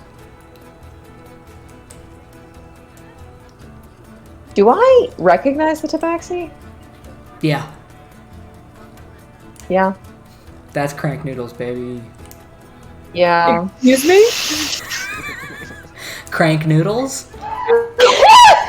I'm okay. Is Gale frozen for anybody else? Yeah. Yeah. Okay. It's fine. I was just checking to make sure it wasn't my computer. Can you hear me? Yeah. Yes. I'm just gonna stay here. It's fine. Yeah. If that's Okay. okay. Yeah. Yeah. I'm not gonna. We can fix it later. We can fix it in post. You guys look over back to where this tabaxi is now attempting to put the lid on this box and is like elbow bashing it down. Before Dodie, you hear, "Excuse me, sorry, dear Sage, yeah, down here, down here." You look down from your elbow to about your shoulder height, not your shoulder, your elbow height, and see a portly little fellow. Despite his plump and quite short stature, the man you see at your elbow has almost elven-like features set in warm, deep tan skin. His black hair looks like it was recently smartly styled, but has since been messed up.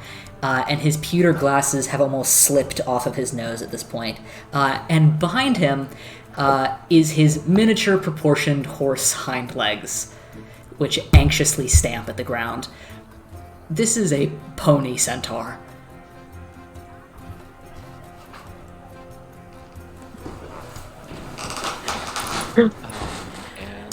Hi. That's amazing. I'm Francel Merrick's. I sent a letter to you.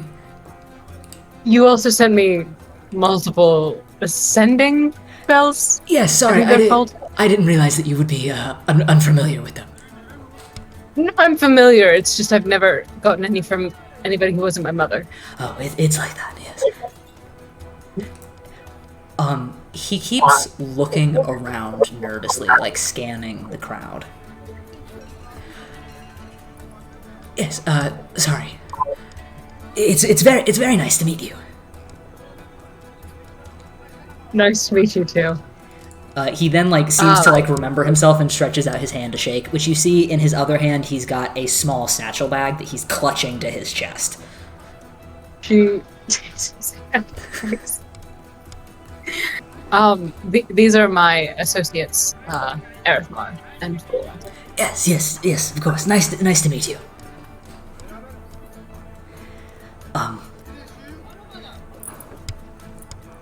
Yes.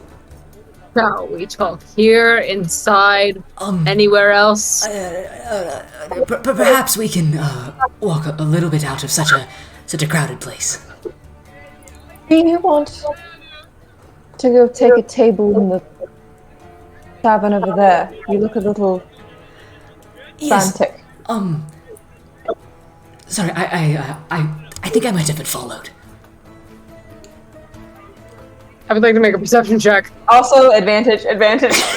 Or immediately stands up. Eric takes his bag and puts it. It's a dirty 20. Nice. You immediately start scanning the crowd. It is so busy right now. It is as if you hadn't really noticed. Nearly the entire street is now crowded with people. At different areas, more tables have been brought out and set aside, and you can see that some of the tables have even crowded in front of the Tin Cask tavern, which you can now see through the window. This tabaxi is standing there with his hands on his hips, looking very angry about that. There is, however, a slight, almost courtyard area attached to the Tin Cask tavern that has a lamplight there that is much more out of the way and kind of secluded on its own. Merrick's kind of keeps glancing over at when he's not looking around for somebody apparently following him. Arethar's gonna stand up, clutching his bag very closely to himself. Roll's very tall. We can probably cover you. Just this way. Just look. Yeah. Everything's fine. And he starts to leave the golden. Gore lets them that lead area. and takes the rear. Dodie, you continue. You continue to look as you walk through the crowd, and it's really hard to see who was there and who just looks at all of you passing by because you are three incredibly tall, strange-looking individuals, and who is looking at you because they were intending to look at you. It's really difficult to tell right now. But do you walk over to the courtyard area, or are you trying to go somewhere else? Yeah. In the courtyard area, is there a way to get into the Tin Cask, or is it the only way in the front? There's a side door. There is? Whether it's locked or not, I'm who knows, because Crank Noodles is weird. He's kind of swearing under his breath at Elvish as he's going to walk up to the door and kind of try it. It's locked. It is locked? Okay, then he'll turn his, back to the door. Merrick seems to calm down quite a bit now that he's out of the crowd and he can see more of what's happening around him. Yeah, sorry. My apologies for the hecticisms of my work. It's been quite a day. He still kind of looks around a little bit, but he's much more calmed down now that he's with 3 people who are also looking out.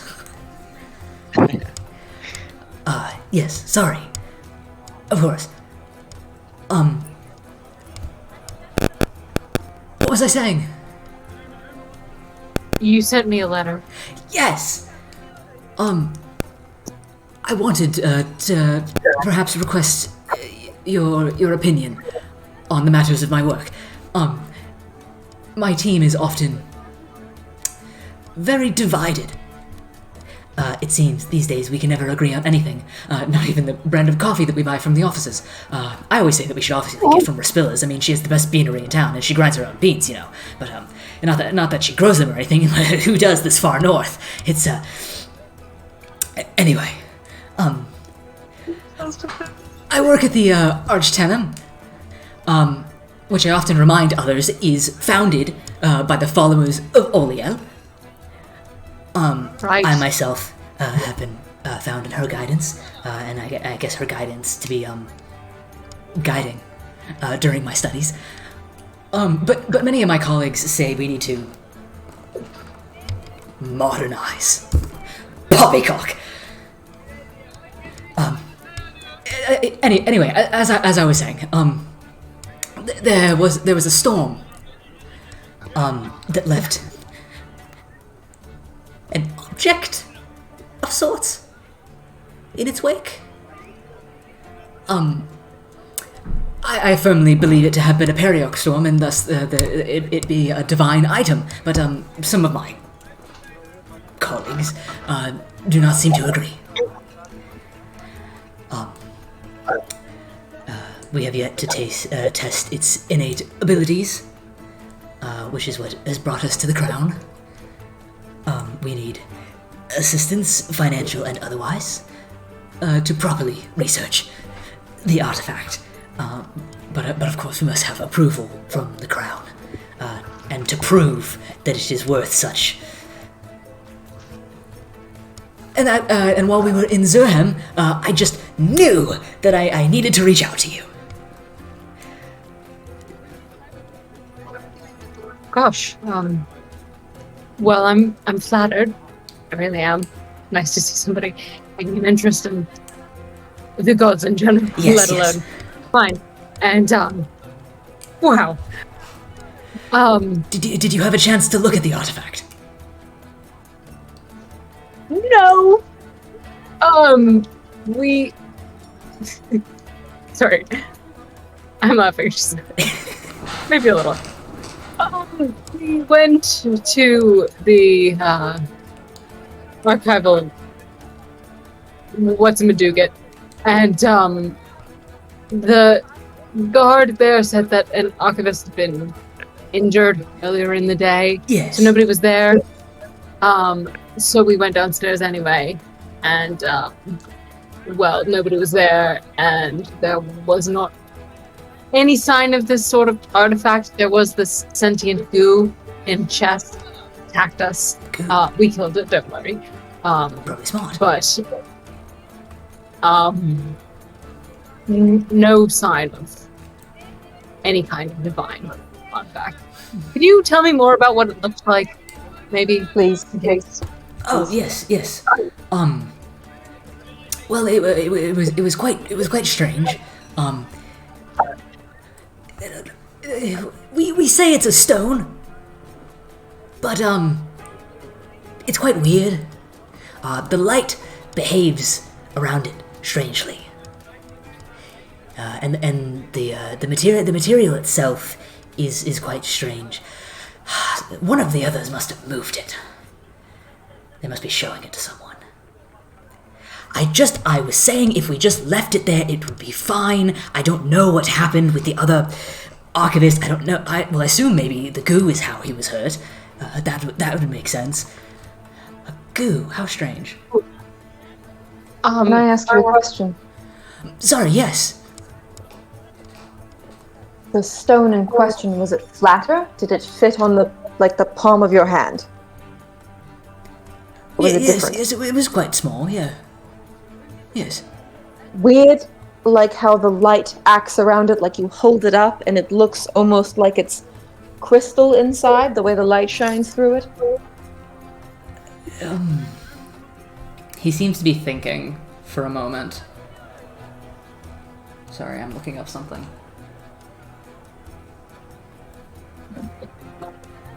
Sorry. Okay. Was pulling up something. The light interacts with it strangely. You know, it has these properties to it, and the material is it isn't like any stone that I've seen before. You know, it's he fully stops in his track, and you can see his tail start to swish anxiously.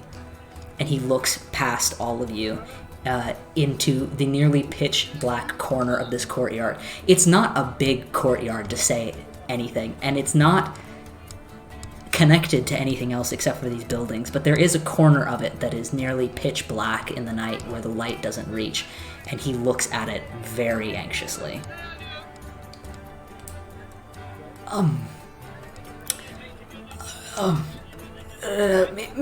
Perhaps I can show it to you in the morning.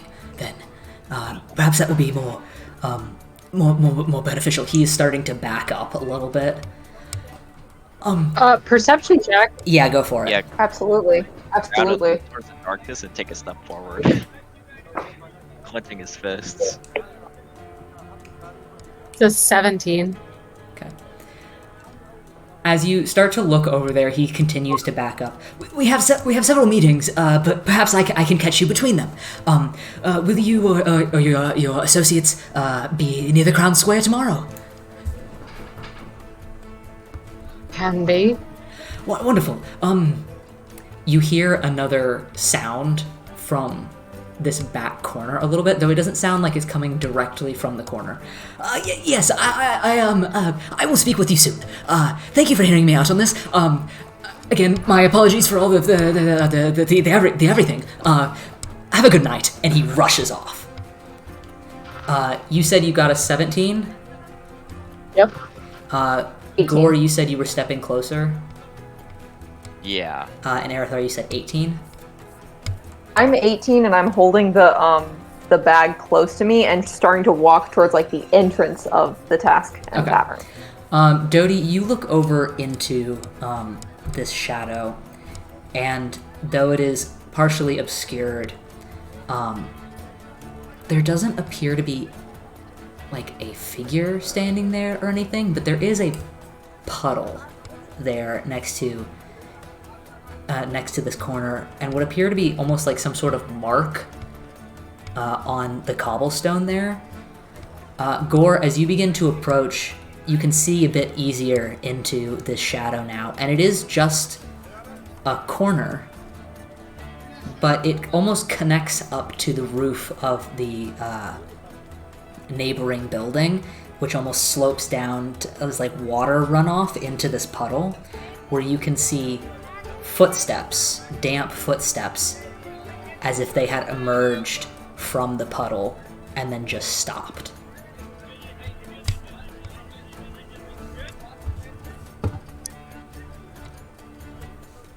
He immediately turns around at that, like, wait, so the footsteps went into the puddle or came out of the puddle and then just stopped? Came out of the puddle and then just stopped. Like as if it emerged from the shadow and then just stopped. Gotcha. He's gonna turn around and immediately go up to Dodie. Yeah, there's some weird shit going on. Let's get out of here. I say we go inside. Aerothar's already Start walking towards the door, like leaving, kind of almost leaving them behind, just walking towards the edge of it. Yeah, you weave through a couple people that are passing by, holding your bag close to you, and throw open the very creaky door to Crank Noodle's Tavern.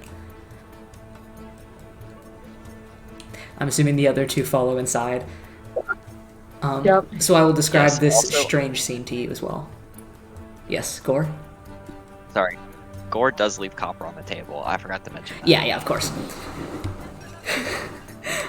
You step... Actually leave the silver piece. Nice. Hell yeah. You step inside of this tavern and you can see the vibe of it is vastly different than across the street. You know when you walk into like a hole-in-the-wall pizza joint? Just... That's what this feels like on the inside. It's got a couple There- sconces that are lit and stuff like that, but it is not nearly as like, ooh, look, an inn. It's very much like, this is a tavern, get in, get out. And behind the bar, you can see this honestly weird-looking tabaxi. He's like kind of tabby coloration, but he's got these puffs, like these little wisps of fur that stick out at odd angles, and his whiskers are almost crinkled at the end. And he's got this deranged look on his face. He's wearing like a shorter sleeved shirt that does not appear to fit him very well. And he is putting glasses away with no sense of being careful. He's just kind of throwing glasses down into the back corner a little bit, and he turns and he looks and he sees Aerithar come in. Hey! Mr. Noodles, you might want to keep the shop fortified or close early tonight. You had a visitor briefly, maybe, potentially, probably, in the dark corner over there by the side door, which was locked and I couldn't get in. But, keep it locked. I'm here now, so just keep an eye out. These are my associates, Miss Lee and Mr. Gore. We're going up to my room. All right.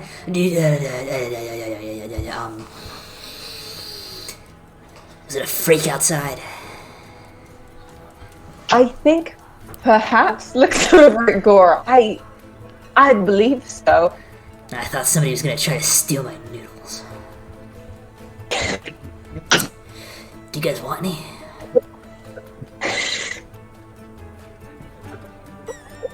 If you pay for them, you can have them. I'm sort of lovely, but I'm good. Right. This is serious business, Mr. Noodles. Right. I'm gonna be making noodles. Of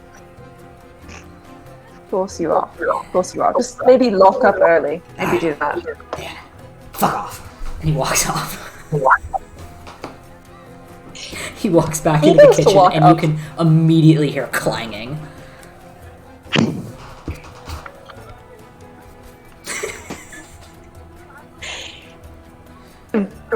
Gestures over there, and he's gonna walk up to where his room is, kind of looking back towards the door, to make sure no one's walking in. Nobody's entering this place. Just to admit, he's paranoid, Absolutely. but also You walk over to this back portion, kind of almost behind the bar of this tavern, and now Dodie and Gore, you can see this really tiny stairwell kind of tucked in the corner. This does not appear to be a public stairwell. Like, this doesn't appear to be an inn. This is a tavern. This is a bar. This does not look like an inn. So the fact that there's an upstairs to begin with is quite interesting to you. But Aerithar leads you upstairs to this little makeshift doorway at the top of the stairs. And Aerithar, you have just the saddest looking skeleton key to open your door. And you can walk in if you would like to describe this room at all. yeah, he has to I feel like it's one of those locks where you kind of struggle with it, even if it's an old lock. So he kind of stands there for a moment and is like, and opens it and walks in. and it's like barely a cube. There's like one of those like fucking floor mats, probably not, or if even that, like a dingy mattress that's like falling apart, but he's probably put like a nicer blanket over it and tucked it over there, and nicer, like there's like 3 pillows on there. On the wall, nailed to the wall is like a small, like plain, like black kind of tarp. And he kind of puts his bag on the bed and kind of starts tearing out. Is there a window in there? I don't think there. Probably not, right? There is like a very tiny like slit of a window so that there's like light in the room, but it's like at the very top of the wall, like at the ceiling height. Okay. It also does he not kind look of like it tears. opens, if that helps. Makes sense. He kind of tears the pages out of his notebook that he wrote in today and kind of pulls the tarp up where you can see things are like on the wall, but they're turned around. Just a couple of things. So what he does is he takes the pieces of paper that he tore out, is he just kind of takes one of like that, I don't know, like something that he's using to hang the other thing, just kind of sticks it onto the wall and lets tarp fall and just kind of looks around because there's really nothing else in the room. You just sit down wherever. I don't care. But I thought this would be better, even though nobody's coming in here. Nobody's coming in here at all because no one ever comes in here. Barely. Ever. But even then, I didn't want to be down there if people could see if there was somebody. Have a seat. It's on the floor. Gore's just gonna stand. I don't think his tail will fit in this room. You stand like just inside the doorway and close it, and you are taking up like. This room is also pretty short compared to other rooms. Both you and Arathar, when fully standing, almost hit your head on the ceiling. It is not a big room, but you can close the door. Okay. When you sit, it might make it a little bit more difficult, but while standing, you can be in the room. Yeah. He's just gonna stand.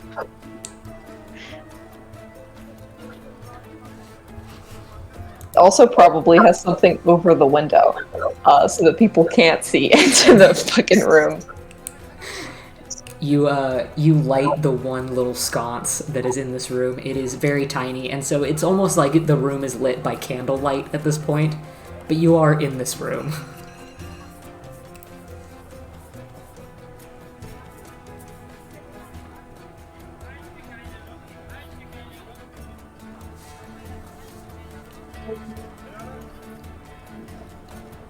Wait, you all followed me. Wait, what are the two of you doing? Sorry, I invited you up here to be polite, but I don't...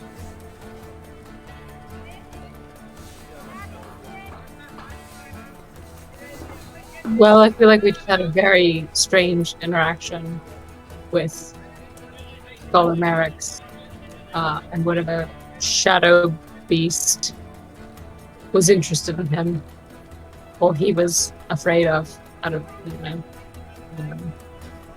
Boy, do you think that shadow beast has anything to do with the legend of the shadow beast that we were listening to 5 minutes earlier?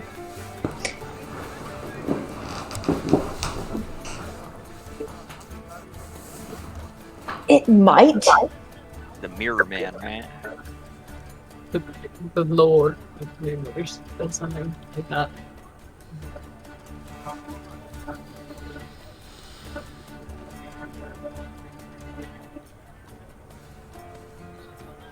Well, whatever it was, I'm messing with it.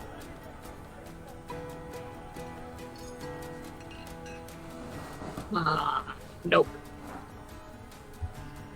Can I ask a question, DM? God Yeah. dang. I don't know a lot about the Tenum, do I? You know vague information. It is a wizardry school, mostly.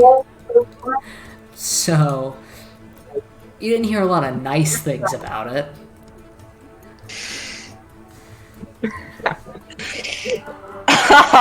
So funny. But if you would like to make a check of some sort, you can try to pick your brain for it.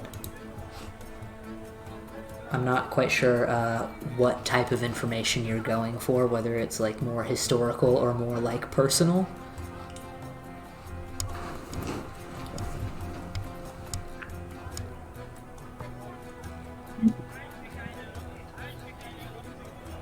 Are wizards like more so like... My brain is trying to figure out how to phrase this question. Mm-hmm.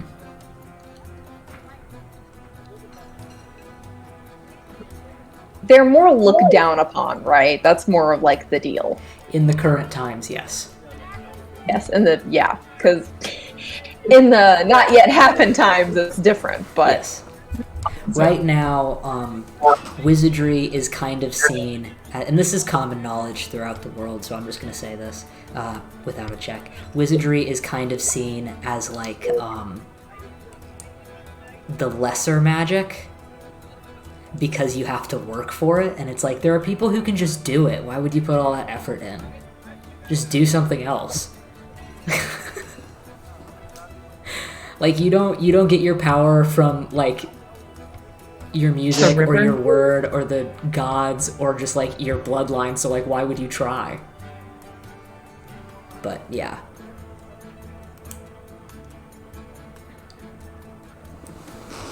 mentioned them testing it, right? Say that again, sorry? He mentioned the I forget his name, the pony centaur. He mentioned testing. Yeah, that they have not done so yet because they need help from the crown to do so, but that they are intending to.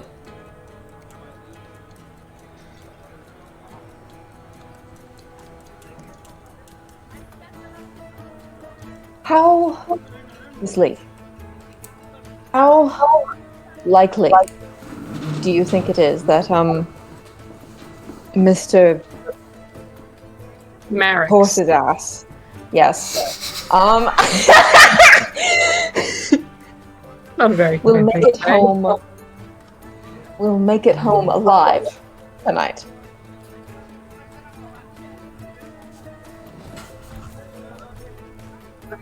I'm not a betting kind of girl.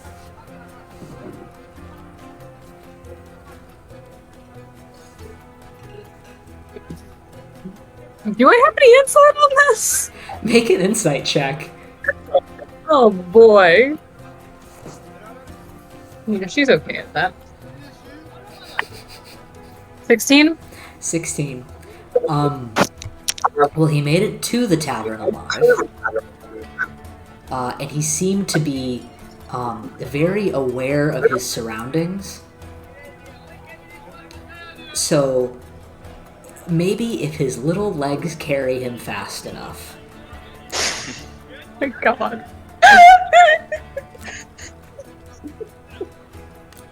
I'm hopeful that the goddess will guide his path home or wherever he's staying, and that he'll make it back safe. Yes, but you know what? We'll hope so. Mr. Gore, I'd say how it's like likely... 60-50. 60-40? 60-40. Math. I'm not good at it. 60-50, over 100%, guys.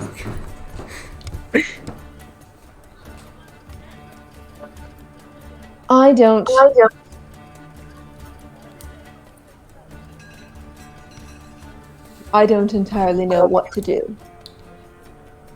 Because if he doesn't make it home tonight, I've lost a lead. And I'm not... if I were a different person, I would go after that completely on my own, without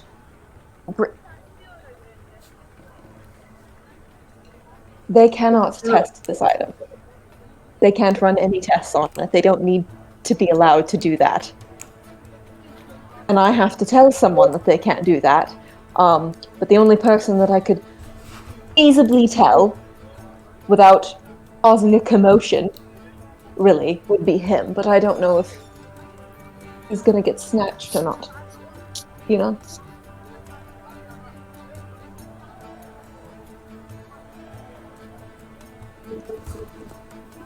Can I ask why they can't run tests on it?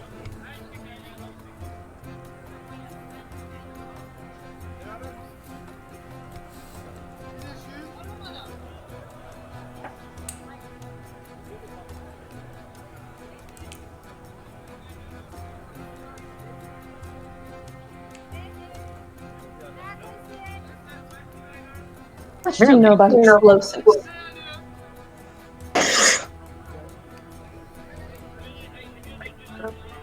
Explosives. Yes. Of the arcane kind. Not very much. Mr. Gore, how much do you know about explosives of the arcane kind? Not a magic guy. That You makes know about sense. explosives. Not really about the know- arcane.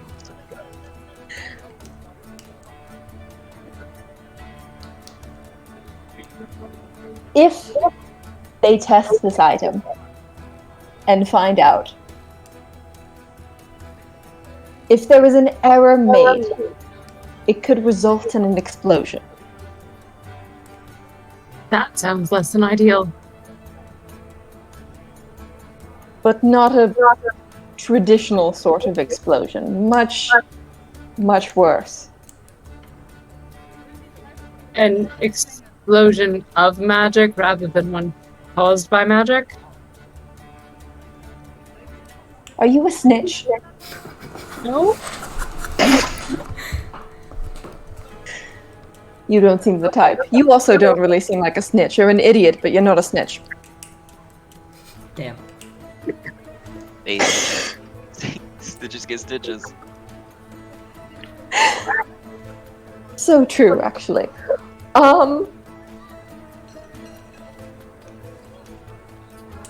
I'm talking about an explosion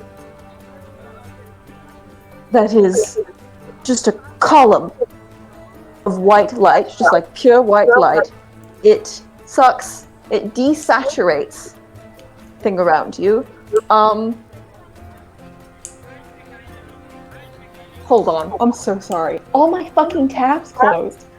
It's like that. It's like that. I saw you disappear from the roll 20. I was like, uh-oh. Well, you know, when I pulled up the Discord last time, I was like, I won't need anything else. Lies. As If you do reset it, you could as reset he's your Discord. talking, I'm gonna use this moment as well. As he's talking, Dodie, if I could get you to make another wisdom, I'm gonna say saving throw this time. Oh god, fuck you. Okay. Okay, that's not bad. Not bad. Oh, it's getting late. Uh-oh. 9. Ooh, okay. You are getting a very intense feeling. Something is creeping up behind the base of your skull. It's beginning to prickle up, making your hair stand on end. All the hairs on your arm begin to stand up a little bit. Something isn't clicking right now, and you're getting the feeling that that's going to be a problem here very soon.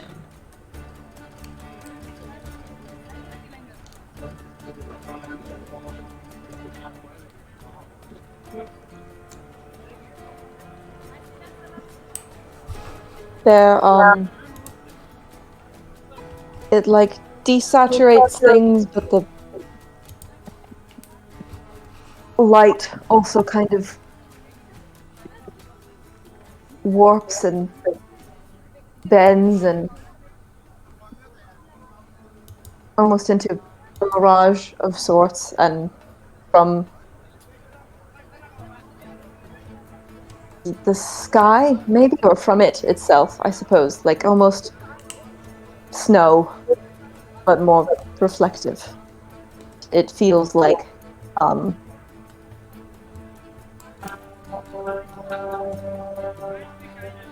and also, but it doesn't hurt.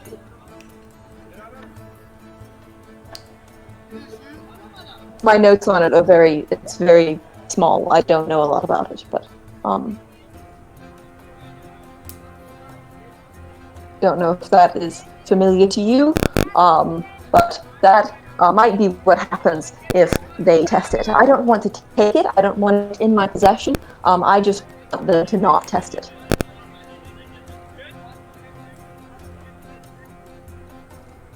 That sounds like something we should help to prevent. So if for whatever reason tomorrow comes and Scolamerix has been brutally murdered, then we will find another way to get our hands on it. I mean, I know people working for the crown. I'm sure that we can get our hands, figure out where it is, who has it, what we need to do to keep it from being tested.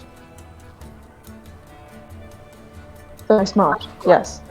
Tyler, were you saying something? Yeah, Gore said, so you don't want it. You don't need to take it. No one. No, what? No, I don't want it. No, what? Do you want it? Why do you think I'm here? Why do you want? You don't need to have that in your possession. I don't. Bad idea. No one needs to have that in their possession. What the hell do you want it for? Because I need it. Obviously. I don't think you understand. Not like I'm gonna what blow anyone up with it or anything. Then what would you use it for? Keep it safe? I actually cannot let you leave this room until you tell me what you'd be using it for, because I would also like to. I don't have an answer for you.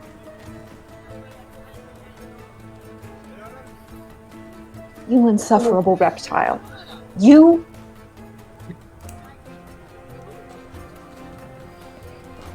Insight check. I'm so sorry. Insight check. What the... Alright. Gore, you can either make a deception or persuasion check, and you do not have to say which one you make, but... This is a charisma check, right? I think either way. Persuasion and deception are both charisma, yeah. Okay. So, insight check number? 17. Either persuasion or deception check number? 1 second. That's a 19. 19. I Okay. had to burn through something, so I'll mark it off.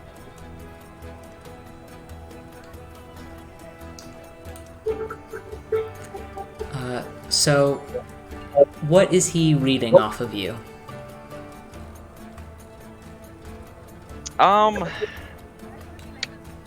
Wait, did he pass? No, you rolled higher. Gotcha.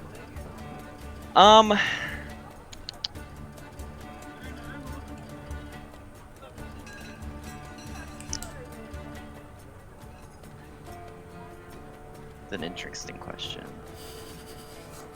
I would say he's kind of getting that there's more of like, there's no malicious intent with him needing this item, if that makes sense.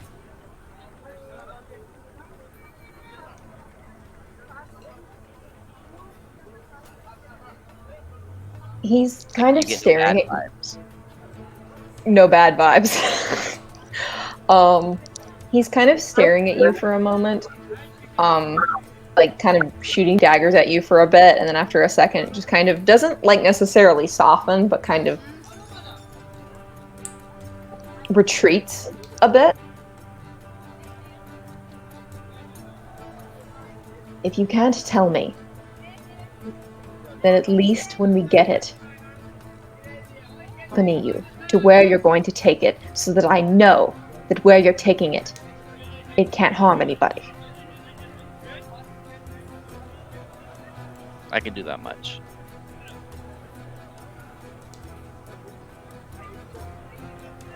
All right. That's good enough for me for now. And you can help us tomorrow, yes? Absolutely. You know where you can find me. Yeah. Difficult to miss, but easy to remember. I like the sound of that. If you'll excuse me, gents, I've got to skedaddle on out of here. Lovely meeting you both. I assume I'll see you both tomorrow. Yes. Sounds good. All right. Do be safe. Don't get snatched. We need you, so. Try my best if anything horrible happens to you as well. Don't let it.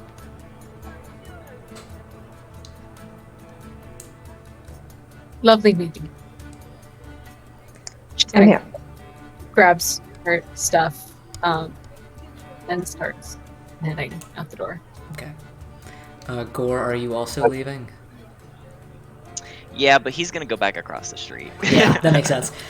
So, I'm going to kind of start winding us down a little bit then. I'm assuming we're probably reaching the point where we're tired.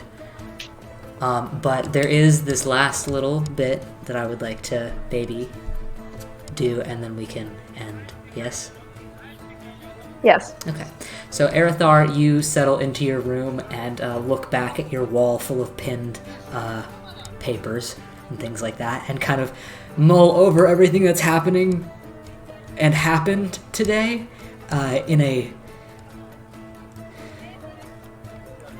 sort of contemplative and stressed way, I would assume. Gore, you walk back across the street. I'm assuming that you're going to get a room over there and probably also drink a little bit more ale, because why not, right? As you kind of settle in for the night, Gore, whenever that may be, as early in the morning as you feel, I don't know, you do feel something begin to bloom.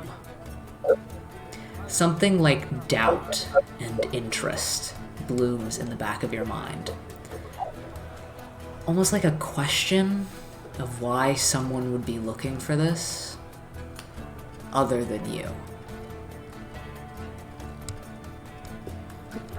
But it kind of just is a thought as you settle in for the night. Dodie, What were the two emotions you used? doubt and interest. Interesting. Yep. Okay. Dodie, you begin to walk back through the streets over towards your flat. You walk through the darkened streets. You can see most of the street lamps are still lit, and though you're keeping a definite eye out for everything around you, just in case any shadows look suspicious for some reason, the walk itself is not a very long one, and as you're starting to walk back up the stairs to your quite densely populated interior, I would say. Yeah. As you begin to unlock your door and step inside to the little bit of clutter that you've got around, that feeling begins to return in the back of your head. That shiver that runs down your spinal cord and begins to make your fingers feel all tingly again. She gets ready for bed as she normally does.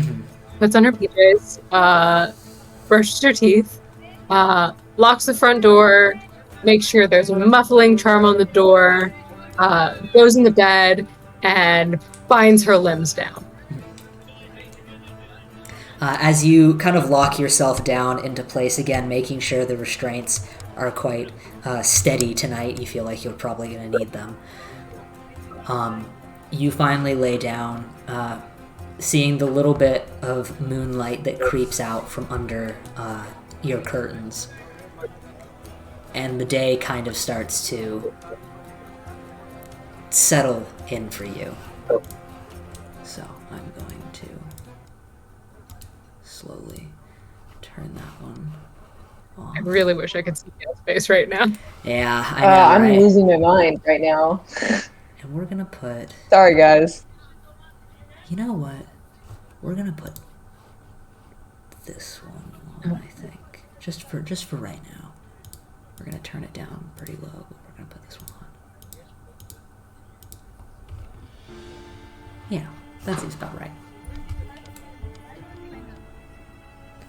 Okay, so you settle in to bed and begin to drift off slowly, though it's not something that you necessarily want to do. The events of today are playing and replaying through your head again. It is much busier than your normal day. Part of it feels nice to feel that your job actually is doing something. But another part of it feels like a sinking, excuse my pun, rock in your stomach. Sleep brings with it solace, if only for a short time. As in solace, like a pleasant garden atrium, growth garners.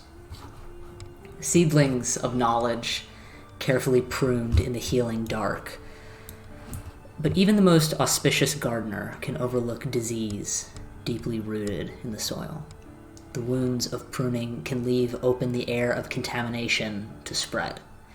And soon spores and tendrils burrow between perfectly kept hedges and between the waves of dreams in deep, rumbling slumber. Even the solace of sleep was as temporary as the dawn. One such hybrid of growth and rot, knowledge and confoundment, followed Dodie between the worlds of dark and light, since a child and into adulthood. And though it may start from a different memory or dream or passing thought, it spread like cracks through glass until, in her childhood home, Dodie's hands pressed firm against the well-worn wood floors, the feeling of them warm to her touch as light filters through the open door, spilling sun and salt-packed air in from behind her. You cannot see the door, only feel it swaying in the wind, hitting against the wall with no sound. You don't stand, yet the floor pulls away from you finally as she sees her hands in front of her. You grip at air, and they turn to sand and then back to skin and bone. There's something rattling in your chest, in the pocket where air is kept and her life starts. There is an empty rattle of stone and wind and the splintering of pines long since passed in her age. There is death. What the fuck? Anyway. I'm looking outside my window. Yeah. Oh, I think there was almost a wreck in the complex next to us. Well, what an event. It's fine. No, Sorry about that. Stop that. Don't do that. This one. Okay. Sorry about that. Back to it. There is death on her tongue and empty air between her ribs. The sky is falling in her eyes as she feels finally the weight of her head and pulls her chin to look to the sky. The stars are crashing, belting into her like waves from the coast as she is helpless to stop them. She sees them cascade, in random, unsynchronizing order, until the pain of her body finally becomes a constant burn and she opens her eyes she had not realized she shut. She sees them then. 2 stars held stagnant in an empty sky. She blinks and one is gone as quickly as it shone. It is snuffed out into inky black, and all of her senses turn from pain to blinding numbness. You can no longer see the sky. This pinprick in her vision, no longer a star but a tunnel, and she is falling. Wind is rushing by you, and you reach with clear hands to catch yourself, call upon your wings that you might or maybe not have. But she hits the surface too fast. Suddenly her body is braced by a surface that she had not seen approach, and in the blink of defeat and conclusion, she is standing again. Looking out upon the stars, upon the clear surface of crystalline reflection, though it warps in flashes of distortion and color than its absence, she sees the surface flipped above her, and the ethereal smoke and pastel fog that is suffocating her turn to dark, gasping clarity. Your ears are ringing. Tunes you cannot comprehend, discordant tones played in synchronous rhythm, pushes you back. Again, Dodie is moving, though now her legs are running, her heart is pounding, and drums overtake the shrill, otherworldly chords. You're dragging behind. You know you're dragging behind. You're running through a city, tall buildings empty and silent, built in clear-cut streets and avenues, meant to hold the great importance of life, and busy ones at that. But you are alone. No, she is not. The sun is setting on her time. She trips, falling over the broken spokes of a ship's wheel coated in rust and rot. And when she hits the now polished stone floor, she rolls, jumping up, feeling the world slide beneath her until her vision stretches. You're in a schoolroom, small and tidy. There are no desks, but books on the shelves, and scribe mats, and a mirror. A tall standing mirror, made of dark polished wood, undusted. You stand in front of it, staring into the clear center, past the hazy ring of its silver edge. But it's not you that stares back. Not in the way that you should. But you don't know how. Your sight is fading again. The reflection is fading. You jolt, shook by thunder so deep and treacherous that your teeth ache.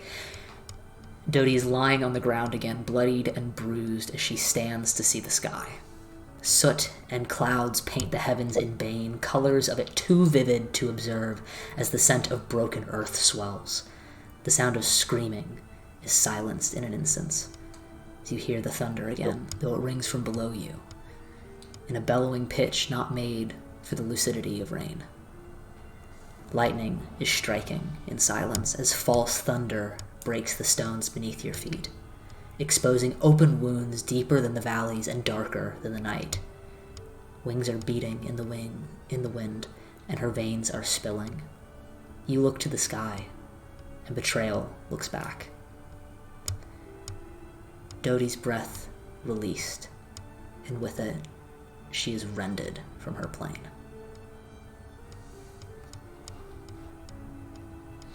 The next morning, of course, you wake, as you do each time, suddenly, as like a snap of a glacier, untempered medium just shatters. And you feel your blood rush, and your ears run cold, and something aching rattle behind that open lock in the cage that you keep your heart in. It's too early to wake up. You need to go back to sleep. You can see just the beginnings of maybe light beginning to creep out from underneath the curtains, but it's not bright enough to wake. So you lay back down in the early morning hours and wonder if perhaps you'll doze off again, or if this is just you're waking. But I think that is where we're going to end it for tonight, if we're all okay with that. Wow, none of us are okay.